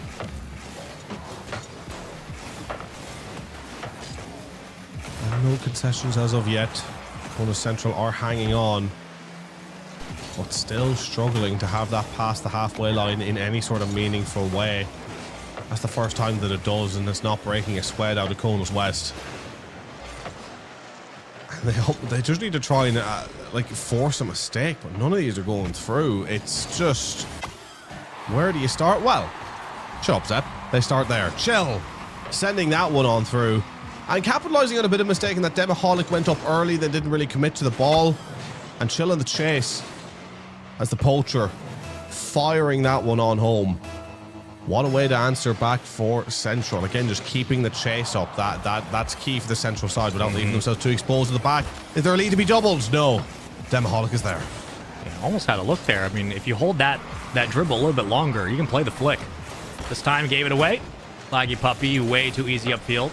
Crow is also there ready and waiting on the sidewall. Cuts it down to his teammate. They shut off that rotation pretty quickly. And once again, just pushing this ball forward. A 1-0 lead for Kona Central. First time they have scored in the grand finals. Pass, the shot, backboard, double. It's there. But no extra touch. And now the defense has to race back. I don't think that was a great play from Chambo. He went up on and hit that one a little bit aimlessly. It wasn't to the corner. It wasn't a goal towards goal. It was just a little tap. Maybe not sure if the defender was going to try and get there first, but it kind of was a road to nowhere, and now has led them to being right back in this defense and in trouble. And now the demolition, a bit of dirty Rocket League could allow them to escape, but then a terrible pass that Crow capitalizes on, and they work so hard, Kona Central, to offer themselves up an opportunity there. Just for a horrible pass down the line, not ahead enough. Again, if you don't have the boost, you don't know if you have the power of the pass, just keep running it up the wall side at least. Yeah. Being able to tell when you need to be selfish and selfless in Rocket League is its own kind of metagame, but players at times, you know, rightfully so, they're thinking, I have a pass, I should take it. And it's the right idea. But I swear, sometimes players in Rocket League learning how to be more selfish with the ball can actually save you in times than simply looking for your teammate in rotation. Something pro players obviously struggle with and have to figure out the right balance between all of it. Another instance there where sometimes you just need to take control of the ball even if you don't have the best look upfield. It's better than leaving it open on an errant pass. I mean, you literally can't afford to leave it open against this West side because they can score from anywhere at any time. If you give them a chance on the ball, bada bing, bada boom, Aggie Poppy having the chance in the air, and look what he will do. And again, all coming from that moment, as you said, where they didn't take control. They sort of took their time, left the ball to try and get a better opportunity to clear it out. You maybe have the luxury of doing that against any other side you face in this championship. You don't have the luxury of doing that against Kona's West. You have to be in the way of absolutely everything. And then at times they're struggling to find the balance because they're going from not being in the way of things to then rushing and snapping at certain opportunities that maybe could have afforded that extra half a second of thought. That half second's all the difference, man. This grand finals, it's all the difference. Every margin. What a pass. What a shot. Oh my God. What a play. Oh my goodness. I think we talked about this in day 2 or day 3, and I think it was when it was either we were watching Mountain B or Codes West, but I think I say about being able to make those plays my wildest dreams. Even in my dreams, I think if I was trying to do a play like that, I'd be like, oh, come on, Zep, you can't do that. Like, it's so far out of reality for me to be able to play like that, that even in my imagination, I couldn't do it. The level that these guys play at, it's funny. It's one of those. Rocket League is one of those games where you'll watch some gameplay, and you may have been playing yourself for a while and think, oh, actually, you know, I could do a job. I'm getting good at this game. And then you watch a game, and then you realize, yeah, no, never mind. I'm nowhere near it. Yep, it's a humbling experience, man. Rocket League is. You have some days where you feel like you're finally finding your touch. It's a fighting game. And other days you're like, I am getting wall bounced more than anybody should ever be getting wall bounced in this moment. It's not looking good. Here's the wake up though. You're down 2-0, about to be down 3-0. Start parrying. Do something. So right now you're getting kind of crushed. What a pinch though. Cookser would be happy about that. Into the corner. Still a good team for Kona Central. By no means are they out of it. They just got off of a 3-0 lead and winning through a Game 7 their last series. Shot on net. There it is. Within 1 and plenty of time on the clock. I tell you what, they just added some speed to the ball in their plays, and it actually kind of worked. Next to the beautiful goal. One of the best goals I think we've seen Kona Central score. And a slim chance here of taking a match back.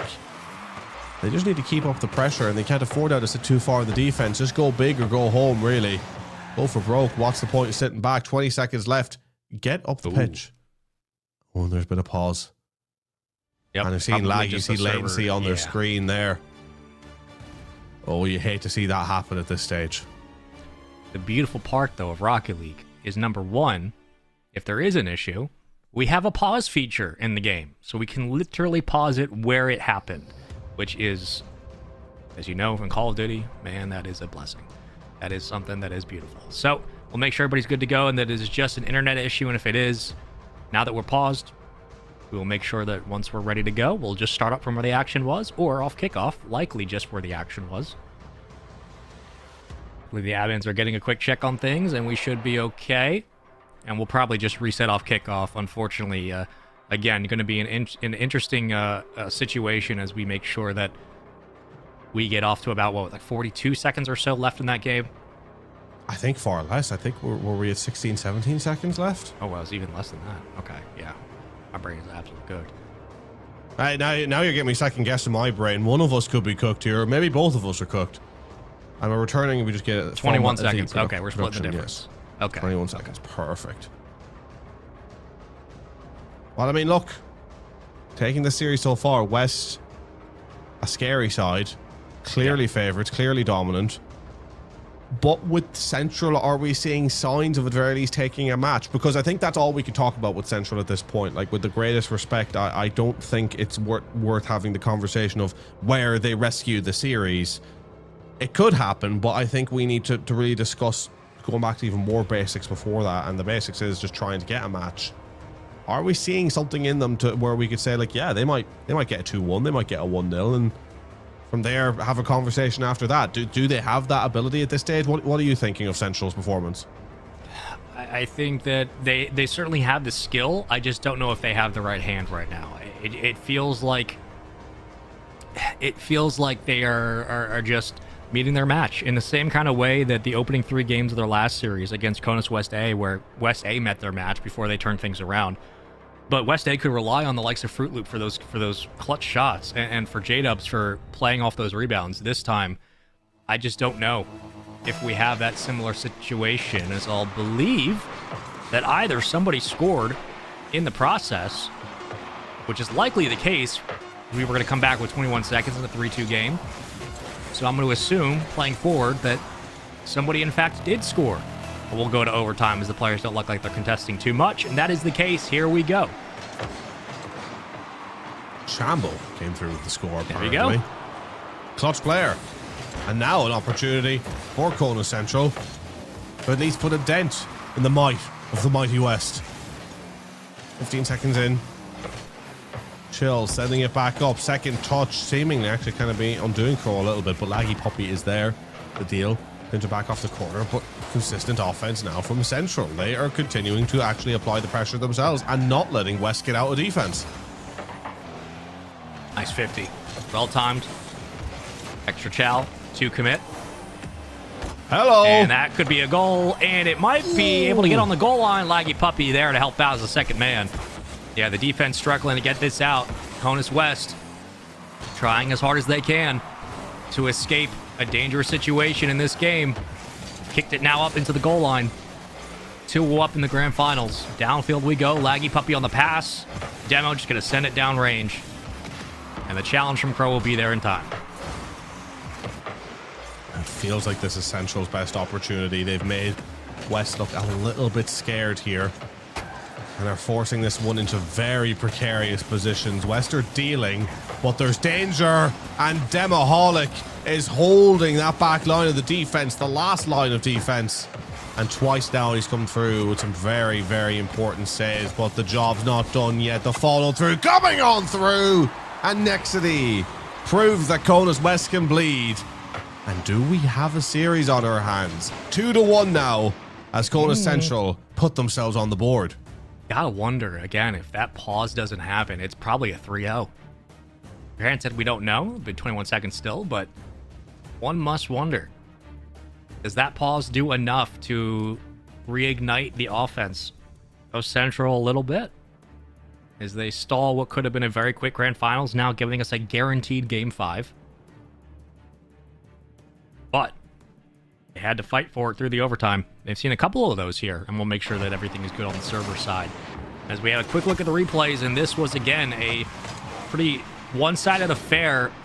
We had the reset off the ceiling. Laggy Puppy, nice shot as well. And then the setup off the back wall to get the defense to bite. Just so many instances where second effort for this team stood out. And here was the goal that came through during the break. Nice shot. And then the overtime winner. I'm looking forward to getting into this next game, folks. And I'm just going to say this right now for those of you who are waiting for the Call of Duty Grands. Just to tease you guys, we're not going to say them as of yet, but I've just been put in the chat what the maps are going to be for the best of 9 so we can see them. And let me tell you, ladies and gentlemen, it is going to be one hell of a series. So if you're here enjoying the Rocket League action, make sure to not go anywhere after the fact, as the Call of Duty Grand Finals will be coming up right on after. But for now, we go on through, and it's close. It's not just close, it's in. Conus West, not 20 seconds into game 3 here. Get the first goal. Wow. Squeezing it through the corner, Nextly with nothing to do. And that is unfortunate for Central, who go right back to being at a disadvantage. He fought for that one. I mean, tooth and nail all the way through. On the goal line, no boost. Flicks it over, and it's in. Demo for the second. Here comes the offense of Conus West. Oh dear. Oh dear, dear, dear. Just not the best kickoff by any means by Conus Central. And they are punished. And you just can't afford to have mistakes or things not go your way against West. It literally has to be perfect. It can't be near, it can't be 95%. Dare I say it can't even be 99%. No, it has to be 100%. And that includes a little bit of luck going your way. It's all the above if you want a result against this West side right now.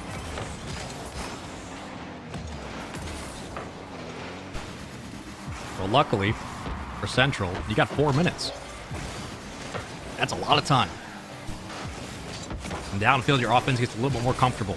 All the way up to meet it, though. Puppy, second touch. Shot's going to be tough to read. Defense still gets a hand on it. They double commit, mistake. Uh-oh, open space. Fight through it, yes, sir. We'll try to take more pressure off that back line. Nice demo to open up the goal line, and look at that. It's picture perfect. It's executed to a T. Could not have asked for a better counterattack. When it rains, it pours. Conus West, it's taken them a couple of games to start rattling through the goals, but it seems to have started now. 3 minutes 49 remaining, 3 goals in the plus already. And Conus Central haven't shown a thing in this game 3. We'll need to try and find an answer here soon. Shill with a nice pass back, but you just, as I said, it's 100%. You can't miss those. Terrific save, but it's not going to matter. It's going to be wave after wave. Critical, crucial error at the back, leading to goal number 4. We've said it. You can't miss them. You just can't. Again, they had 4 minutes. They now have 3.5. But you're down by 2 more. The speed is too much. Pace is too much. They get beat again on the ball. Crow, unwavered on the attempt. Is it going to be taken away? No. Lights through the 50. Get some pressure off the corner. Nice extension here from Shill. And that should be a free goal, and it will be. Another nice touch through the corner. Beautiful setup, pulling a page out of West's playbook as Puppy gives it away on a bad touch in the corner, and a nice setup again. And you know, you love a goal like that when you're only down by 1 or 2, but it probably doesn't even register in the brain when you're down by 4. You just need to keep playing and hoping you can get a couple of more like that before you even think about maybe the chance of pulling this series, this map back. Conus West continuing on the offense here, but that's a nice move from Nexity. Just unfortunately no boost to do anything more with it from there, and the team wasn't really there to help in that instance. I think they were all a little bit out of boost. Nexity involved in the play again. Nexity's been involved in a lot in this game specifically for Central, although Central haven't been involved a whole lot, so there's not exactly much to compare it to. Laggy Puppy causing an issue. Chambo should be there for the easy read. Will get the boost. Can he move it back up? He absolutely cannot, because he's taken out of the play. Demaholic baiting one through, hitting it off the crossbar. Laggy Puppy with the miss. Conus Central got away with one there. Yeah, they did. But how long can they last? Again, 1 is good, 2 is better. Every single 50 that goes wayward kills extra time. Puppy baiting 2 to go around. Oh, almost the third. They've got the defense where they want them, even on low boost. They're still making plays. Puppy, oh my goodness, almost reset for a pass. Used his last flip to try to pop it over that second man. Minute 39. Blocked away at the midfield and is set back right into the orange half.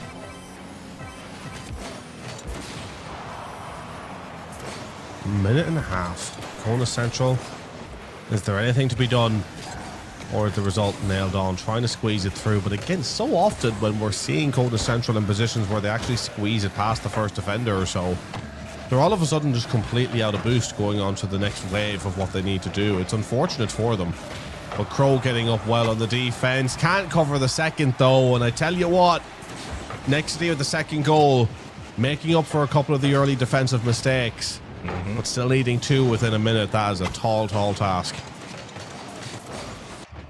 Here we go. It's do or die. Now or never right now. Can they find the third?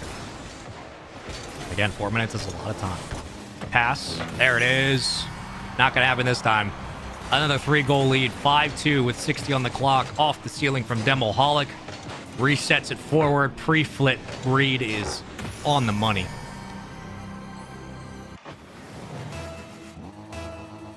And what else do you expect from Laggy Puppy? He's a star-studded player to say the least. Him and Demaholic.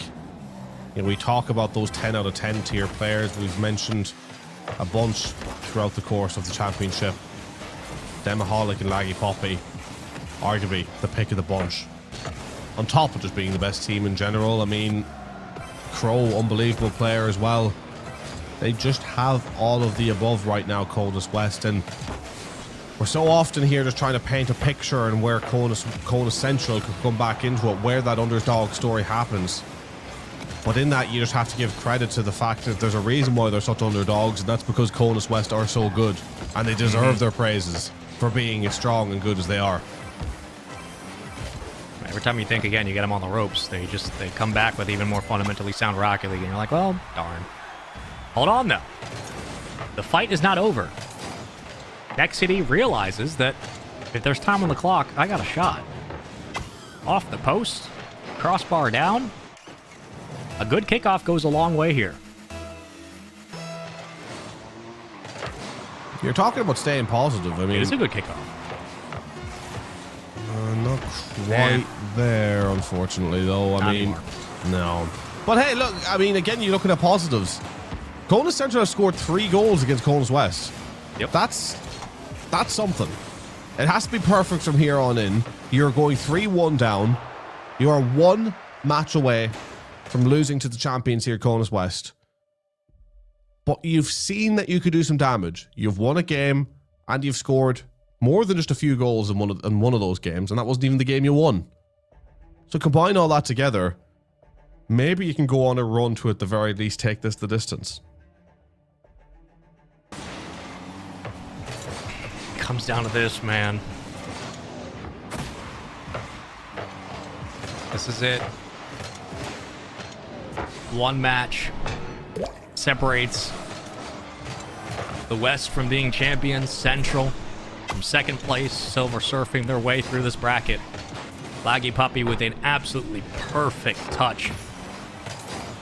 Great connection. Downfield, some better responses as well from the boys in orange. Well, too little, too late in that game. And again, they went down 2-3 goals at a time with about 4 minutes on the clock. So it's just the volley of shots that's too much to handle right now. And as we speak, waving to the camera, knowing that they are 5 minutes away from an absolute win is the thing I'm looking for. The championship on the line. And couldn't have asked for a better showing between these two teams. Hopefully this one does extend, but let's get into it. Conus West just need one more. Kona Central seeking to continuously apply the pressure. Will it be enough? If they apply that pressure too much, they could concede a plethora of goals early on once again. And that was a good save. Demaholic rotating back. Nexty on the chase, but no boost in hand. That's going to just run right back to Laggy Poppy, who sends it across the goal. Beautiful pass. How was that one not gone in? That was majestic. This one might. Oh my God. Stop. What are we doing? That is showboating of the highest order. Nice reset. Defense can only do so much. Beautiful reset. Well, staking their claim. 1 goal at a time. Potentially a second. What can Central do? Where is their offense when you need them most?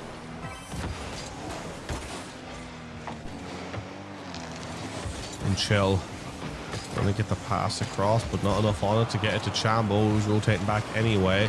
Laggy Puppy on the way up.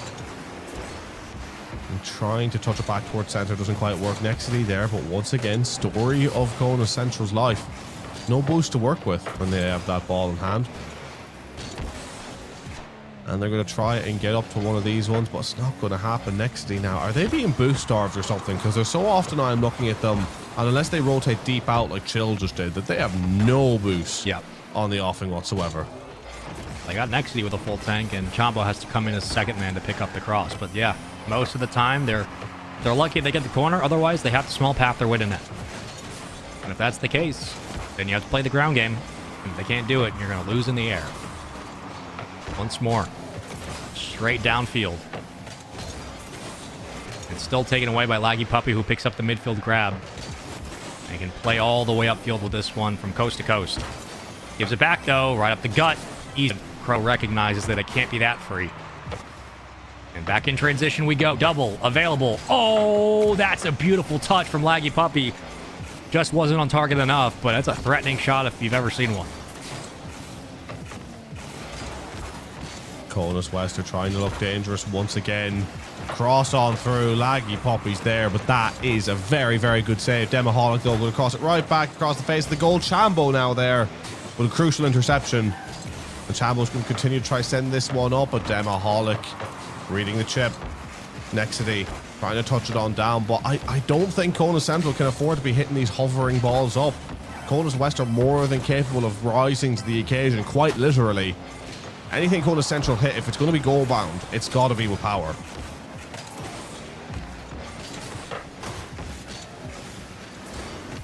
Big challenge here. Fighting through a bump. Demo's just waiting. He's like, I don't got to jump for nothing. I'm going to serve my boost here and let everybody else handle what they got to do. Still plays it on a free pop. Centered. Back out. Blocked away. Kicked back into the box. Everybody getting a bit testy here. 1 goal game is all we have. What can Kona Central bring to the table?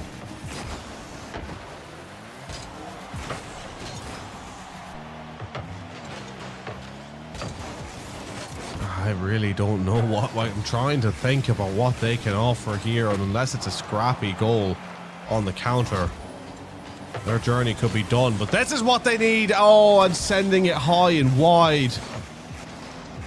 You can't afford a shot like that to be going awry, but a cross back in the center. Laggy Puppy is there, and Central are starting to apply the pressure. But you wonder if that was going to be their last and best chance of the game.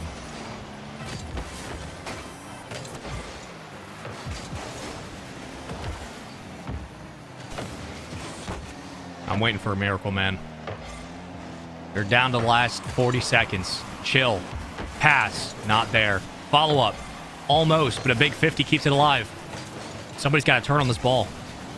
Chills up for the challenge. Just a bit late. And it pinches. Not off the crossbar. A little bit high. Right back into the offense. Waterfall down. Sent towards midfield. Right back into the orange half.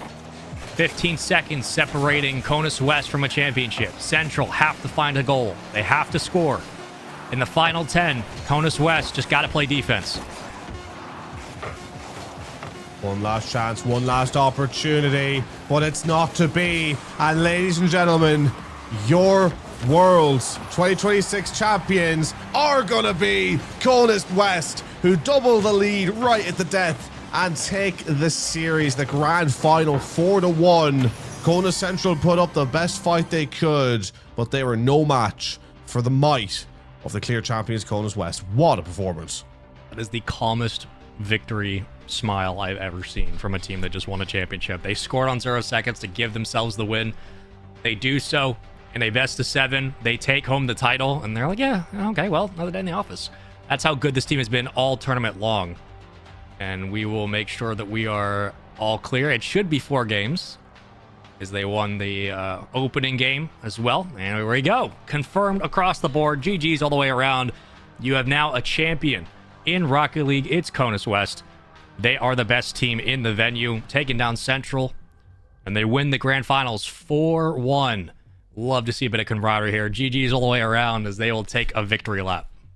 Oh, that is beautiful from the lads, all huddling in. Fantastic performance. I mean, look, at the end of the day, the championship, you could argue, was decided on day 1. We had a clear dominant team who looked almost impossible to stop. But we were wondering throughout who would stop them. And the losers final had us thinking maybe one of these teams can. They fought long and hard to get here, but the grand final has proved to us once again how strong this side are. Conus West, the reason they got here is because they deserve to be here. From the word go, they were just kicking butt.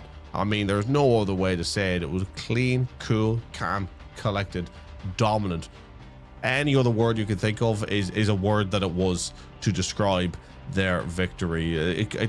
I'm glad for Central that they were able to get a map. I think that's something that they should take away and kind of be happy about. But it looked like it was always going to be West Stay. It ended up being the case, and deservedly so. Massive congratulations to them. Yeah, absolutely phenomenal performance and a rightful win there in the end to be able to not only win this series in 5, but to do so with very little effort exerted. It seems like they close out that game. They get the final goal at 0 seconds, and they're just like, yeah, I mean, we could have been playing a 9-game series if we needed to. They looked so clean, so consistent, and far and away now, clear-cut, the best Rocket League team here we have this weekend. I'm curious how that grand finals could have looked if you were Conus West A playing in it over Central, but Central still gave them a run near the very end. They gave them a chance to fight back and play through some of those contests. So again, it's going to be a real test for more teams in the future to have to go up against this squad and do their best to take them down. But for now, in 2026, it will be West who are your champions and do so in a 4-1 fashion in the grand finals. So we're going to jump to an interview later on in just a bit. But for now, we're going to go to a quick commercial break. When we come back, we'll have some nice ceremonies for you guys to take a look at and interviews with our winners. Until then, don't go anywhere.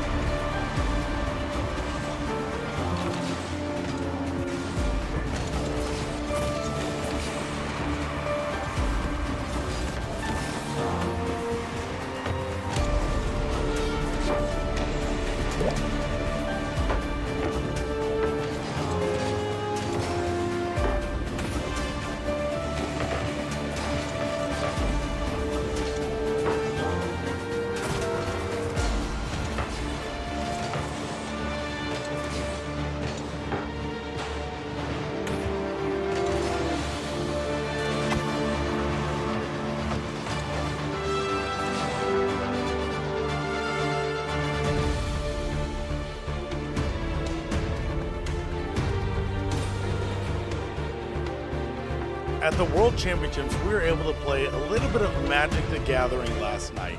Travis Gaming hosted a Bracket 3 Commander Magic the Gathering tournament. We're able to give out some awesome prizes and even a trophy to the winning competitor. Speaking of winning competitor, I got my man here that was able to take down the competition. Tell me a little bit about how last night went. Well, you see, coming in from Bandera, Texas, I wanted to learn a new game, and I took it serious. I'm a sore loser, you see, so I ended up getting in that damn tournament, and I slung me some cannon, and I pulled the victory, and it was magnificent. And I tell you what, I'm gonna win again. Lady Luck, let's see what you got. Finale of devastation. In response, Pact of Negation. Do what? Counter your spell.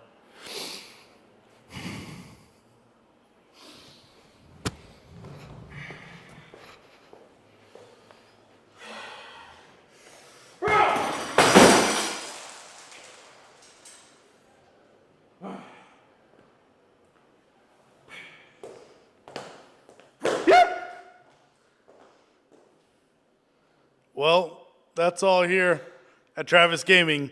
Hope to see you at the next event. Yeah, I'd be doing the same thing if I got Pact of Negation as well. I can't lie to you.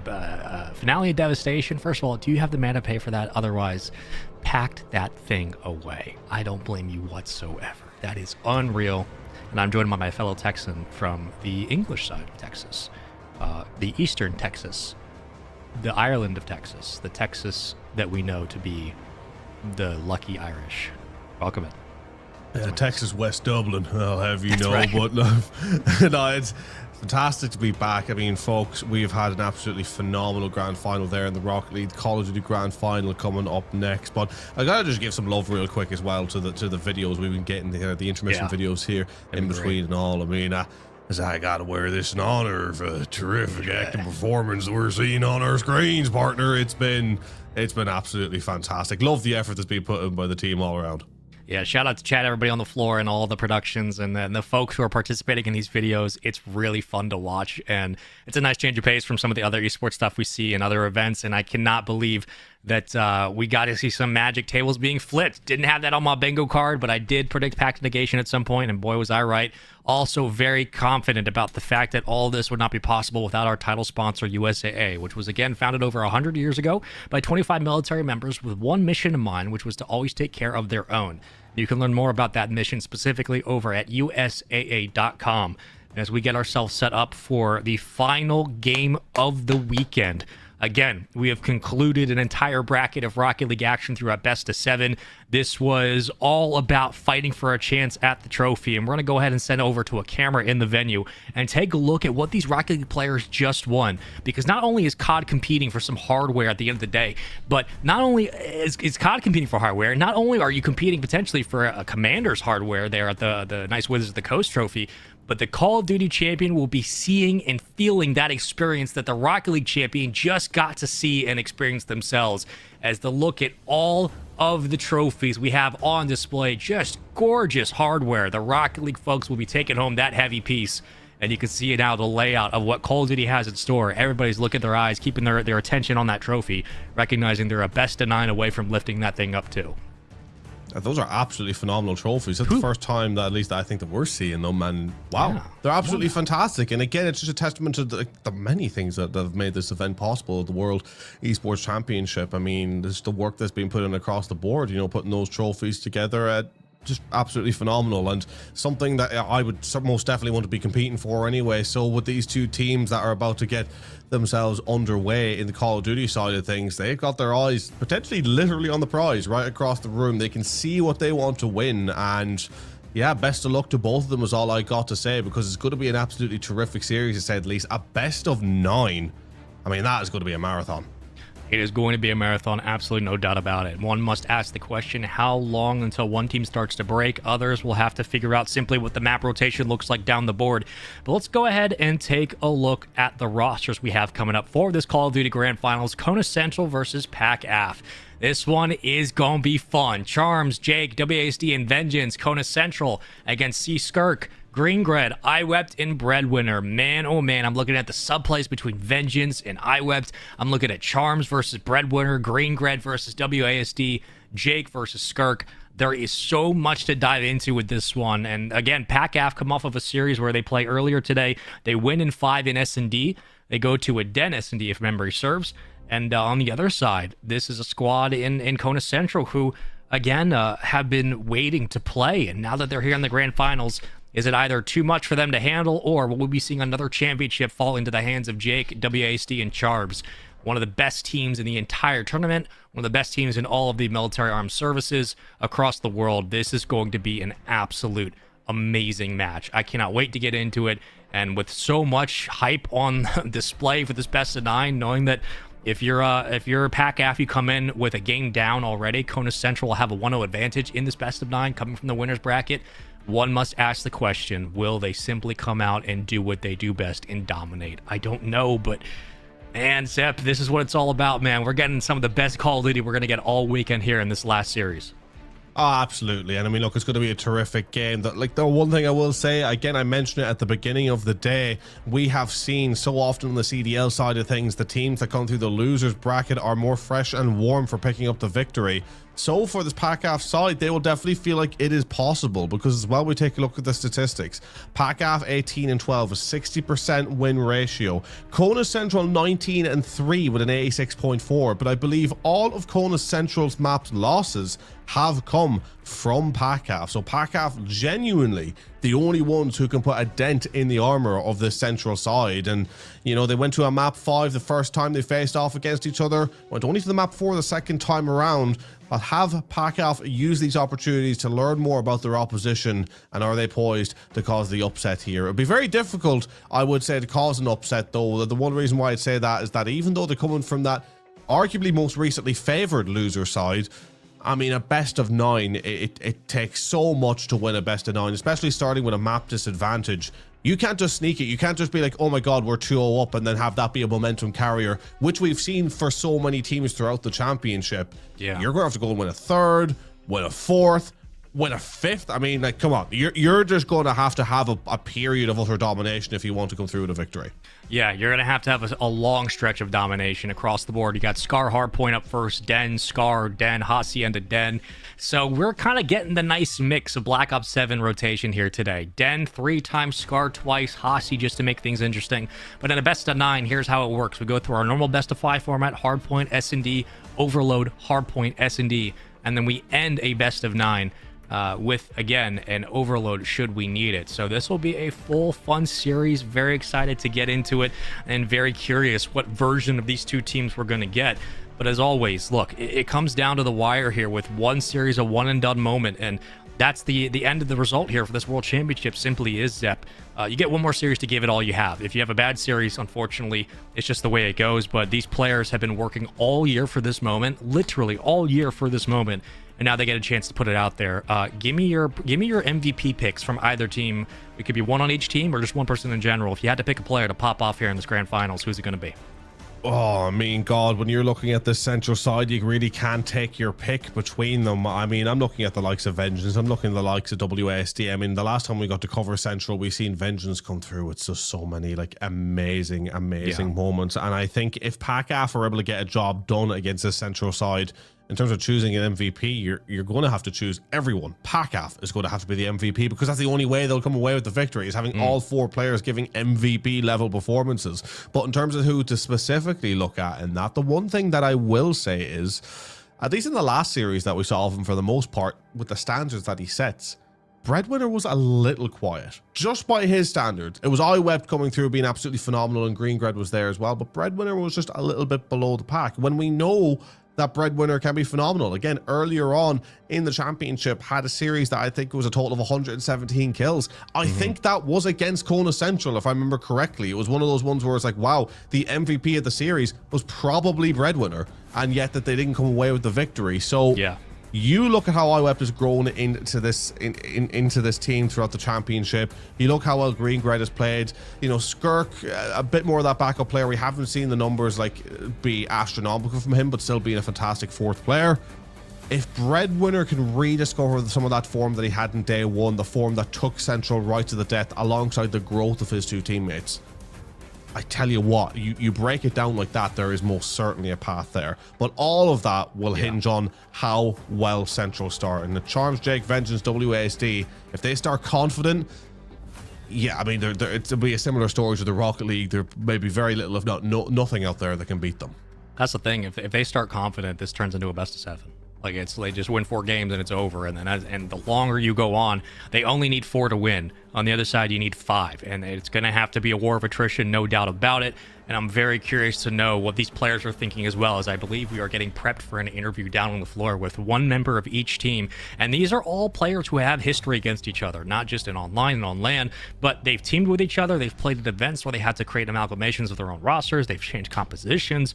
And now I'm curious if there's any specific maps. I know that they have their own picks and bans, but if there's any maps in this interview that they're going to hint at about how they're feeling on the day, because we talked with the Rocket League squad and they were saying, look, yeah, we want a demo, you know, we're feeling really confident, and they were feeling quite confident. But COD is a different beast, and I'm curious at what stage we're going to see kind of the rightful egos of these players come out and who is the first one to pop off, because it feels like we're in for an absolute treat of a grand finals. Again, this is a best of 9. There is no immediate reset. There is no extra advantage outside of that 1-game win from the winner's side. So you come into this, if you are WASD and company, and you have a 1-game advantage, which is not only really important for the mental of this team, but it gives you something to fight for, knowing that you're 4 maps away at this point. You're like, look, we done everything we have to correctly be in the spot for this tournament. We're in the grand finals. Literally just play a best of 7. Just get in there and play the game you know how to play.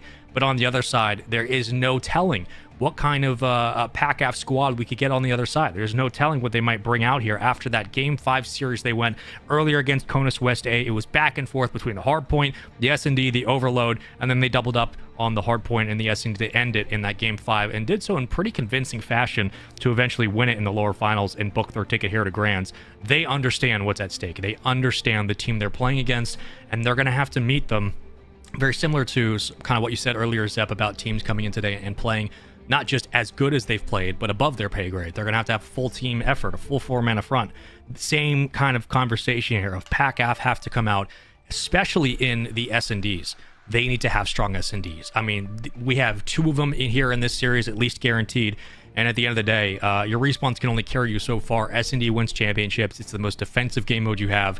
And if you can't shut down the likes of Charms or Jake, it's going to be a real long/short day in the office for this grand finals. Give me your prediction. I mean, I guess I just am looking for like series score. Are we going a full 9 games? Are we getting a quick sweep? Like, where's your vibe at today? What is the internal intuition feeling like? To be honest, to keep it pretty short and sweet, just looking at the map mode combination that we have coming up against Scarden, to begin with, that feels to me like one that will favor Kona Central a lot more, because I feel like they've done a great job on the scores against PACAF the last time out. But when we move on, Hacienda Den Sake Gridlock, I mean, that gets a little more open-ended. That gets a little more chaotic. And I think that's where PACAF begin to think that they have a chance. But I think these scars are going to be a massive issue for them, which is why I'm already looking at map 1. I'm thinking, yeah, get that hardpoint 1. A scar overload can run away from you quickly. So get that job done on that hard point, get it out of the way, get 1 in the bag, and at the very least, as long as you take it to the back half, you start to open things up for yourself. You do. You start to open up so much of the field, and if there's one thing that these players know besides each other, is how to make impact plays in important moments, and 2 of the best players who do that this weekend have been WASD and C Skirk. And with that, we have him down on the floor for an interview before our grand finals. Chad, take it away. Teams in Air Force Gaming for Call of Duty Black Ops 7. I got the Team PACAF Skirt, and I got Team Central with Waz. Skirt, what are you guys going to do to dominate Central in this next match? We're going to come out as a team. We got nothing to lose. We're going to come out and dominate. We're hoping to take S&Ds off and be the first team to finally do it, and just absolutely dominate. When we're all firing on all cylinders, like, we can't be touched. We did that earlier this week in scrims. We've done it on earlier maps. We just got to come out shooting. Simple as that. I agree. I think you guys will be able to take them down. With that being said, search and destroy in there, he said, what are you guys going to do to dominate PACAF? Just keep doing what we've been doing. We've already dominated them twice. And every other team here, so we're just going to keep firing on all cylinders and work on fundamentals. Yeah, I agree. You guys are solid. You have the fundamentals down pack. What do you think is going to be the biggest pitfall in the PACAF game plan? Them squaring up with us, trying to gun us. Our gunnies are better, so it's just not going to work out. I love the confidence. With that being said, their gunnies are better than you, he says. What's one of the broken parts of their armor, and how are you going to whoop them? We're going to find out. I think when we're playing well and it's all clicking, our team strategy is really good. I mean, we've seen that in Overload. We've been playing pretty well in SED today. I think we're just a good team when we're actually all playing together, and we've seen that throughout this week. So you guys have proved yourselves on both sides. You've been competing for many days, and they've been competing online every single day. You guys in the Central are going to start 1-0 in a best of 9. What are you guys going to do with that advantage, and how are you going to clutch up this victory? We had the same advantage at Conus. We just couldn't close out a respawn, so this time we're going to make sure we close out the respawns. Cool. It's only a 1-0 advantage. They need it. What are you guys going to do to shut that down? Like I just said, I think the 1-0 is necessary for them to have a chance. So we're going to hopefully come out, win all the respawns, rip an S&D off them, maybe 1 or 2, and we're going to close it out. Sounds like they're going to lose again like last year. All right, boys. Good luck in that grand finals. We're here. We're about to watch the best Call of Duty the Air Force Gaming and Space Force Gaming have to offer. Back to you at the desk. Can we get an APB on that dude, if whether or not he just choked on a mana rock or not? Because I gotta know, there's a creature behind these interviews who has been downing starter decks for the last hour. I just want to make sure that dude's alive still. Okay, production, if we get a quick spot in over on the poor guy who's either eating lands, or I would hope he's eating counterspells, because blue players deserve less in this world. But let's talk about this matchup coming up, man. This is a title weight fight between these two teams. A bit of even killed trash talk, but you could see there for a moment that WASD was not feeling it. He's like, I don't care how y'all want to approach this series. I don't care how confident you think you are. Our gunnies are better, and what better way to prove it than on Scar? Oh yeah, I mean, look, Scar Hardpoint, it's a place where you could dominate. And look, for PACAF, this one isn't really on the cards for them to win as much as they need to win it. I just had to get a cards pun in there somewhere, because I was absolutely creasing at our beloved card enjoyer in the background. A shout out to him. But look, for PACAF, it's going to be a tough going. They're clearly the underdog going into this one. Kona Central, they're feeling confident, rightfully so. I mean, WASD has just been... I think it's fair to say WASD has just been cool. Like, WASD is just calm about his chances, and he has been like that all tournament. It's the same vibe from him for the whole time. It doesn't really change. But man, PACAF, they have a chance. They have a great chance. They've found form. They've built momentum. They won a great series last time around. I'm eager to see like an upset. I'm eager to see the script be flipped, not for the sake of wanting to see Kona Central lose. I just like to see an underdog story, man. So I'm hopeful we can see something here. But I mean, when Central gets going, it's already been shown that no one can stop them. That's the thing, is that they're a team that has proven time and time again that they can absolutely take over a series in the blink of an eye and not look back. And as good as you are, as good as your slaying has been all series, or I guess all season, all weekend, it doesn't necessarily mean you're going to get out of this one scot-free. And I'm really, really interested to know, again, how WASD is going to come out and approach this opening series, as we'll get the players ready to go and make sure everybody's feeling good for this grand finals. But there is so much on the line, man. A best of 9, a championship, a beautiful trophy as well. One must ask the question, at what point do we start to see the nerves kick in for these guys? Who starts making that first mistake? And when they do, does it end up costing them? Because it seems like the Slayers, at least across the board for both teams, are very comfortable going into this one, knowing that they have experience against each other. But as of recent, it was WASD and company who had the better of their opponents, who took them down earlier in the tournament. So Are we getting a full rematch here, or are we just getting another swing through consistency for WASD and his fellow squad mates? We'll find out as these players get ready.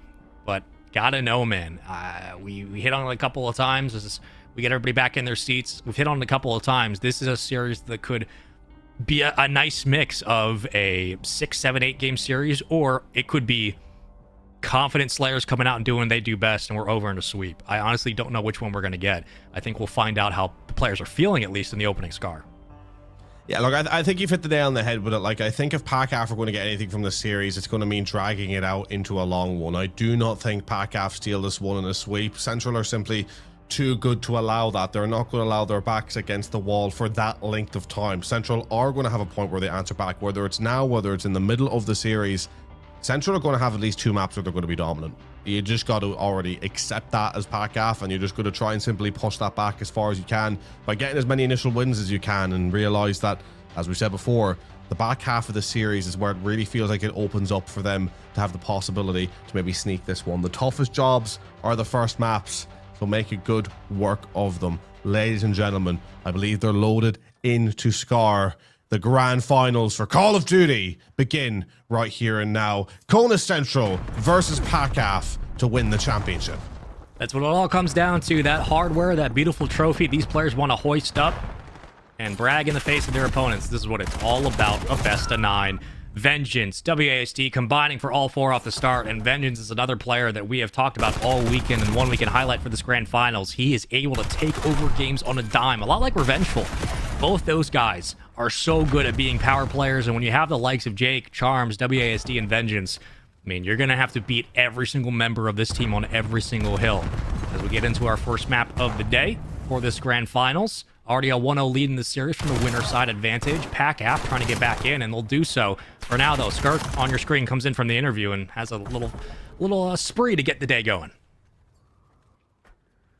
Well, it's been a great start for Kona Central on the overall, considering how cold they may be in comparison to PACAF as well. So to get an initial wave of kills and be up 21-10 is a huge testament to them, and also completely wiping PACAF off any P2 control. Now PACAF have to try and get themselves pushed up from front. Only one player who can maybe cause an issue around the side in Greengred, and he may get some great timing, but also Charms is going to be behind him.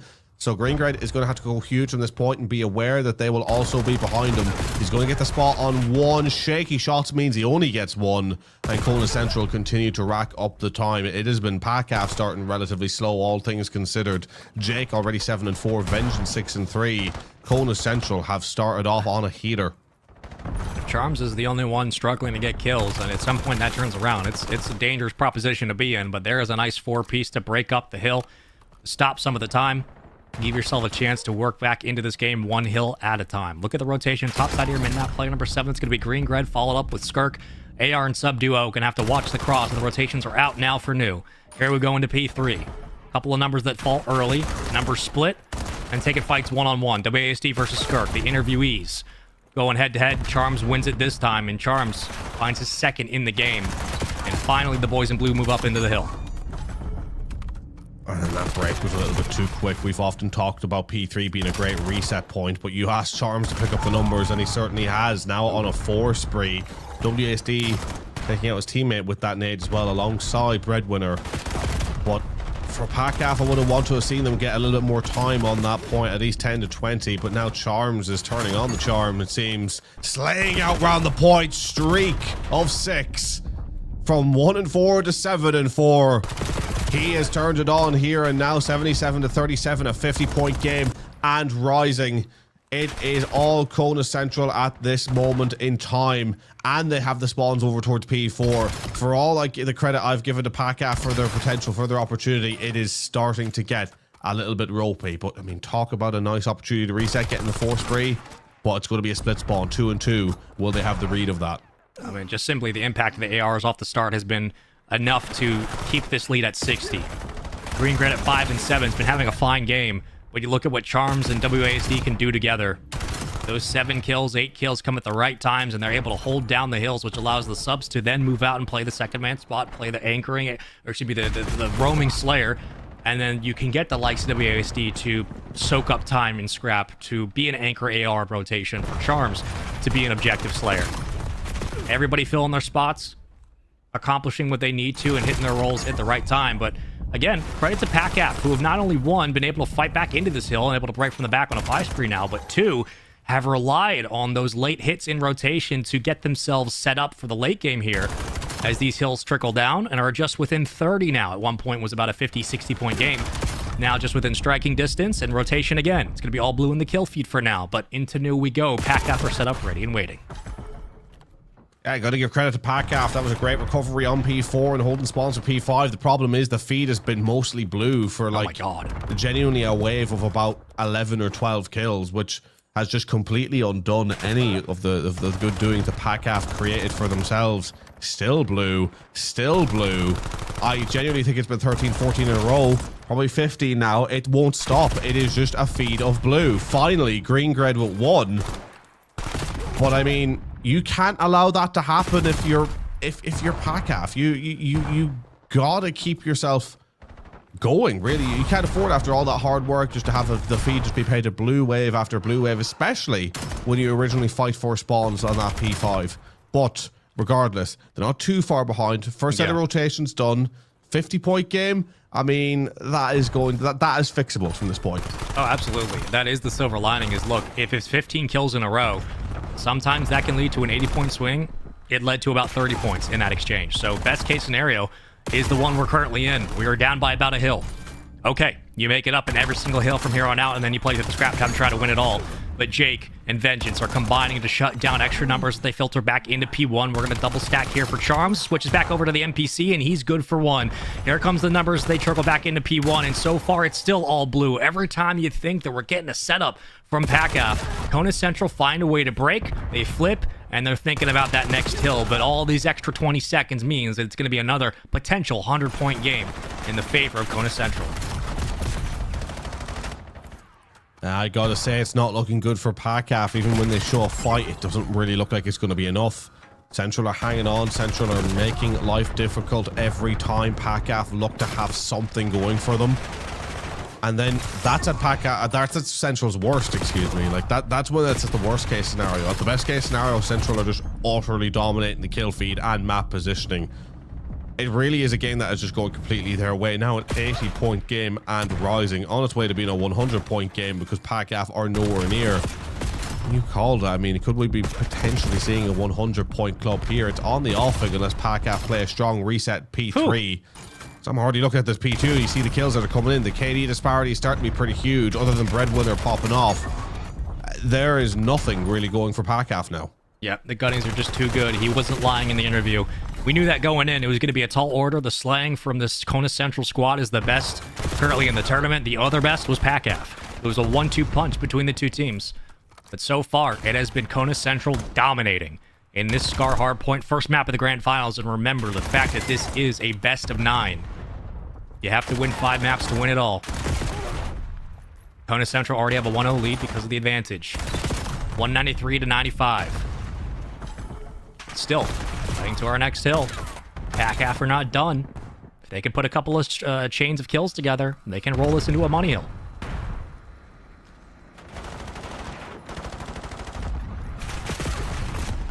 How much did we go with P3? It's a streak on through for Charms, trying to get PACAF off this point, and successfully doing so, and it's gotten quite stagnant towards the point.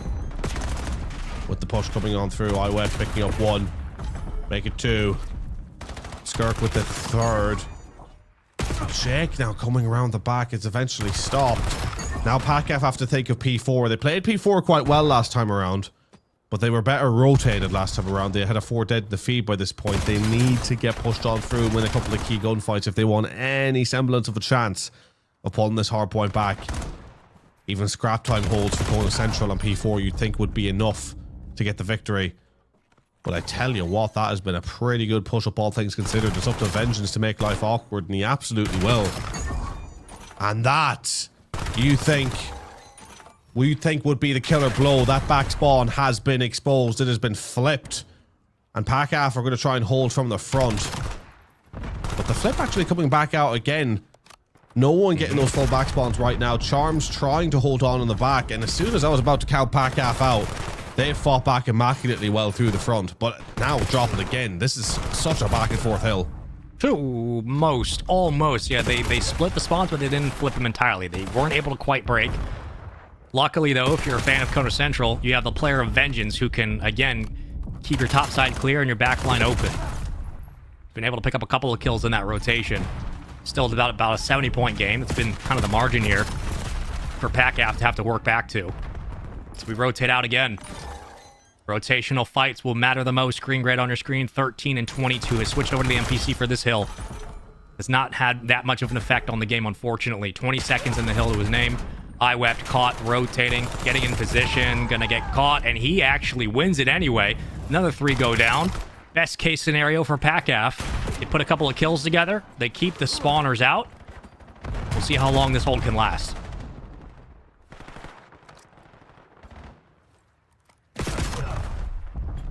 $213 to 175. PACAF fighting so hard to get back into this thing. It's been great on this P5. And they need to keep it going. Terrific back half of the hard point, all things considered, because they were down by 100 points. So the fact they've fought back the way that they have, I mean, so much credit. You got to give to them. Yeah. 217 to 197 nearly. Just 20-point game at the end of it all, and continuing to paint the kill feed red. Hang on just a minute. They have control of this P1. You have Charms in an awkward position, perhaps. But Greengred's aware of the spawns. Oh, he is going to be gutted. He's not won that gunfight. Charms now through at 1 as well. And that would have kept that lane control. That's a big one to lose. But it's any man's game now. And the fact that it is that is a testament to PACAF's ability to fight back tooth and nail.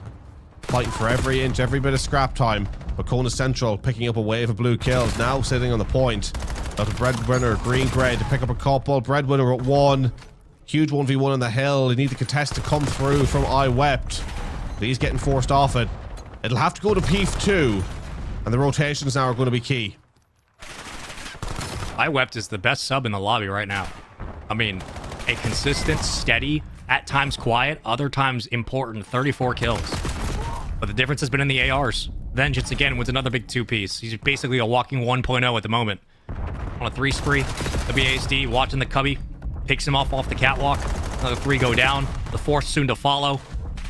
Vengeance going to try to play the flank, and he does. Another 2-piece. This should do it. Anybody else going to get close? You have chance. A race for 1 tick. Maybe a contest. 250, 207. Not going to happen. Game 1 was much closer than it started, but in the end, it is still a win for WASD. They weren't lying in that interview. A 1-0 win. A 2-0 series lead and a best of 9. And man, we got ourselves a real series, man. I thought it was going to be a little weird for a second. A 100-point club was going to scare me, but this time, nah, we got ourselves a series. Well. Amazing. From PACAF to keep it as close as they did. But as you say, Central picking up the first victory there in the Scar hardpoint. And up 2 now in the series on the overall. And I mean, look, Kona Central, they'll be overall happy with the performance, you know, getting the job done. But I wonder will they recognize that there's an issue at hand and that letting PACAF get so far back into it. I wonder now with PACAF, even are they warmed up? I have a lot of questions really just at the end of that one as to what the implications this one has going into the rest of the series. Yes, it was one that I think PACAF needed to try and do well in. They didn't get the victory, but if they've set themselves up with a good form, good vein and momentum here, does that chain well into the search and destroy? Can they pull one back there? And then from there, I mean, shown with a Scar performance that they could hold on to an overloading Scar. And that already at that point starts to send you into the back half of the maps. And that's where I'd see PACAF being a bit more comfortable. So there's still a pathway for PACAF. Even with that first map loss, I would have normally said, right, map 1 loss. It's not great for them. It's not looking good, but in the way in which they lost it has made me think, hang on a minute, there is definitely still a great chance here for them. Mm-hmm. Yeah, it always feels like there's an opportunity. There's a window here for this team to find success. It's just about doing the math down at the end of the day. Again, you need 5 maps to win here in the best of 9. That is the most important part. And so far, you made it much more of a fight in that Scar hardpoint than what it looked like it was going to be. At one point, it was a 100-point club, usually about a 70-point margin. We end up just about a 50-point game. And it was a valiant fight back in the end, but to den S&D and how important S&Ds have always been in our conversations, but S&D wins championships. It is a statement that is as old as COD Esports is, and it's still true. S&D will be the difference maker in this series, and if the ARs are showing up the way they have been for Central, you gotta wonder if that will be enough of a margin for them to sneak out a victory here in the S&D, and if they do that, I mean, they're up 3-0 at that point. They're playing with utmost confidence. Got to be feeling like the win is theirs, and they're just a couple of minutes away from doing it. Well, it's still anyone's game. We go into map number 2. Going to Central. Feeling confident in their ability. PACAF. I say PACAF. They should be feeling full of confidence as well. And I think that they've got themselves in the best position they could ask for off the back of that map 1, having not gotten the win. But they need to not let Central garner momentum. Keep them at bay, trade the rounds. Don't get first blood sniped like you just did. WASD pulling out the dome stick first round. Getting a great shot through. Checkerboard kill feed now though. Jacob 1, I wept at 1 as well. 3 versus 2. Make that a 3 versus 1 as that bomb goes down. WASD having a great start. Vengeance gets blooded. Breadwinner is out. 3 peaks. Great shots, Breadwinner. Almost 1v3s. Holy God. Everybody take a breather. Oh my. It looked like it was going to happen.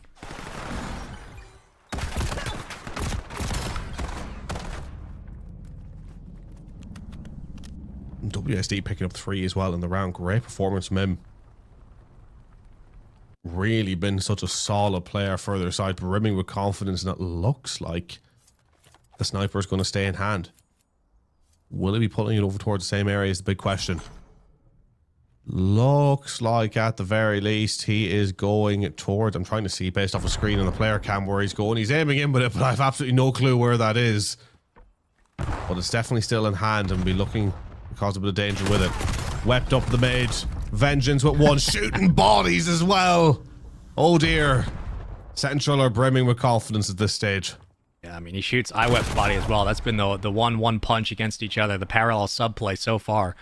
So he recognized who it was and how important that kill is going to be, how important that matchup will be for this series. On the chase is Jake. Jake gets the better of him this time. And the whole team gets the better of the round. A perfect wipe. All 4 up, all 4 down. 2-0 in the S&D. We've seen this many times this weekend, so don't hang your hat on nothing just yet. But it's a confident 2 opening rounds there. Pushing on through and a couple of extra shots once again for Vengeance. And these rounds, the only thing that's kind of a concern really for PACAF is that these rounds have gone pretty quick. Like Central don't look like they're in a lot of trouble as of yet. Only 3 kills in the overall for PACAF in these last 2 rounds. They've been dropping together and they've been dropping quite quickly. And Kona Central back in offense. And WASD is going to be sniping on the outer. Considering we haven't seen sniped too much, it is an interesting strat to bring it into the grand final. Just offering a different dynamic for the Central side here to keep PACAF pushed back and to allow Central more of an opportunity to get pushed up into power positions such as these and to focus on getting the bomb down. They will get it planted just in the nick of time before that nade connects. First peek, good for a couple of hit markers. That's about it. Repeat, Breadwinner. Into the window. He's getting aggressive with that snipe. And finds one, but WASD actually responded onto him and caught him as he was rotating out. Another 4 go down. Breadwinner had the sniper on the rooftop, but WASD had the angle. Now 3-0. That's just dropping too quickly, PACAF. What can he say? Like, it's just everything that Central is doing right now is working. More body shots for Vengeance. And I remember for PACAF, I think the last time around when we seen it go to map 5, where PACAF done a lot of their heavy lifting, it was in the hard points. Yeah. And I remember the search and destroys being a bit of a sore point. The overloads, I think, bit of a 50-50. But But for Kona Central, I think really their home now is the S&Ds, and PACAF haven't been even near finding an answer yet, and potentially already halfway through the search and destroy unless something changes. The quick plan's going to come through. Skirk's going to get the first blood. And it looks like they're going to have a good opportunity here with this bomb down. Only Jake out in the mid to maybe cover the angle, offer something unique. It is going to be WASD joining him. Snipe in hand, maybe he's just going to cover the site, but this has been a disciplined hold now from PACAF. Yeah. Trying to run the clock down. I mean, they have a great setup, but if you're Jake, you need some help from WASD. If they find that first pick, it at least makes Dojo scramble into their setups, but it's not going to happen this time. The defense, way too strong. Post-plant positioning is perfect. WASD last alive, hoping for a quad collat. On a force breed, just going to play his life. Yeah, good play. Good play, WASD. A streak might be in the offing at some point. PACAF getting their first round on the board, a much needed one. That was getting very ropey very quickly. But they lock in with a solid offense again. The first blood proving pivotal for them. And once they get the bomb down, as you say, the hold was very strong. You get PACAF in the positions they want to be in. They themselves look unstoppable. But the problem for them, I think, is getting into those positions without sacrificing too many lives. And to do it on the offense is good. But now I want to see how PACAF prevents Central for getting comfortable going forward, because Central, on their last offense, just broke into A2 easily. Yep, just way too easily. And credit again to the heads-up play of WASD knowing, look, you're not going to win the round, but you better save that streak. See if we can keep it going here. Vengeance gets aggressive right up the gut. Finds the opposing AR. Skirk wept 1 and 3. Breadwinner at 3 and 3. And a monumental round here in round number 5. WASD is just feeling it. He knows somebody's in 10. He's got an inkling, an eye. Gotta be careful. Breadwinner a little too smart for that one. They have the advantage. They haven't planted yet. One must ask the question, is it worth the shove at B? Are we going to double back to A? We will. And now does Skirk recognize that nobody's at mid-map and how quickly that rotation could come through? It feels like they're a little bit slow to recognize this, to be honest. If I am IWEP now, and as he's doing, rotating, going to try and at least get some information or a pick and get out. But going wide, unless you get the double, you're going to get isolated. You're surely traded out from here. But he hides. Central don't get overzealous and peeking for him, which actually kind of suits PACAF. 3 versus 3 now. Smoke into the site. Breadwinner coming round the side. Huge win for Breadwinner.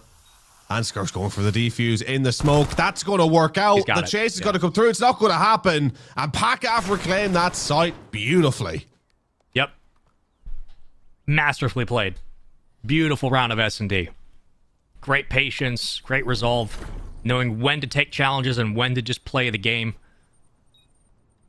Could not have asked for a better start. After the opening 3 rounds. Again, down 3-0 and have bounced back so quickly. Onwards we go to round 6. Charms yet to get on the board for Kona Central. All of the damage been coming from Jake, WSD, and Vengeance, and you wonder if Charms gets on the board as well. Will that be enough to start pulling away with this one? But for PACAF, they're finally starting to get a couple of rounds on the board and looking a little bit more like themselves, as we didn't really see what they were capable of in Search and Destroy right up until this point. Now trying to force the issue at B.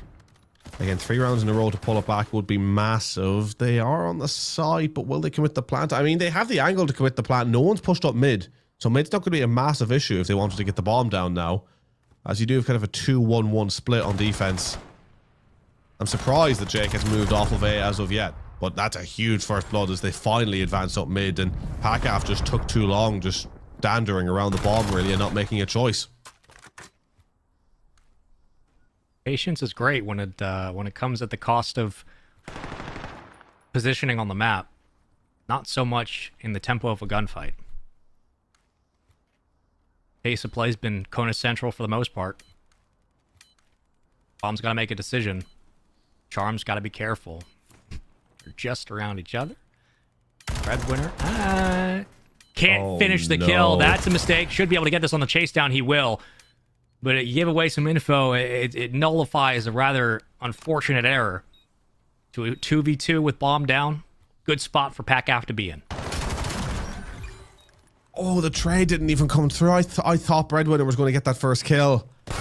Skirk's going to have to get one, and he's been spotted as well, and that has crumbled. And I have to say, that was not a good round from Pack-Af whatsoever. They dawdled over at B when that bomb could have gone down a million times over. Then they rotated out. They were slow to get the bomb down. Breadwinner could have waited until the bomb planted or closer to it to take the shot so that the defenders would be further away. And then picking up the kill, it was risky, and then Breadwinner wasn't able to pick up the kill before getting traded out. So multiple areas in that round where, if you're a Pack-Af fan, you're wincing a little bit. And that would have been the round to pull it all back, in an offensive round at that as well. It would have been huge. Still not out of it though. But what I will say is, to be going in to map 3, 3-0 down on the score in the best of 9 is not where you want to be. Nope, not at all. One must ask the question, what is it going to take? Other than a first blood again on Breadwinner. One of the more aggressive subs in the game is out of the round at the moment. Kirk gets out. Wept on a long flank. Charms ready for it. They're going to run into each other. Does he peek the right side? Does Wept peek? I mean, you have to. If you're going to go for the jab. He doesn't. Oh, Wept. He doesn't, and Charms reads it to a T. How you can go on that long flank and then proceed to not check that corner is mind-boggling to me. You check the left corner, check the right corner. I mean, you might as well. Those are literally the last 2 hiding spots that prevent you from doing the full flank. And you sacrificed 50 seconds to a minute going on that full flank. What's the problem with sacrificing an extra 2 seconds just to make sure that your right side is covered? Because then you get that kill. You actually have a chance to collapse in on that point. You've got the defenders looking both ways, or the attackers defending the site. And not getting that one just makes it ever so simple for Kona Central. And I think that's the worrying thing for Pack-Af. This search and destroy in general been looking a bit too simple for Kona Central. One more round. That's all you have left. But the defense will not go quietly, and Pack-Af will not slow down. Trades back and forth to a 2v2. Wept. Breadwinner. WSD and Charms. That at least gives you info. Now they know the call is likely going to be A. WSD in a good spot. Charms gets caught in the back. I don't even know how Breadwinner saw him over that. That's insane. WSD in a 1v1. Goes for the knife. Oh my god. Oh, brother. Oh, hell no. Hell no. That's insane. Oh man, that is a morale momentum killer. If you are Pack-Af, you must just be thinking, oh my word, that was a chance for something. And we get taken down like that. That's a statement from WASD. That is a statement from Kona Central. A side who genuinely, again, in the back half of that first hard point, looked shaky, looked weak, did not look like themselves. My word, did they make a statement in the hat, search and destroy. Multiple body shots, multiple round wins, bringing out mistakes in the Pack-Af roster, and then coming through with a knife kill just like that. Oh man, how do you recover now if you're Pack-Af? GG go next, shake it off. I mean, granted, would you have likely won the S&D at that rate? I don't think so, but to lose it in that kind of fashion, it's very easy for that to be a tilting moment, but you got to shake it off. You need an IGL, whether it's Breadwinner, whether it's Kirk, to say, hey, just not our game. It happens. You move on. You have to have a short memory, man. That was a brutal way to finish this S&D and a bit of a statement. With the way the confidence of this Central squad is flowing, couldn't have asked for a better finish for them. Again, 3 maps down, 3 wins, 2 maps down, 3 wins in total. They are now playing a best of 3. From here on out, everything for them is a best of 3. They have to win 2 more maps, and they will win the entire thing. And like 2 more maps for them you look at the rest of the maps that are in this series, that is so possible. I mean, what have we got left? We got Scar Den, Hacienda Den, Sake, and Gridlock. I mean, Scar Overload, if they're feeling confident, things are going to start looking very, very ropey for this PACAF side. A Den Hardpoint, maybe they would struggle on given the hardpoint prowess of PACAF. But I mean, after that, you pull into a Hacienda Worth, which I think at this stage, given what we've seen from that S&D, will be Kona Centrals all day long. Yeah. A Den Overload as well off the back of that Search and Destroy. I mean, it's a take your pick as to where you could see Kona Central potentially win out in this one. For PACAF, you have no choice now but to cause consistent upsets. You got to go in and you got to just start, you know, winning games you haven't been expected to win. I know I said the back half looked better, but you still need to survive in that back half with momentum now not fully being at your side. Looking back, I think they're really just going to start ruin that Scar hardpoint and wondering why couldn't we get the victory there, because getting at least one victory there, even with an S&D loss, would have still left this series very, very open for them to pick out more stuff. The S&D is a trend center for sure, and after that knife at the end, boy oh boy, things are getting dicey here. Let's keep it going. Let's get into our overload, but again, we have to take a quick break, because when we come back, we keep this series moving. It's the grand finals for Black Ops 7. 2 maps away from the win, the title, the trophy, the championship for Central, but can PACAF respond after that weird round number 10? 8 is actually the round it was. We're going to go to a break. When we come back, we continue on.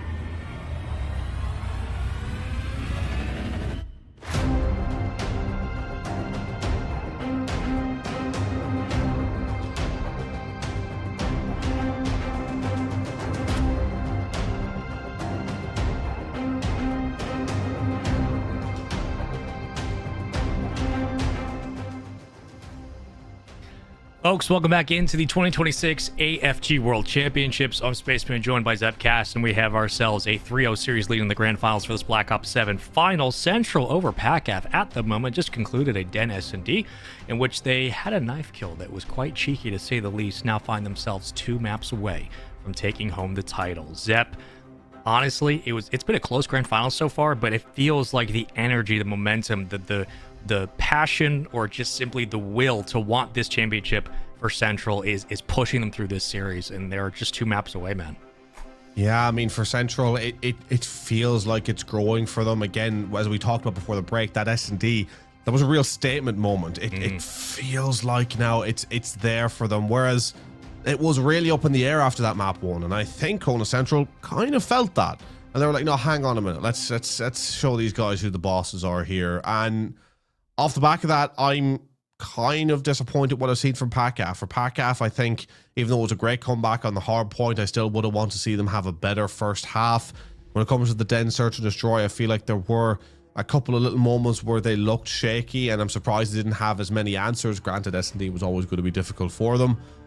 And I just feel like we haven't seen the best of PACAF here, which is a shame, but that can happen to teams at times. They don't always bring their best games into the grand final. Still plenty of time to change that, but it's just that they're going to need to change that now to such a degree to where I don't know how that stays going for more than 2 maps. You could say they sneak a Scar Overload, then they come back into hardpoint form for the next map 4.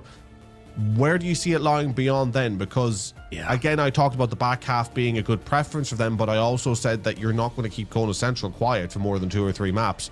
So now how I often talk about in hardpoint that you can play the scrap time and win from a certain point, you know, Kona Central could almost play the scrap maps theoretically if that was a thing, and still come away with the championship victory. That's an excellent point, and that's kind of the danger now. Again, you're down to a best of 3 situation for everybody else, and in the back of your mind, it's obviously 1 map at a time, and knowing that you have the gunny, you have the mechanics and the skill to be able to bring this back if you're PACAF. But the only question is, do the maps help you in that regard? And I got a feeling that it's going to get harder and harder from here on out. The closer that Central feel that they are to that title, the more aggressive they're going to play. These guys are not going to give you anything for free ever. So this is going to be a real tough matchup coming up. We'll see what exactly PACAF can do, but for Central, you're 2 maps away.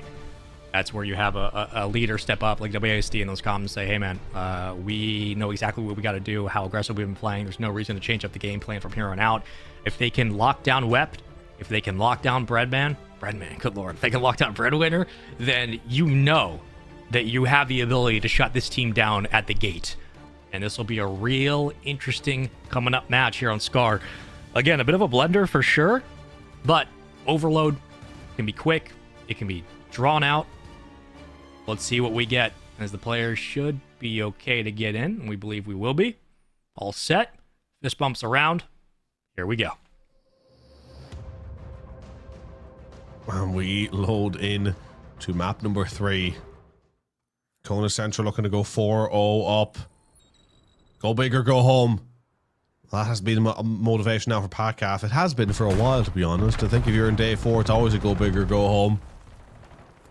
But I mean, they really got to do the job now, and starting off getting dropped the way that they are already. A bit of mid-control. Skirk picking up 1 before getting dropped, and look at where Vengeance is at, picking up 1. Can he get the second? He actually can't. Pretty good recovery from PACAF to begin with. And now Kona Central trying to go up again, but Jake with a huge 2. And I mean, if they can pull out, if they can just keep pulling 2 pieces out of the bag like that, it's going to be a long day for PACAF. Jake with another Charms at 1, Vengeance at 1, that's 3, and you would think that's going to be the Overload through. At this rate, probably, yep, after that kill, absolutely. 1 goal up, 1 goal down, and they've got the spawn trap. This is one of the toughest ones to break out of. It is a bit of a favorable side, sure. But Skark's going to punish Charms for getting over aggressive. Jake is there to clean up the scraps. Oh no. Okay. I was a little scared for a second. Breadwinner does come away with the win. And finally, PACAF will break out of that hold. And now with a chance for their own rally. Central having to fight back as PACAF find a bit of form, find a wave of kills down that lane. And even that one up. 3.5 minutes left to go in the first half. PACAF slowing down the bleeding and actually evening this one back up. I really did not have that at the cards, and now potentially relaying this one. Hang on just a minute. Central with a great start, but PACAF have been relaying this one well. Back to center, now in the lead. And panic stations have turned into a little bit of control. Green Grid yet to pick up a kill. 0 on 7, been completely stifled. What I think is even crazier, the fact that it's essentially been a 3 versus 4. PACAF have gotten 2 overloads against the Kona Central. That is a bit crazy. It's gonna take performances like this, though. You're gonna need a little bit of magic. A lot less pressure in spawn. Trying to push it up. 2, 3, Vengeance and Jake combining for a bunch, and nobody picked up the EMP. Nobody picked up the EMP. Kona Central had a free look at B. And they didn't move the objective forward. Now have to do all of that again.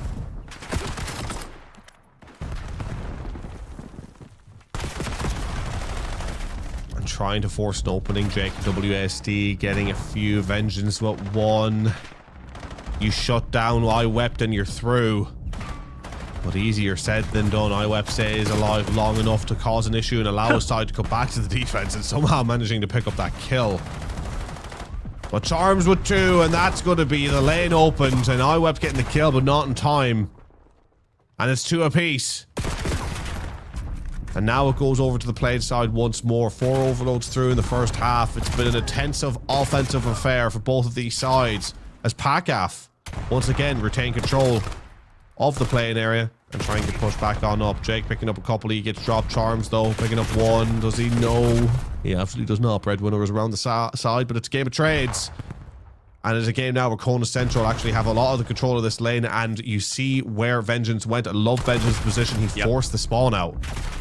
Yep. And now just trying to stay alive, but eventually PACAF clean it up. Yep, they were trying to set up the rally. Fortunately, it was Jake who went down towards mid-map, so once he goes down, that entire push kind of dissolves. Because at that point, Vengeance is out of place. Stuck out of the fight. The only way to get out of it is by getting a wipe from WASD, but he's able to find 2, so things still look viable here. Skirk on your screen. 2 tagged for a fight, but enough for a shallow at least. Gonna try to sneak his way around. Not gonna happen. Vengeance gets 3 in the process. An extra nade for good measure. And they knew exactly what they needed to do off spawn, all the way up the map as well. Vengeance already getting towards their spawn, causing problems. It's an open lane up mid-map. It's just about the kills falling in suit. Oh my word. Great last-ditch defending from Kona Central to keep this one even Stevens, but PACAF get another clear of 3 and have a chance to move on up. Vengeance trying to get a second. He gets it, and now that's a 3. Oof. Gonna just force this as far as he can. Vengeance. Breadwinner there though, holding on 19 by the way for Breadwinner. It's 19 and Vengeance here, or Breadwinner and Vengeance here. I said 19 and 18 between the two of them. It is neck and neck, so close between the two of them. And as it looks like we're going to round on down for the halftime. 2-all going into the second half. Great game between these two sides. They almost had that pickup. They pushed that EMP forward. They played it really well to move that front line up. Second tier defense fell. I think if they get a kill literally a second earlier, 1 second, they get their hands on that EMP and it's a 3-2 game. They get one before the half. Take a look at the final kill cam. But Vengeance doing what he does best, being a nuisance. Catches the off timing off spawn. And gets his team in a position to continue to rally that EMP home.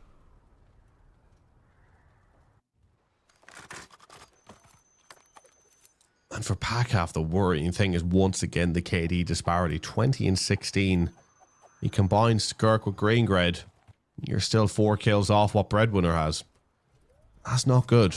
Kona Central, on the other hand, it's consistent across the board. You're relying on the 4. But what I will say, that leaves more room for growth for PACAF, and the fact that this game is currently evenly scored, if that growth does come true, then there's a pathway for a pretty nice victory here as they try to push to be already. Getting pushed up, getting a nice wave of kills. iWeb surely going to be on for another. He gets it. That's 3 down, and that's a guaranteed overload through.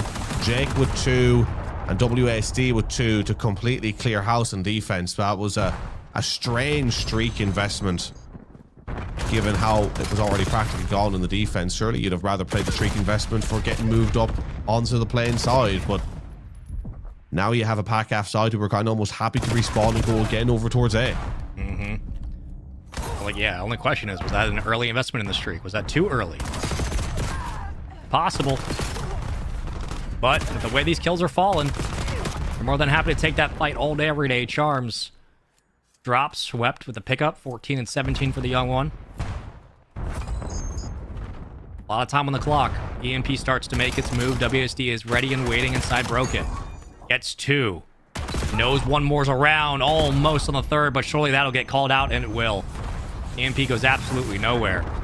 And they will take their time getting this back. Another investment. It seems like, at least with those 2 streaks, they're trying to play for the spawn trap. They know they have good side, and because they continuously streak one player off spawn every single time, they are trying to force this spawn trap as quickly as possible, and it's working. The investment's for a reason, and they get themselves back to a tie game. Yeah, great call on that spawn trap, because they are just trying to set that up, and it's going to allow them to relay for 2, and that 2 puts them straight back into the lead. Terrific play from Kona Central.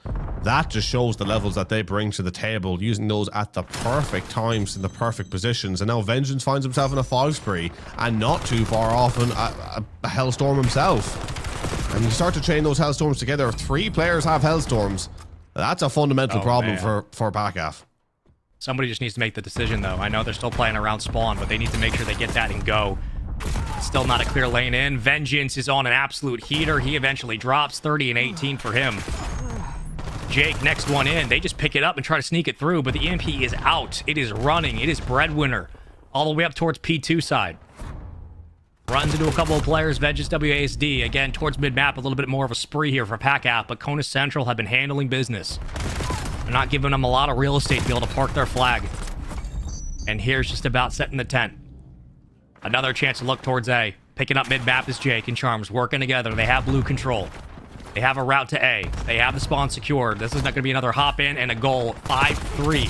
Slowly but surely, the boys in blue are running away with this game. Not looking good for PACAF. And again, I hate to be a harsh critic on this, but I think your main issue, your only real issue, is just the KD disparity in those bottom 2 players. I think it is simply numbers that are just too low to contend in the grand final. I mean, you have 24, 27, 26, and 32 for Central versus a 23, 29, and then a 15 and a 12. It is genuinely like having lost a whole player, perhaps a player and a half's levels worth of kills, considering how much Kona Central are slaying as a 4. And the fact that PACAF have kept the scoreline so close, given that, is commendable to the tactics that they've brought to the game and to how efficient that they've been in making the most of their limited opportunities. But Central just slaying too much. And again, this has been the concerning thing. I talked about it on map 2 as well. This is what's worried me, is that for Central, it was simple enough in the S&D. They should do the simple things right. I think for this overload, especially in the second half, it's been simple again. They've pulled out some great plays, but it's just been slay out in the right areas, and you'll have enough of an opening to force it through. I mean, again, I come back to the streak uses, where we've been harping on players all weekend for using streaks at the wrong time, which there have been. But the very clear, decisive investment of using those Hellstorms back-to-back, the way they did, the cadence in which they used them, tells you everything you need to know about the mentality of this Kona Central squad. They're using the streaks to establish the rest of the game plan, to get to the end game of this overload. It was not about trying to dominate in any other way than the spawn trap. That was their win condition. And they were going to use everything they could to get that possible. To make that possible, I should say. 5-3.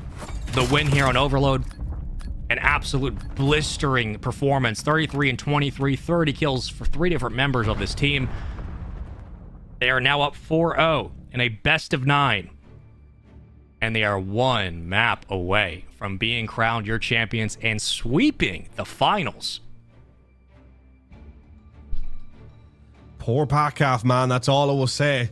I mean, so much credit has to go the way of Kona Central for what they've done here in this game. They have looked strong, and coming into this one cold as well. The fact that they even started off so warm in the hard point is a testament to their ability.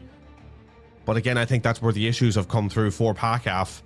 You were catching a side who were supposed to be really cold in that first hard point, and If anything, you're the ones that started off cold, and it was evident by how much you were able to pull it back and the ability you clearly have. And then a map 2 where they just couldn't come through with any fixes, and there was a couple of shaky rounds, and then a map 3 where you're just simply not slaying out enough. I mean, the problems are evident. It's not coming down to nitty gritty little moments here and there where you could argue it could have gone any which way.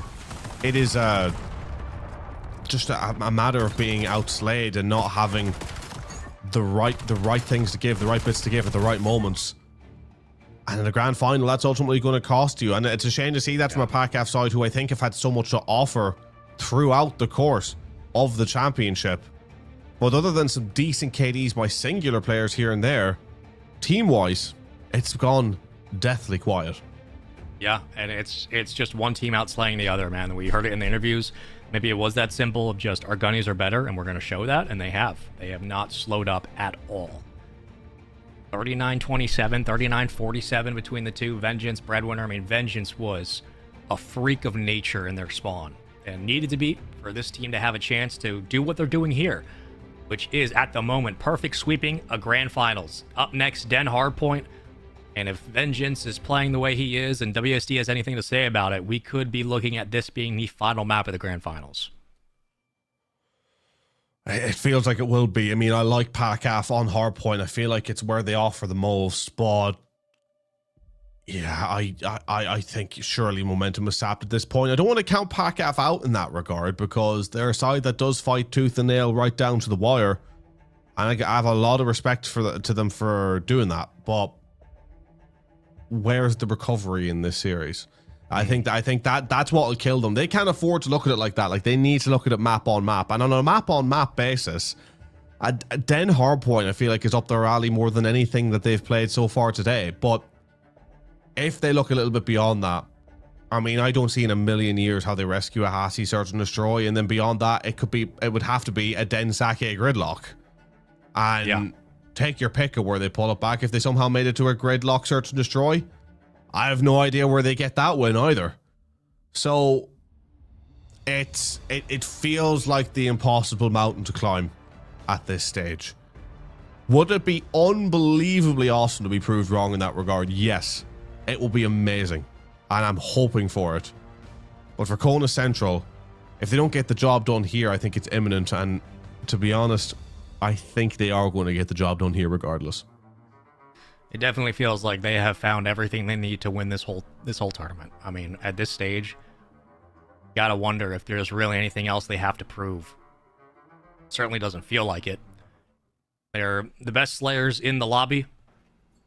They're playing the best respawn we've seen this weekend. Their S&D is as clinical. And we have more respawns on the docket. Remember, it's not just about getting through this hard point. It's also about all the other maps. And once again, another quick wipe. All four go down. And a hot start for Kona Central as they take off the opening seconds. And will find themselves the first lead here with this hard point, but still within P1. A lot to fight over as we get set up for the next.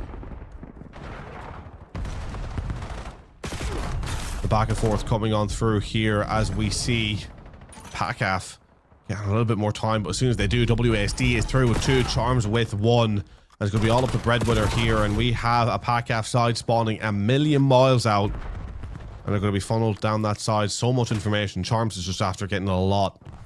They know where they're going to have to look now, Kona Central. Or do they? They're pushing out quite a lot. I'm surprised Charms did not see the amount of players rotating around the back. Maybe it wasn't communicated. I'm not entirely sure. But the fact that Jake is sat so far out, when Charms clearly would have seen at least one player rotating through that side, and surely I thought would have seen more, is an interesting one to me. But hey, I didn't have the exact POV. I'm kind of just doing a little bit of guesswork there. But at the moment, it is PACAF who successfully made their way around the back, have gotten onto the point, have the spawns.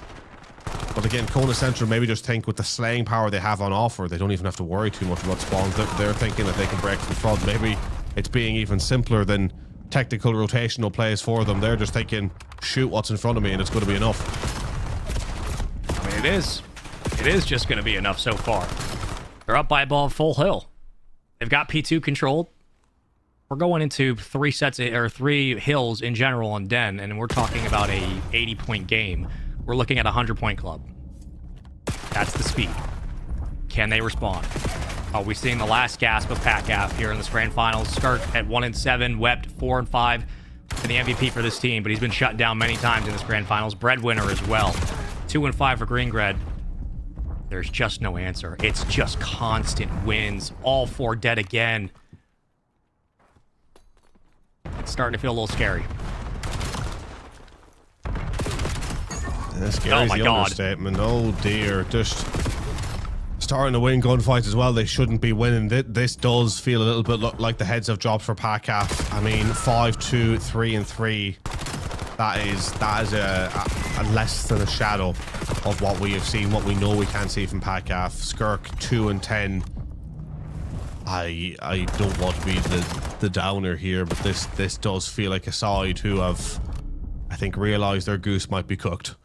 Kona Central are getting themselves rotated over again. PACAF positionally have been making the right plays. The way they rotated to P2, trying to rotate to P3, and tried at least to get to P4, but their hearts aren't in the gunfights, and you can tell that. It just feels like they got the wind punched out of them, and they recognize the mountain in front of them is too steep. It's tough when you get in a situation like this where you come into a finals and you realize that not only do you have to win 5 straight maps, but you have to slow down the slaying of a Kona Central squad that is so focused on making sure you get nothing in the respawn. Man, it's tough. Down by 100 points.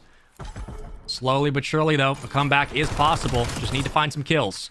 At the end of the day, hard point just comes down to kills. And if you get a couple of sprees, all of a sudden it's a brand new day. 130-26. Well, it's possible in the same way that it's technically possible to come back 2-4-9-0. It's technically, mathematically, by the logics and bounds and the rules of the game possible. But that feels like it would be an equal possibility here as the PACAF pulling it back. I don't know how PACAF do it. IWEP 10-10, pulling up the numbers just a little bit. Breadwinner's not too far behind, and we know he has that ability. Those are your key points. If they can start that here, and while I've been rambling, they're holding a lot more time in this P1 than I ever thought they would. So, I mean, to your point, you chain this decent time with a good P2. They're somehow back into this one, but I can't believe that how that would happen given the difference in the KDs. 15, 14, 9, and 11 versus 10, 5, 8, and 9. I mean, it's night and day. And yet, off the back of that, we're seeing PACAF hold, what, 40 seconds? 35, 40 seconds of P1 of all points? That's a bit insane. Is it enough? Can they find any second gear? So far, the answer in the kill feed's no. We'll see, though. Into P2, second set of rotations.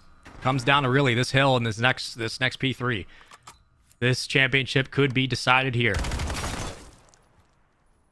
Nice shots early on.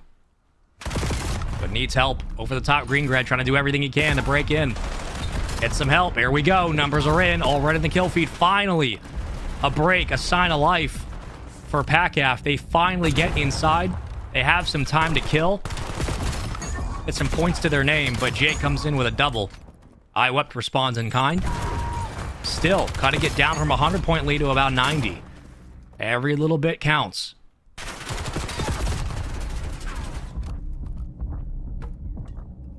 I'll commend PACAF for the fight back here in a couple of these points because they were offering nothing for the first full set of rotations, and the fact that they held a bit of time on P1, holding the scrap in P2, like, listen, as I said, they know their goose is cooked, they know the day is probably done.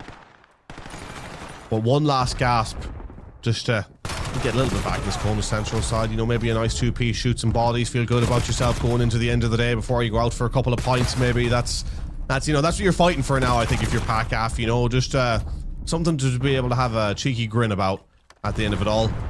But of course, Kona Central, they'll just be able to answer back with a picture of that. Not even a picture, they'll have it in their hand, the beautiful trophy. That will be what they can offer back in response. It looks like that is inevitable at this point, as they just keep getting better and better, better. I mean, we've talked about so many strong names for the side. I mean, Jake now 23 and 15 as well. Jake, he's had moments, but he's not one you to often look to. But now he's slaying out like it's no man's business. He's piecing.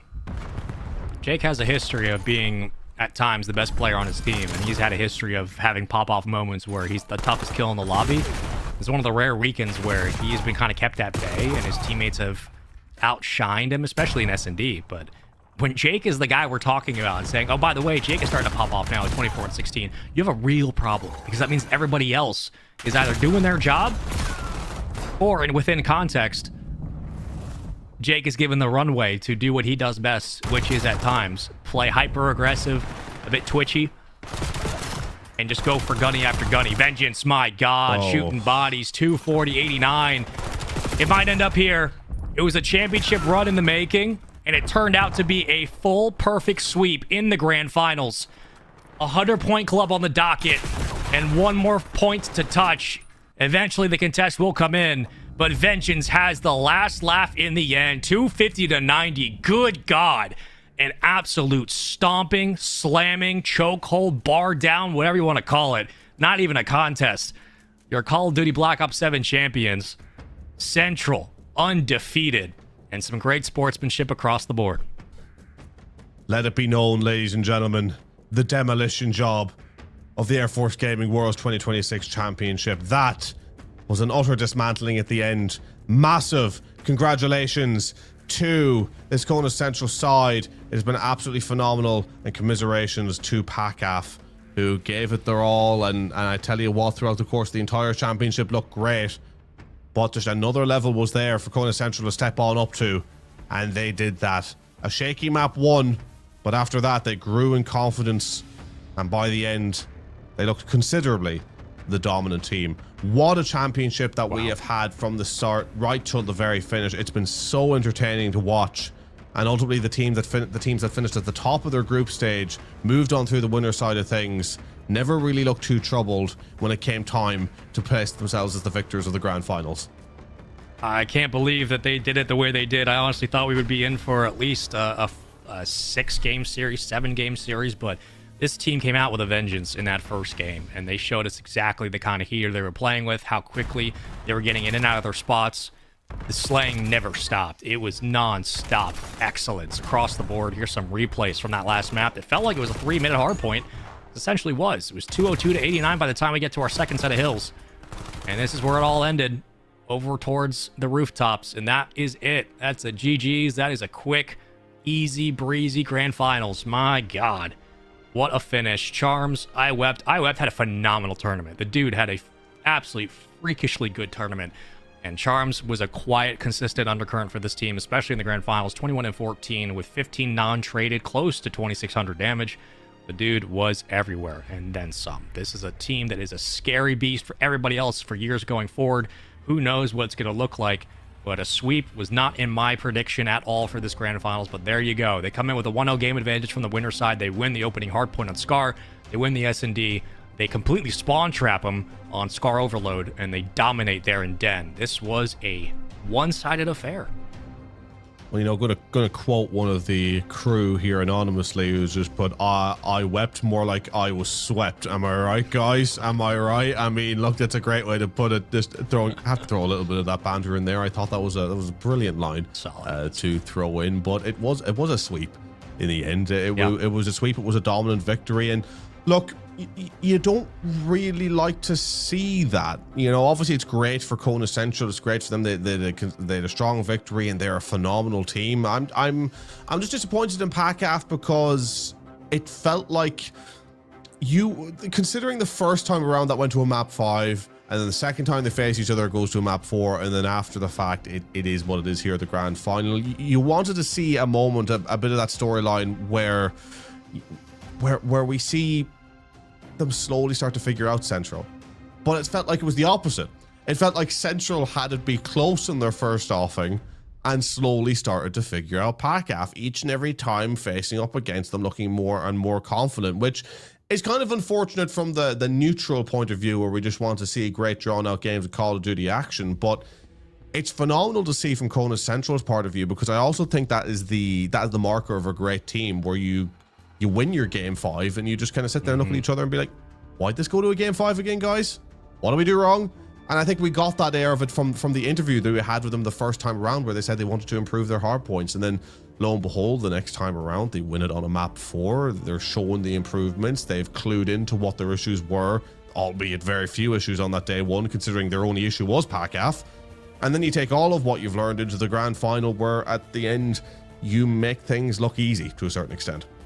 Yeah, I mean, that's honestly the only way we can really surmise this grand finals. Is it for this team? It looked really, really easy at the end of the day. I mean, Central were the best team in the tournament for sure, but they left no doubt after that. After that grand finals, that is the most dominant win I think this weekend we've had. Granted, it was a best of 9. With that, in the grand finals against the best competition you can get, and they absolutely dominated. But we wouldn't be able to do any of this without PACAF obviously making it to this point, and credit to them for a ridiculously good weekend as well. But let's talk about the whole show, because though we've just wrapped up a bunch of the competition, we wouldn't have been able to do all of this without starting off on our standings and starting off with a day 1 excellence that led way to a weeks-long competition. It was Kona Central, who not only went on to take home the championship, but were perfect in their entire group, 5-0 to start. PACAF, second place team in groups, eventually made it to the grand finals. The runner-ups at 4-1. Mountain, West A, and West B, and USAFE down there at the bottom. This Black Ops 7 bracket was stacked in groups, and we very quickly saw who the best 2 teams were.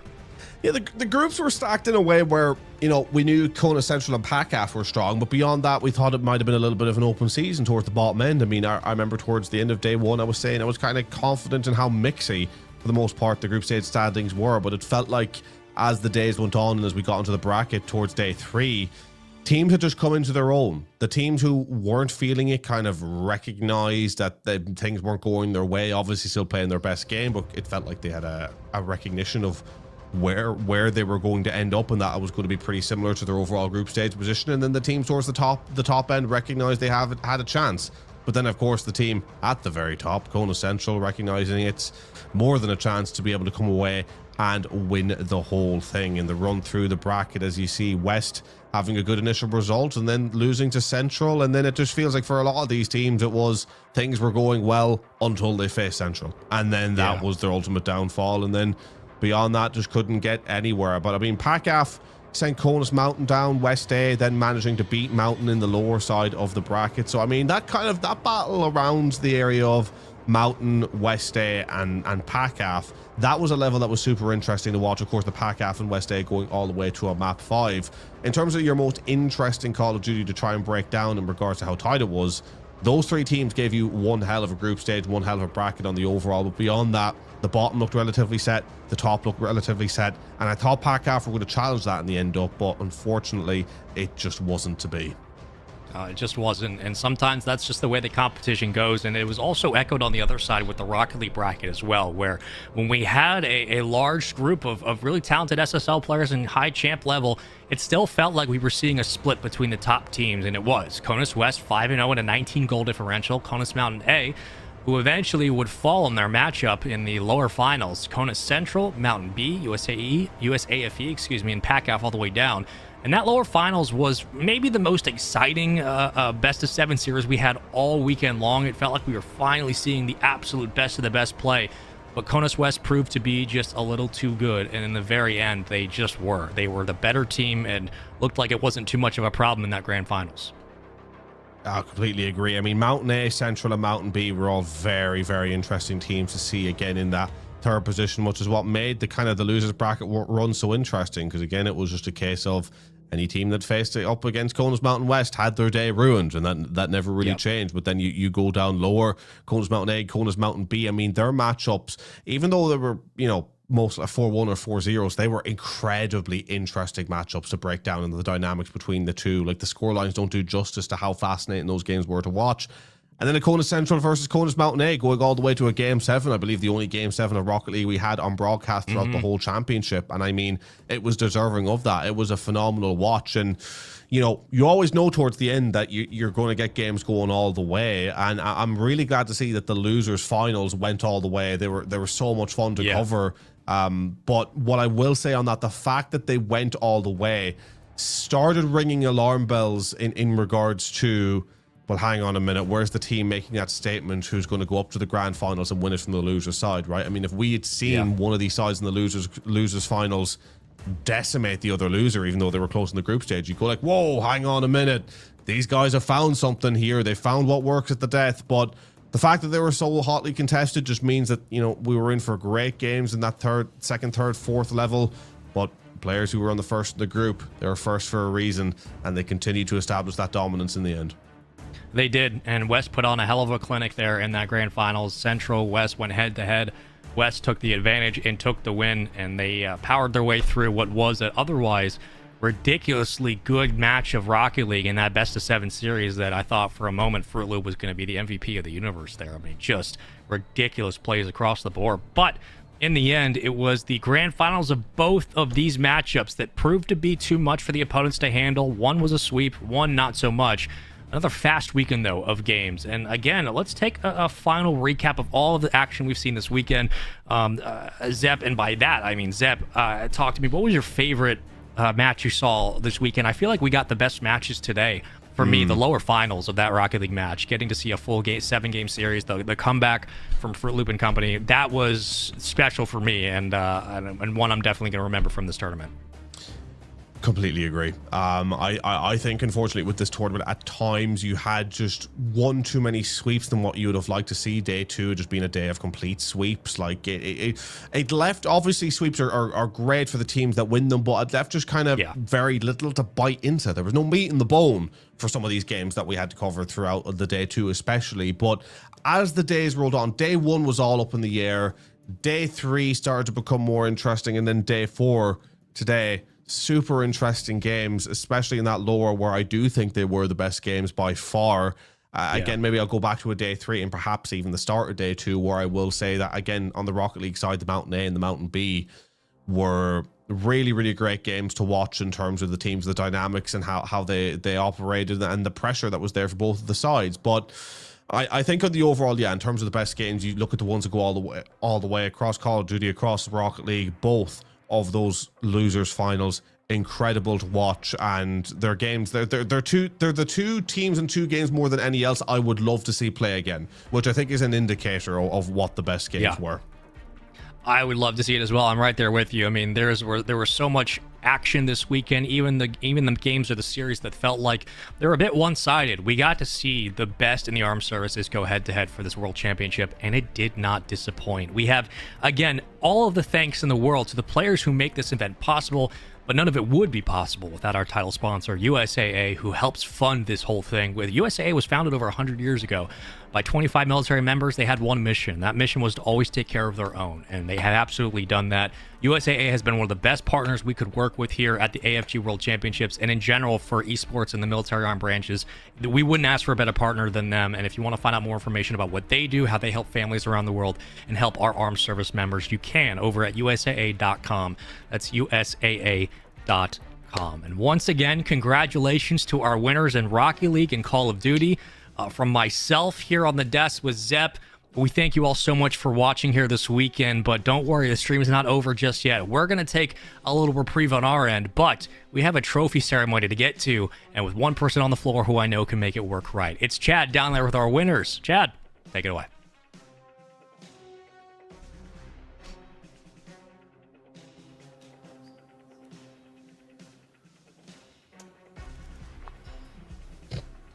We're back.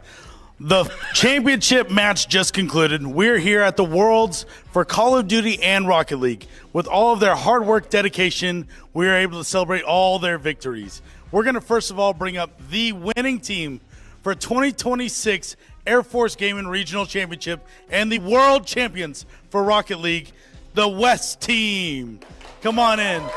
We got Crow, we got Laggy, and we got Demo. Gentlemen, congratulations. You have dominated this competition from day one. It has been nothing but a blast to watch you guys on and off the field. Tell me a little bit about what happened out there in that last game. Nothing serious. We just won the game. Pretty easy. Even with the Balenciagas, he's able to keep it calm, cool. Congratulations, brother. You are officially a world champion. Now, Laggy, we're able to let's switch them out. Laggy, come on over. Laggy, you're able to do every single interview ever. Congratulations, you are back. Tell me a little bit about this competition as a whole, and how does it feel to be a world champion? It's been a lot of fun. Been able to hang out with a bunch of good people, meet new people, and it feels great. This trophy's really cool. Congratulations. Love to see a trophy to go out to a fellow mechanic. Congratulations, brother. Crow, the team lead, the biggest man here, I do believe. How has it been for you, and not only yourself, the competitor of the team, but you're also to bring in a little bit of your family? How has this event been for you? It's been a great experience, honestly. I'm really glad that my wife got to come out, so shout out to her. Yeah! Ooh, ooh. Really thankful for all the family and friends back home that were watching and supporting as well. And it's another day for Air Force Gaming Rocket League. Yeah, let's give it a warm round of applause for them. You guys dominated the competition in scrims.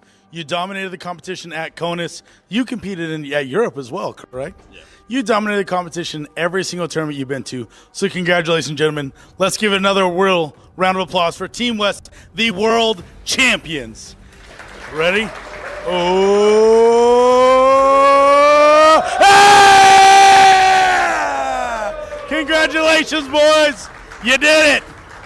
That is our 2026 World Championship Rocket League champions. Now going into next, my favorite game. It was riveting content. They had almost one close game, but none like the last. Congratulations to our 2026 Black Ops 7 World Champions, Team Central.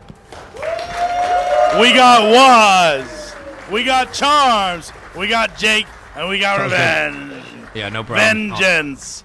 Congratulations, brother. It has been a blast to watch you guys. It has been nothing but cool. For you guys and your team, what have you guys done to prepare for a tournament like this? That is a great question. I'll get to that question in a second. But first and foremost, I want to show my thanks to my family for showing up, my mom, my brother, and my girlfriend.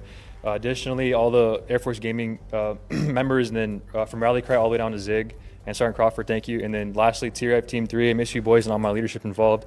That is a great question that you asked, though. We've actually paid a professional coach to get ready for this, and a lot of scrims and a lot of individual playtime. So just a lot of grinding is kind of what it took to be here. So. Well, congratulations, brother. It has shown and it has proven that it's worth it, right? Getting that coach, being able to scrim as a team, because the coach means nothing if you don't have teammates that listen and then you guys don't play together. Jake, come on over here. Tell me a little bit about you, your game style, and what it took for you to get here today. I flew on a plane over here. We got a rental car as well to get to Travis Air Force Base.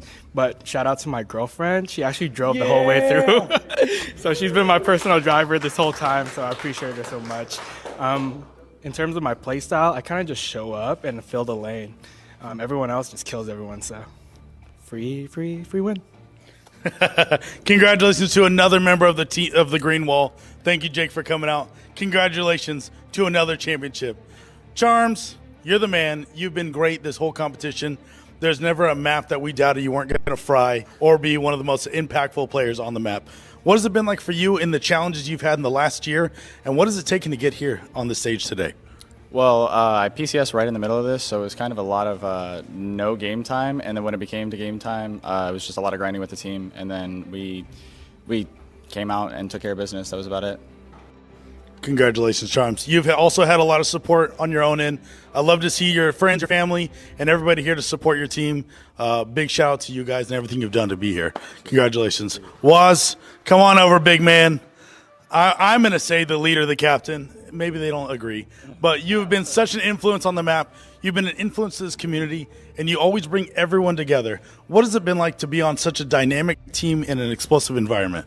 I mean, it's been great. They make me better every time we play. I can always rely on them, so that's always nice to have teammates that know how to shoot back and know what they're doing. Now, let's say in a perfect world, are you ready to run this back? Always. He stays locked in. Let's give a warm round of applause and a congratulations to our 2026 Black Ops 7 World Champions. Ready, boys? Hey! Congratulations, gentlemen. You have done it all. Hey, everyone, come on in here. Bring it in. Everyone get in here for one big photo. There we go. We got our Rocket League. Don't separate. Integrate a little bit. We like each other. We love each other. Hey. I said everyone. Get in here. Get in here. We got a couple more friends, families, everyone here in the venue.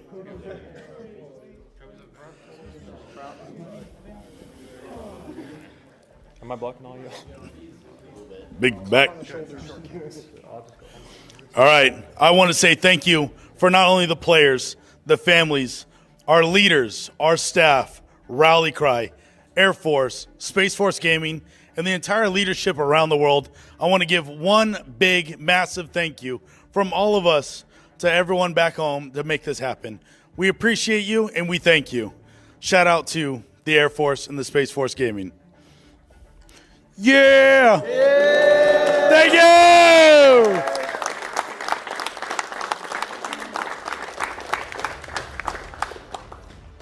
See you guys at the next event. Bye! Bye, Mom. Bye.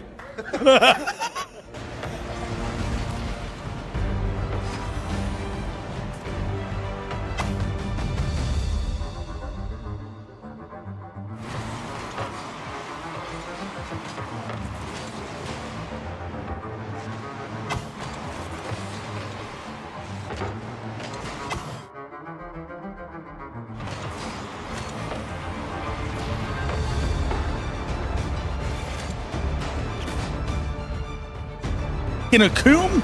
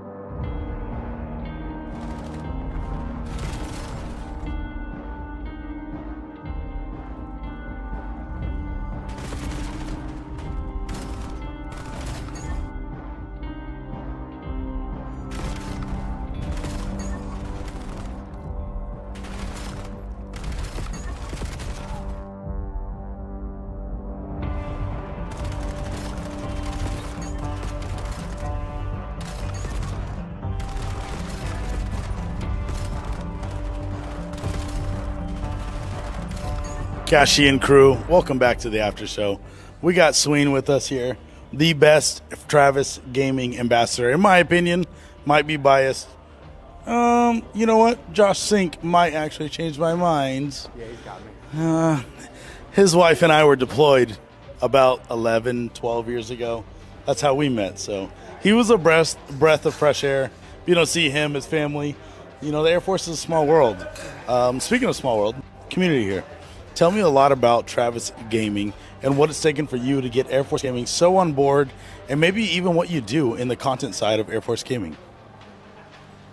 Yeah, this has been a crazy road. I said it was a long road earlier. It's been a crazy road too. I had a passion for gaming to where I wanted to try to incorporate my values with the Air Force core values, and gaming was my way of doing it.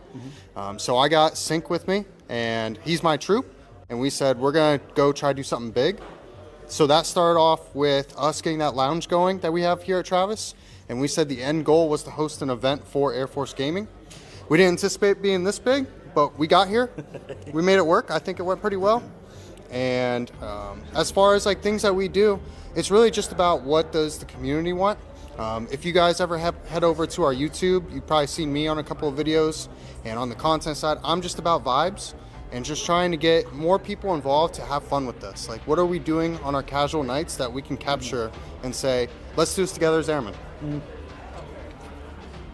I'm all about it, Sween. I've personally watched your content because of my personal passion in the esports realm. I'm a Call of Duty fiend. That is what I love to do. It's what I love to watch. I love to follow.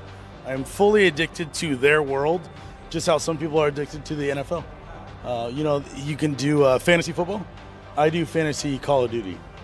Truthfully, on a website, there's like leagues you can follow. So I love every bit of it, which kind of led me to the first time I saw you. Probably not the first time you saw me. Was in like Call of Duty 24-hour stream. I was able to watch these guys grind and fry better than me. Right? I said I'm passionate at it, not that I'm good at it. I'm like Bill Belichick.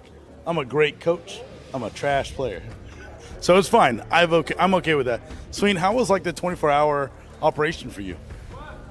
Yeah, so I wasn't in the content role yet. That was kind of my first introduction to like fully committing to Air Force Gaming.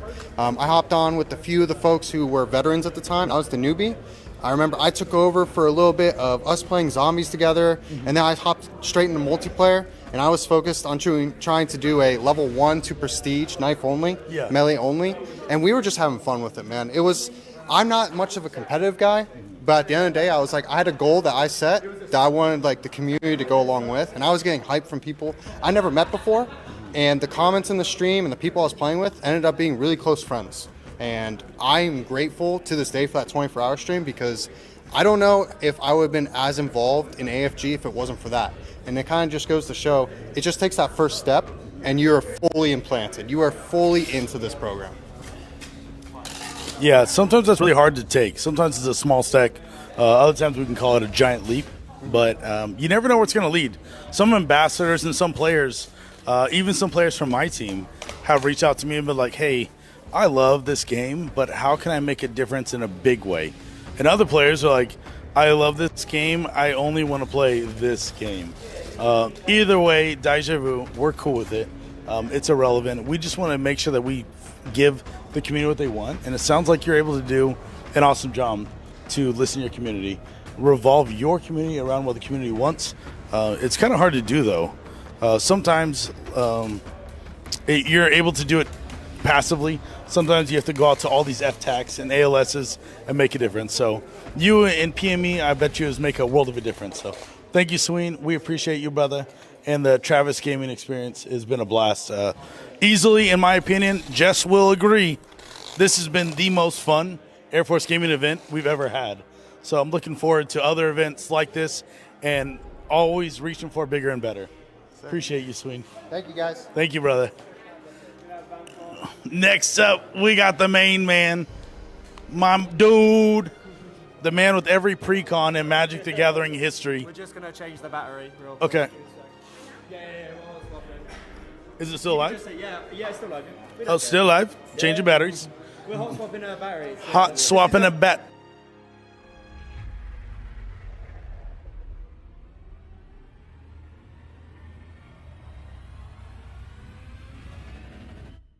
No, it happened. She's like it. Vamp, what has it been like being here, and what have you been up to? You and I have been on opposite sides of the building the entire week. Tell me about it. So absolutely, we've been So yeah, we've been doing a little bit of opposite sides of the production scene. So obviously, you know as well as the ambassadors in the background, but the people back at home may not know, is we come in early. We start Saturday morning bright and early, do all the venue setup, running all the network, making sure that all the switches and everything are good to go. From there, we roll into picking up ambassadors, and then we roll into production. So for me, I've been kind of on the notification side. So I have been making sure that all the Discord messages are going and being published out to all the bases, and so that way they know what the next match is going to be. And then I have been keeping the YouTube and the Twitch chats updated on what the scores are off stream and all of that fun stuff. I mean, it's shown you're an expert of your career field. In my opinion, I don't know what you do in the Air Force. All right, I'm just a dumb mechanic, but you are the IT guru in my mind.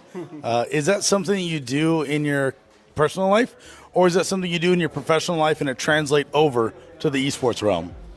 So it's actually my career field. I am a 1 Delta 7 X1 Alpha is the full AFSC. That is communications networking administration. So that is working with switches, routers, telephones, all that fun stuff. So yes, it does translate over to the esports side pretty easily. I'm a little rusty, but I was good enough to help make this event happen. Well, I greatly appreciate it myself. I mean, even this morning, I came in and I'm personally from the Pack-Off region. So it's like, yo, Pack-Off boys, how's it going? How we feeling? You know, your normal pep talk. How's everything? Do we need monsters? Do we need tornadoes? Or do we need the Delta Breeze events in our wings? We don't know. But they were lagging. They were like, hey, we're packet bursting. What is going on? And I was like, oh, is it just you four? Like, do you guys suck? Or is everybody experiencing it? So then I run around to the other COD team players real quick, and they're like, no, we're all getting packet bursts. I came to you, Vamp. Hey, Vamp, they have packet bursts. Is there anything you can do? And what did you do? I mean, that one was super simple. You know, every time you call IT, turn it off and on again. Yeah, we had to restart the switch.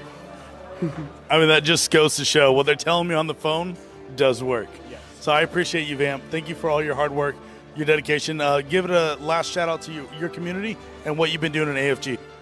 So yeah, I am a Barksdale base ambassador, so I've been putting on a lot of Magic nights because that's what my community wants right now. I'm also a lead game ambassador, so I've been trying to get our game ambassadors working on the big DAF level community Discord to host their events. And yeah, shout out to my wife, my friends back at Barksdale and throughout the Air Force. Shout out to you, Vamp. You've been a world of a difference here at the community. Thank you, my brother. See you on the next one. And then we got a familiar face that we're going to bring on. Maybe you've seen him once, maybe you've seen him twice, maybe you saw him thrice. My main man, Laggy. Welcome to the couch, the after show, the post show. Tell me a little bit about you and what you want to chat about today. Well, I'm Laggy, CONUS champion and world's champion. I wanted to talk about, it's actually National Girlfriend's Day today. Oh. Yep. So happy National Girlfriend's Day. Shout out to my girlfriend. Shout out to his girlfriend. Right there. I'm looking at you. But yeah, that's the main thing I wanted to talk about. Right? So if you got anything. Congrats, brother. Over on the West Coast, where you at? What base? And do you love your job? I'm at Joint Base Lewis McChord in Washington. I'm a crew chief for C-17s, and I love my job. I actually just saw a video of you on a C-17 just breaking everything. How's that? I didn't break it. I'm an electrician. I am a professional. And Phil is a professional editor, along with Nick and Pi and Will. Is that Pi? Bye, Pi. It was a lot of fun to be out there on C-17. That's my baby, 15 years of it. So appreciate you, Laggy. Thank you for everything for coming out, man. Yeah, thank you. I'll see you in the next event for sure. Yeah. Next up, we got one of our base ambassadors. I'm going to troll him a little bit about being the player. But come on in, Yodak, the man, recent ambassador to our program, and a longtime player. Last year he was able to fry at the World Championship as a player. Come on in, get a little closer. Tell me a little bit about your experience in Air Force Gaming, and then go on to what you've been doing at this event. Sure. So, sweet. So last year was my first year. I was able to join because of my buddy Jonah from Cannon Air Force Base. Was a late dropout. He got out of the Air Force, went guard. So I was able to join Cannon Gaming going into Worlds. They won CONUS, and we had some high hopes coming in. Personally, I thought I was an upgrade over Jonah. That's in the air still. Shout out to Jonah. Yeah, shout out to Jonah, Crusade. We ended up losing to Langley Cod. Wolf absolutely fried us. We took second. Wolf's one of the best players in all of AFG. But yeah, outside of gaming, I mean, I joined, like I said, Worlds, and then going into this year, we played CONUS, and we sadly were knocked out by West Bravo, who was West Bravo here, West Alpha at CONUS, Gumrick and co. Had a couple teammates that ended up deploying. Lost my team like probably a week and a half before CONUS. So it was rough. But then I got to be an ambassador. 9 mil dropped out. And I was able to come in and help out a little bit, help run the Call of Duty. It's been a fun time. But yeah. Briefly, tell me, what have you been doing for the Call of Duty scene as an ambassador here at the event? So mainly I've been kind of like a tournament organizer. Me and Zig have been running every game, making sure settings are correct, making sure there's no technical difficulties. That's mainly kind of our job, is to make sure the players are the most comfortable they can be, so that there's no issues when they are playing. We want to have a level playing field. We want everybody to feel comfortable like that they're at their home setups. Obviously it's kind of different with what we have equipment-wise, but yeah, that's the main role as an ambassador, especially for a Call of Duty ambassador.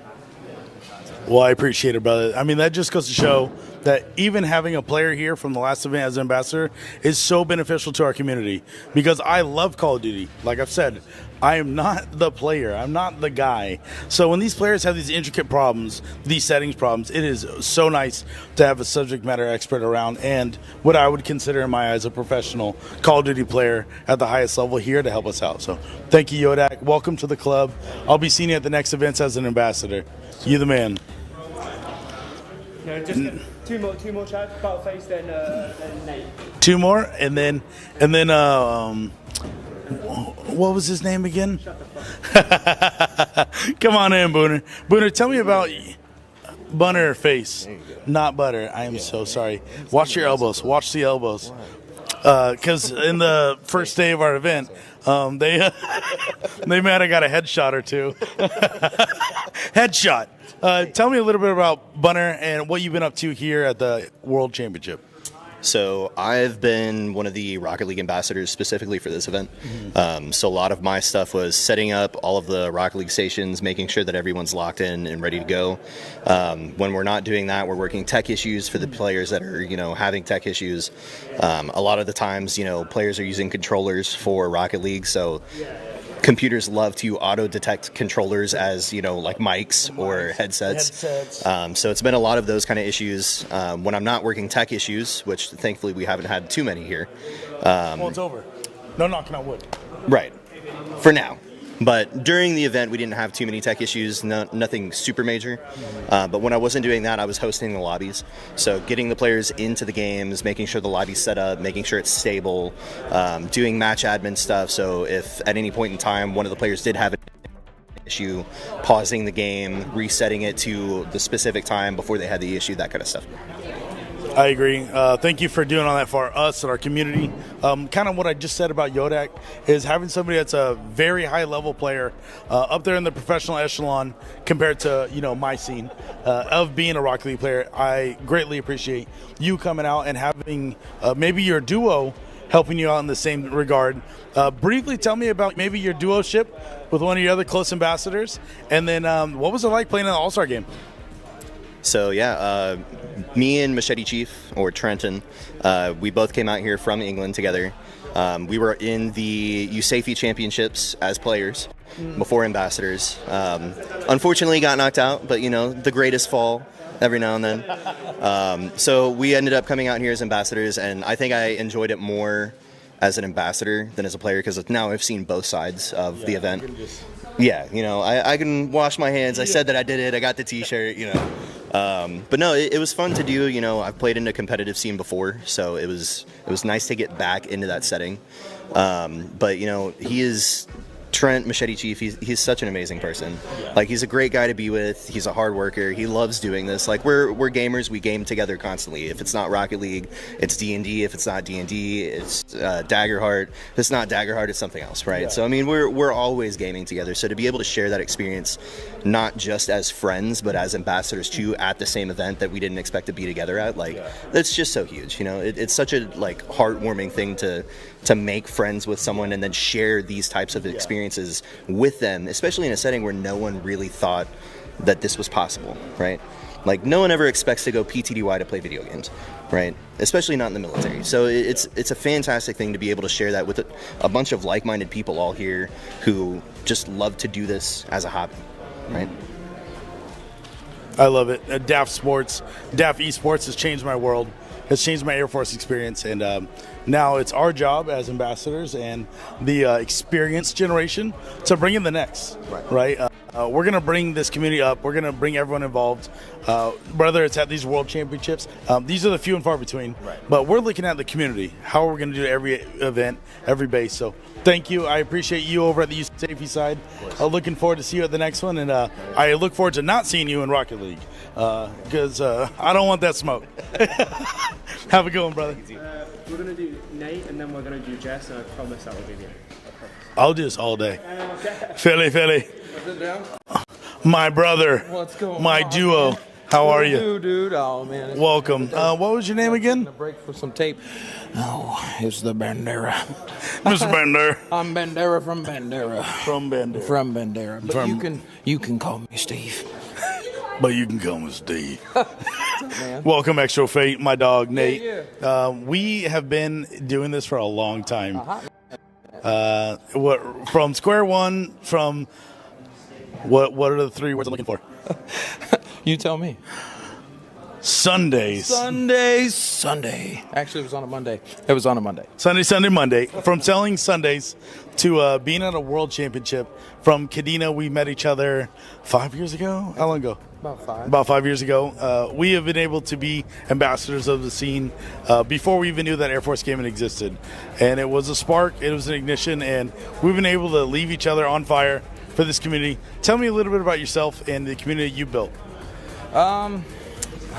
It's tough to say because I know that we've had a little bit of our effect and impact on multiple communities, right? But knowing that we were able to take the bare bones of what we had, impact Kadena, and move our skills, knowledge, and experience onto two different bases, and then still be able to impact Air Force Gaming at our level, and then ultimately meet to this point it's been awesome. It's been really cool to know that there are other people like me and Chad that have a passion, that have a desire to want to make the community better, make it stronger, and just to have nothing but best wishes for everyone, regardless of outcome. Competitive environment, yeah, you're sweating, you're cursing, you're doing all the other stuff, but then afterwards you dap up and you say, hey man, I'm glad you're here.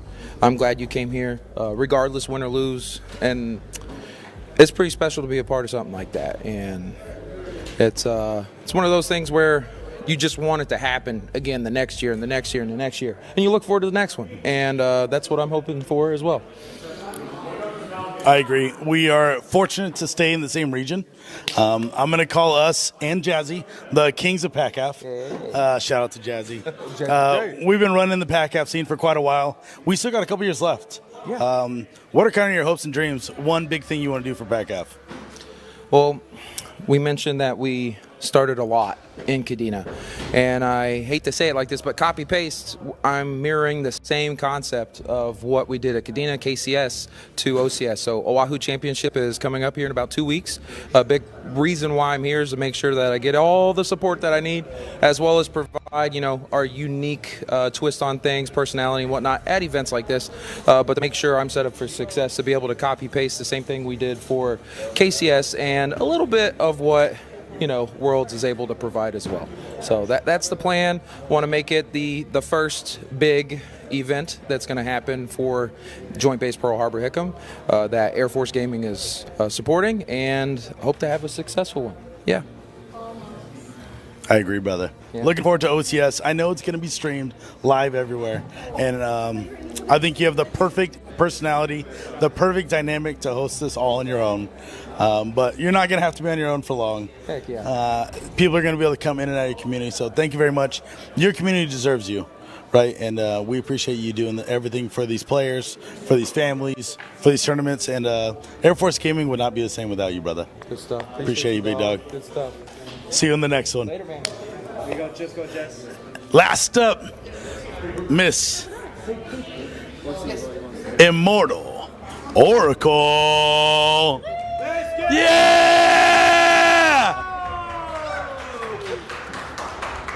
None of Air Force Gaming would be the same today. This year would not reflect the same without you.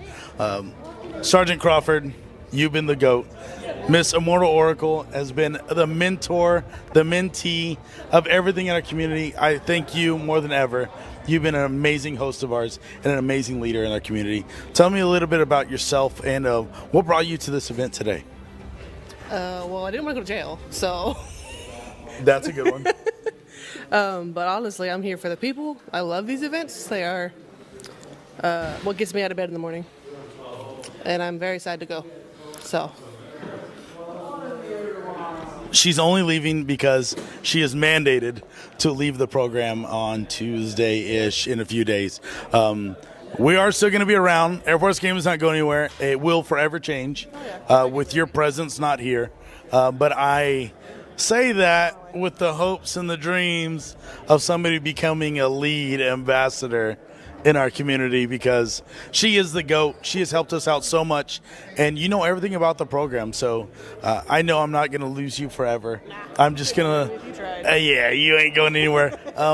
Thank you for hosting this. What has it been like to plan these kind of events, the championship, and what does this championship mean for you at the community center? Honestly, planning them is actually kind of difficult because it's a lot of moving parts between all the flights, the shipping of everything, and then when you get there and you find stuff broken in shipping, it's a pain. Thankfully, it's not the people that are broken, it's the monitors. But it's honestly worth every ounce of sleepless night that I have had, and I would do it again. I believe it. You have been an absolute amazing part of this community. You've been a linchpin for what we do here, and everyone behind us is helping us out, wrap up the community, put things together, put things out. That's when we learned that bad news of a couple monitors here and there. I know the equipment comes and goes, but it makes our life a lot easier when you're able to build a community of helpers that are passionate about the scene. How is the ambassadorship program for you, and what would you give as a piece of advice to a new and upcoming ambassador in the scene? So when I started, I didn't know about AFG until I came to work. But a piece of advice I would give is keep moving. Don't let it die out. Keep doing everything you can, and always reach out to other ambassadors that are in the community, even if they're not at your base, to see what you could do better or see what you could do to get going at your bases. Yeah, I appreciate it. I mean, I'm going to use you as a resource forever. And we've also, through Rally Cry, through the Services Center, built up websites, PowerPoints, and so many resources that we can thrive on our own, right? We can give it out to our leadership, so thank you very much. I appreciate you dearly. And it's sad to see you go temporarily, but I know you're coming back. I know that you're going to be at the next event. It is not mandatory, it's mandatory. Okay, you will be there. I've already been told I'm getting paid for to go at AP, so. Welcome back. Maybe we could find another plane to take there. out if you'd like, mate. We're all looking good. That's all from us. He wants us to go together. Okay, then Jess, thank you for coming. I got 2 more people to bring on at the very end. Philly, Dilly Dilly, and Miss Pie. Please come on in. Oh my gosh. Nick, you're so handsome. I'll try my best. Philly, I would like for you to start with this beautiful microphone. Okay. I'm going to pass it over to you, and you tell me what it's like to have me as a host and to have this awesome production team behind you. Well, it's beautiful when you have a host that can just easily do one takes like that. You don't have to worry.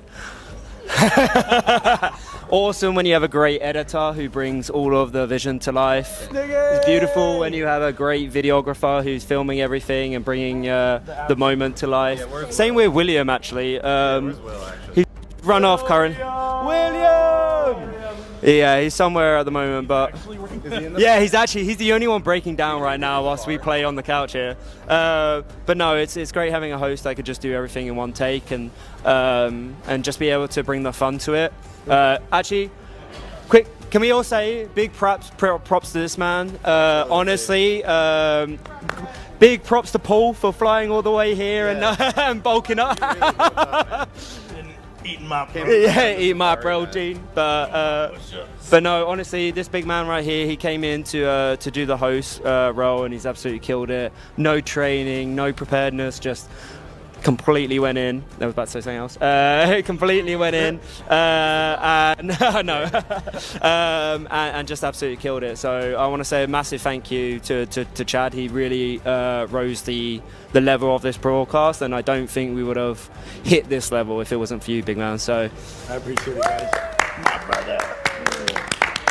Pravi, any comments? Guys, Chad was great. You all are great. I love AFG, I love load screen, and I love rally cry. Why'd you laugh at the last one? Make sure to check the Twitch clips. You can see Nick eating a burger in the background. It's called Load Screen is Fire. You can look that up in the AFG. Don't forget the chicken. Oh, yes. All I'll say, Phil said everything, but Chad did an amazing job, elevated the whole event, made it easy.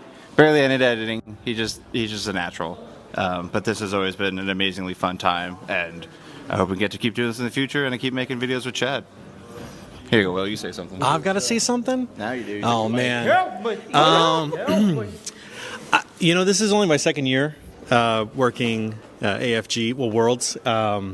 Shout out to Load Screen. Shout out to the U.S. Air Force. Shout out to Rally Cry. Shout out to everybody involved in putting this together and bringing everybody together and just kind of creating this community. I think it's really special. I think in a time where people feel very divided, this brings us all together.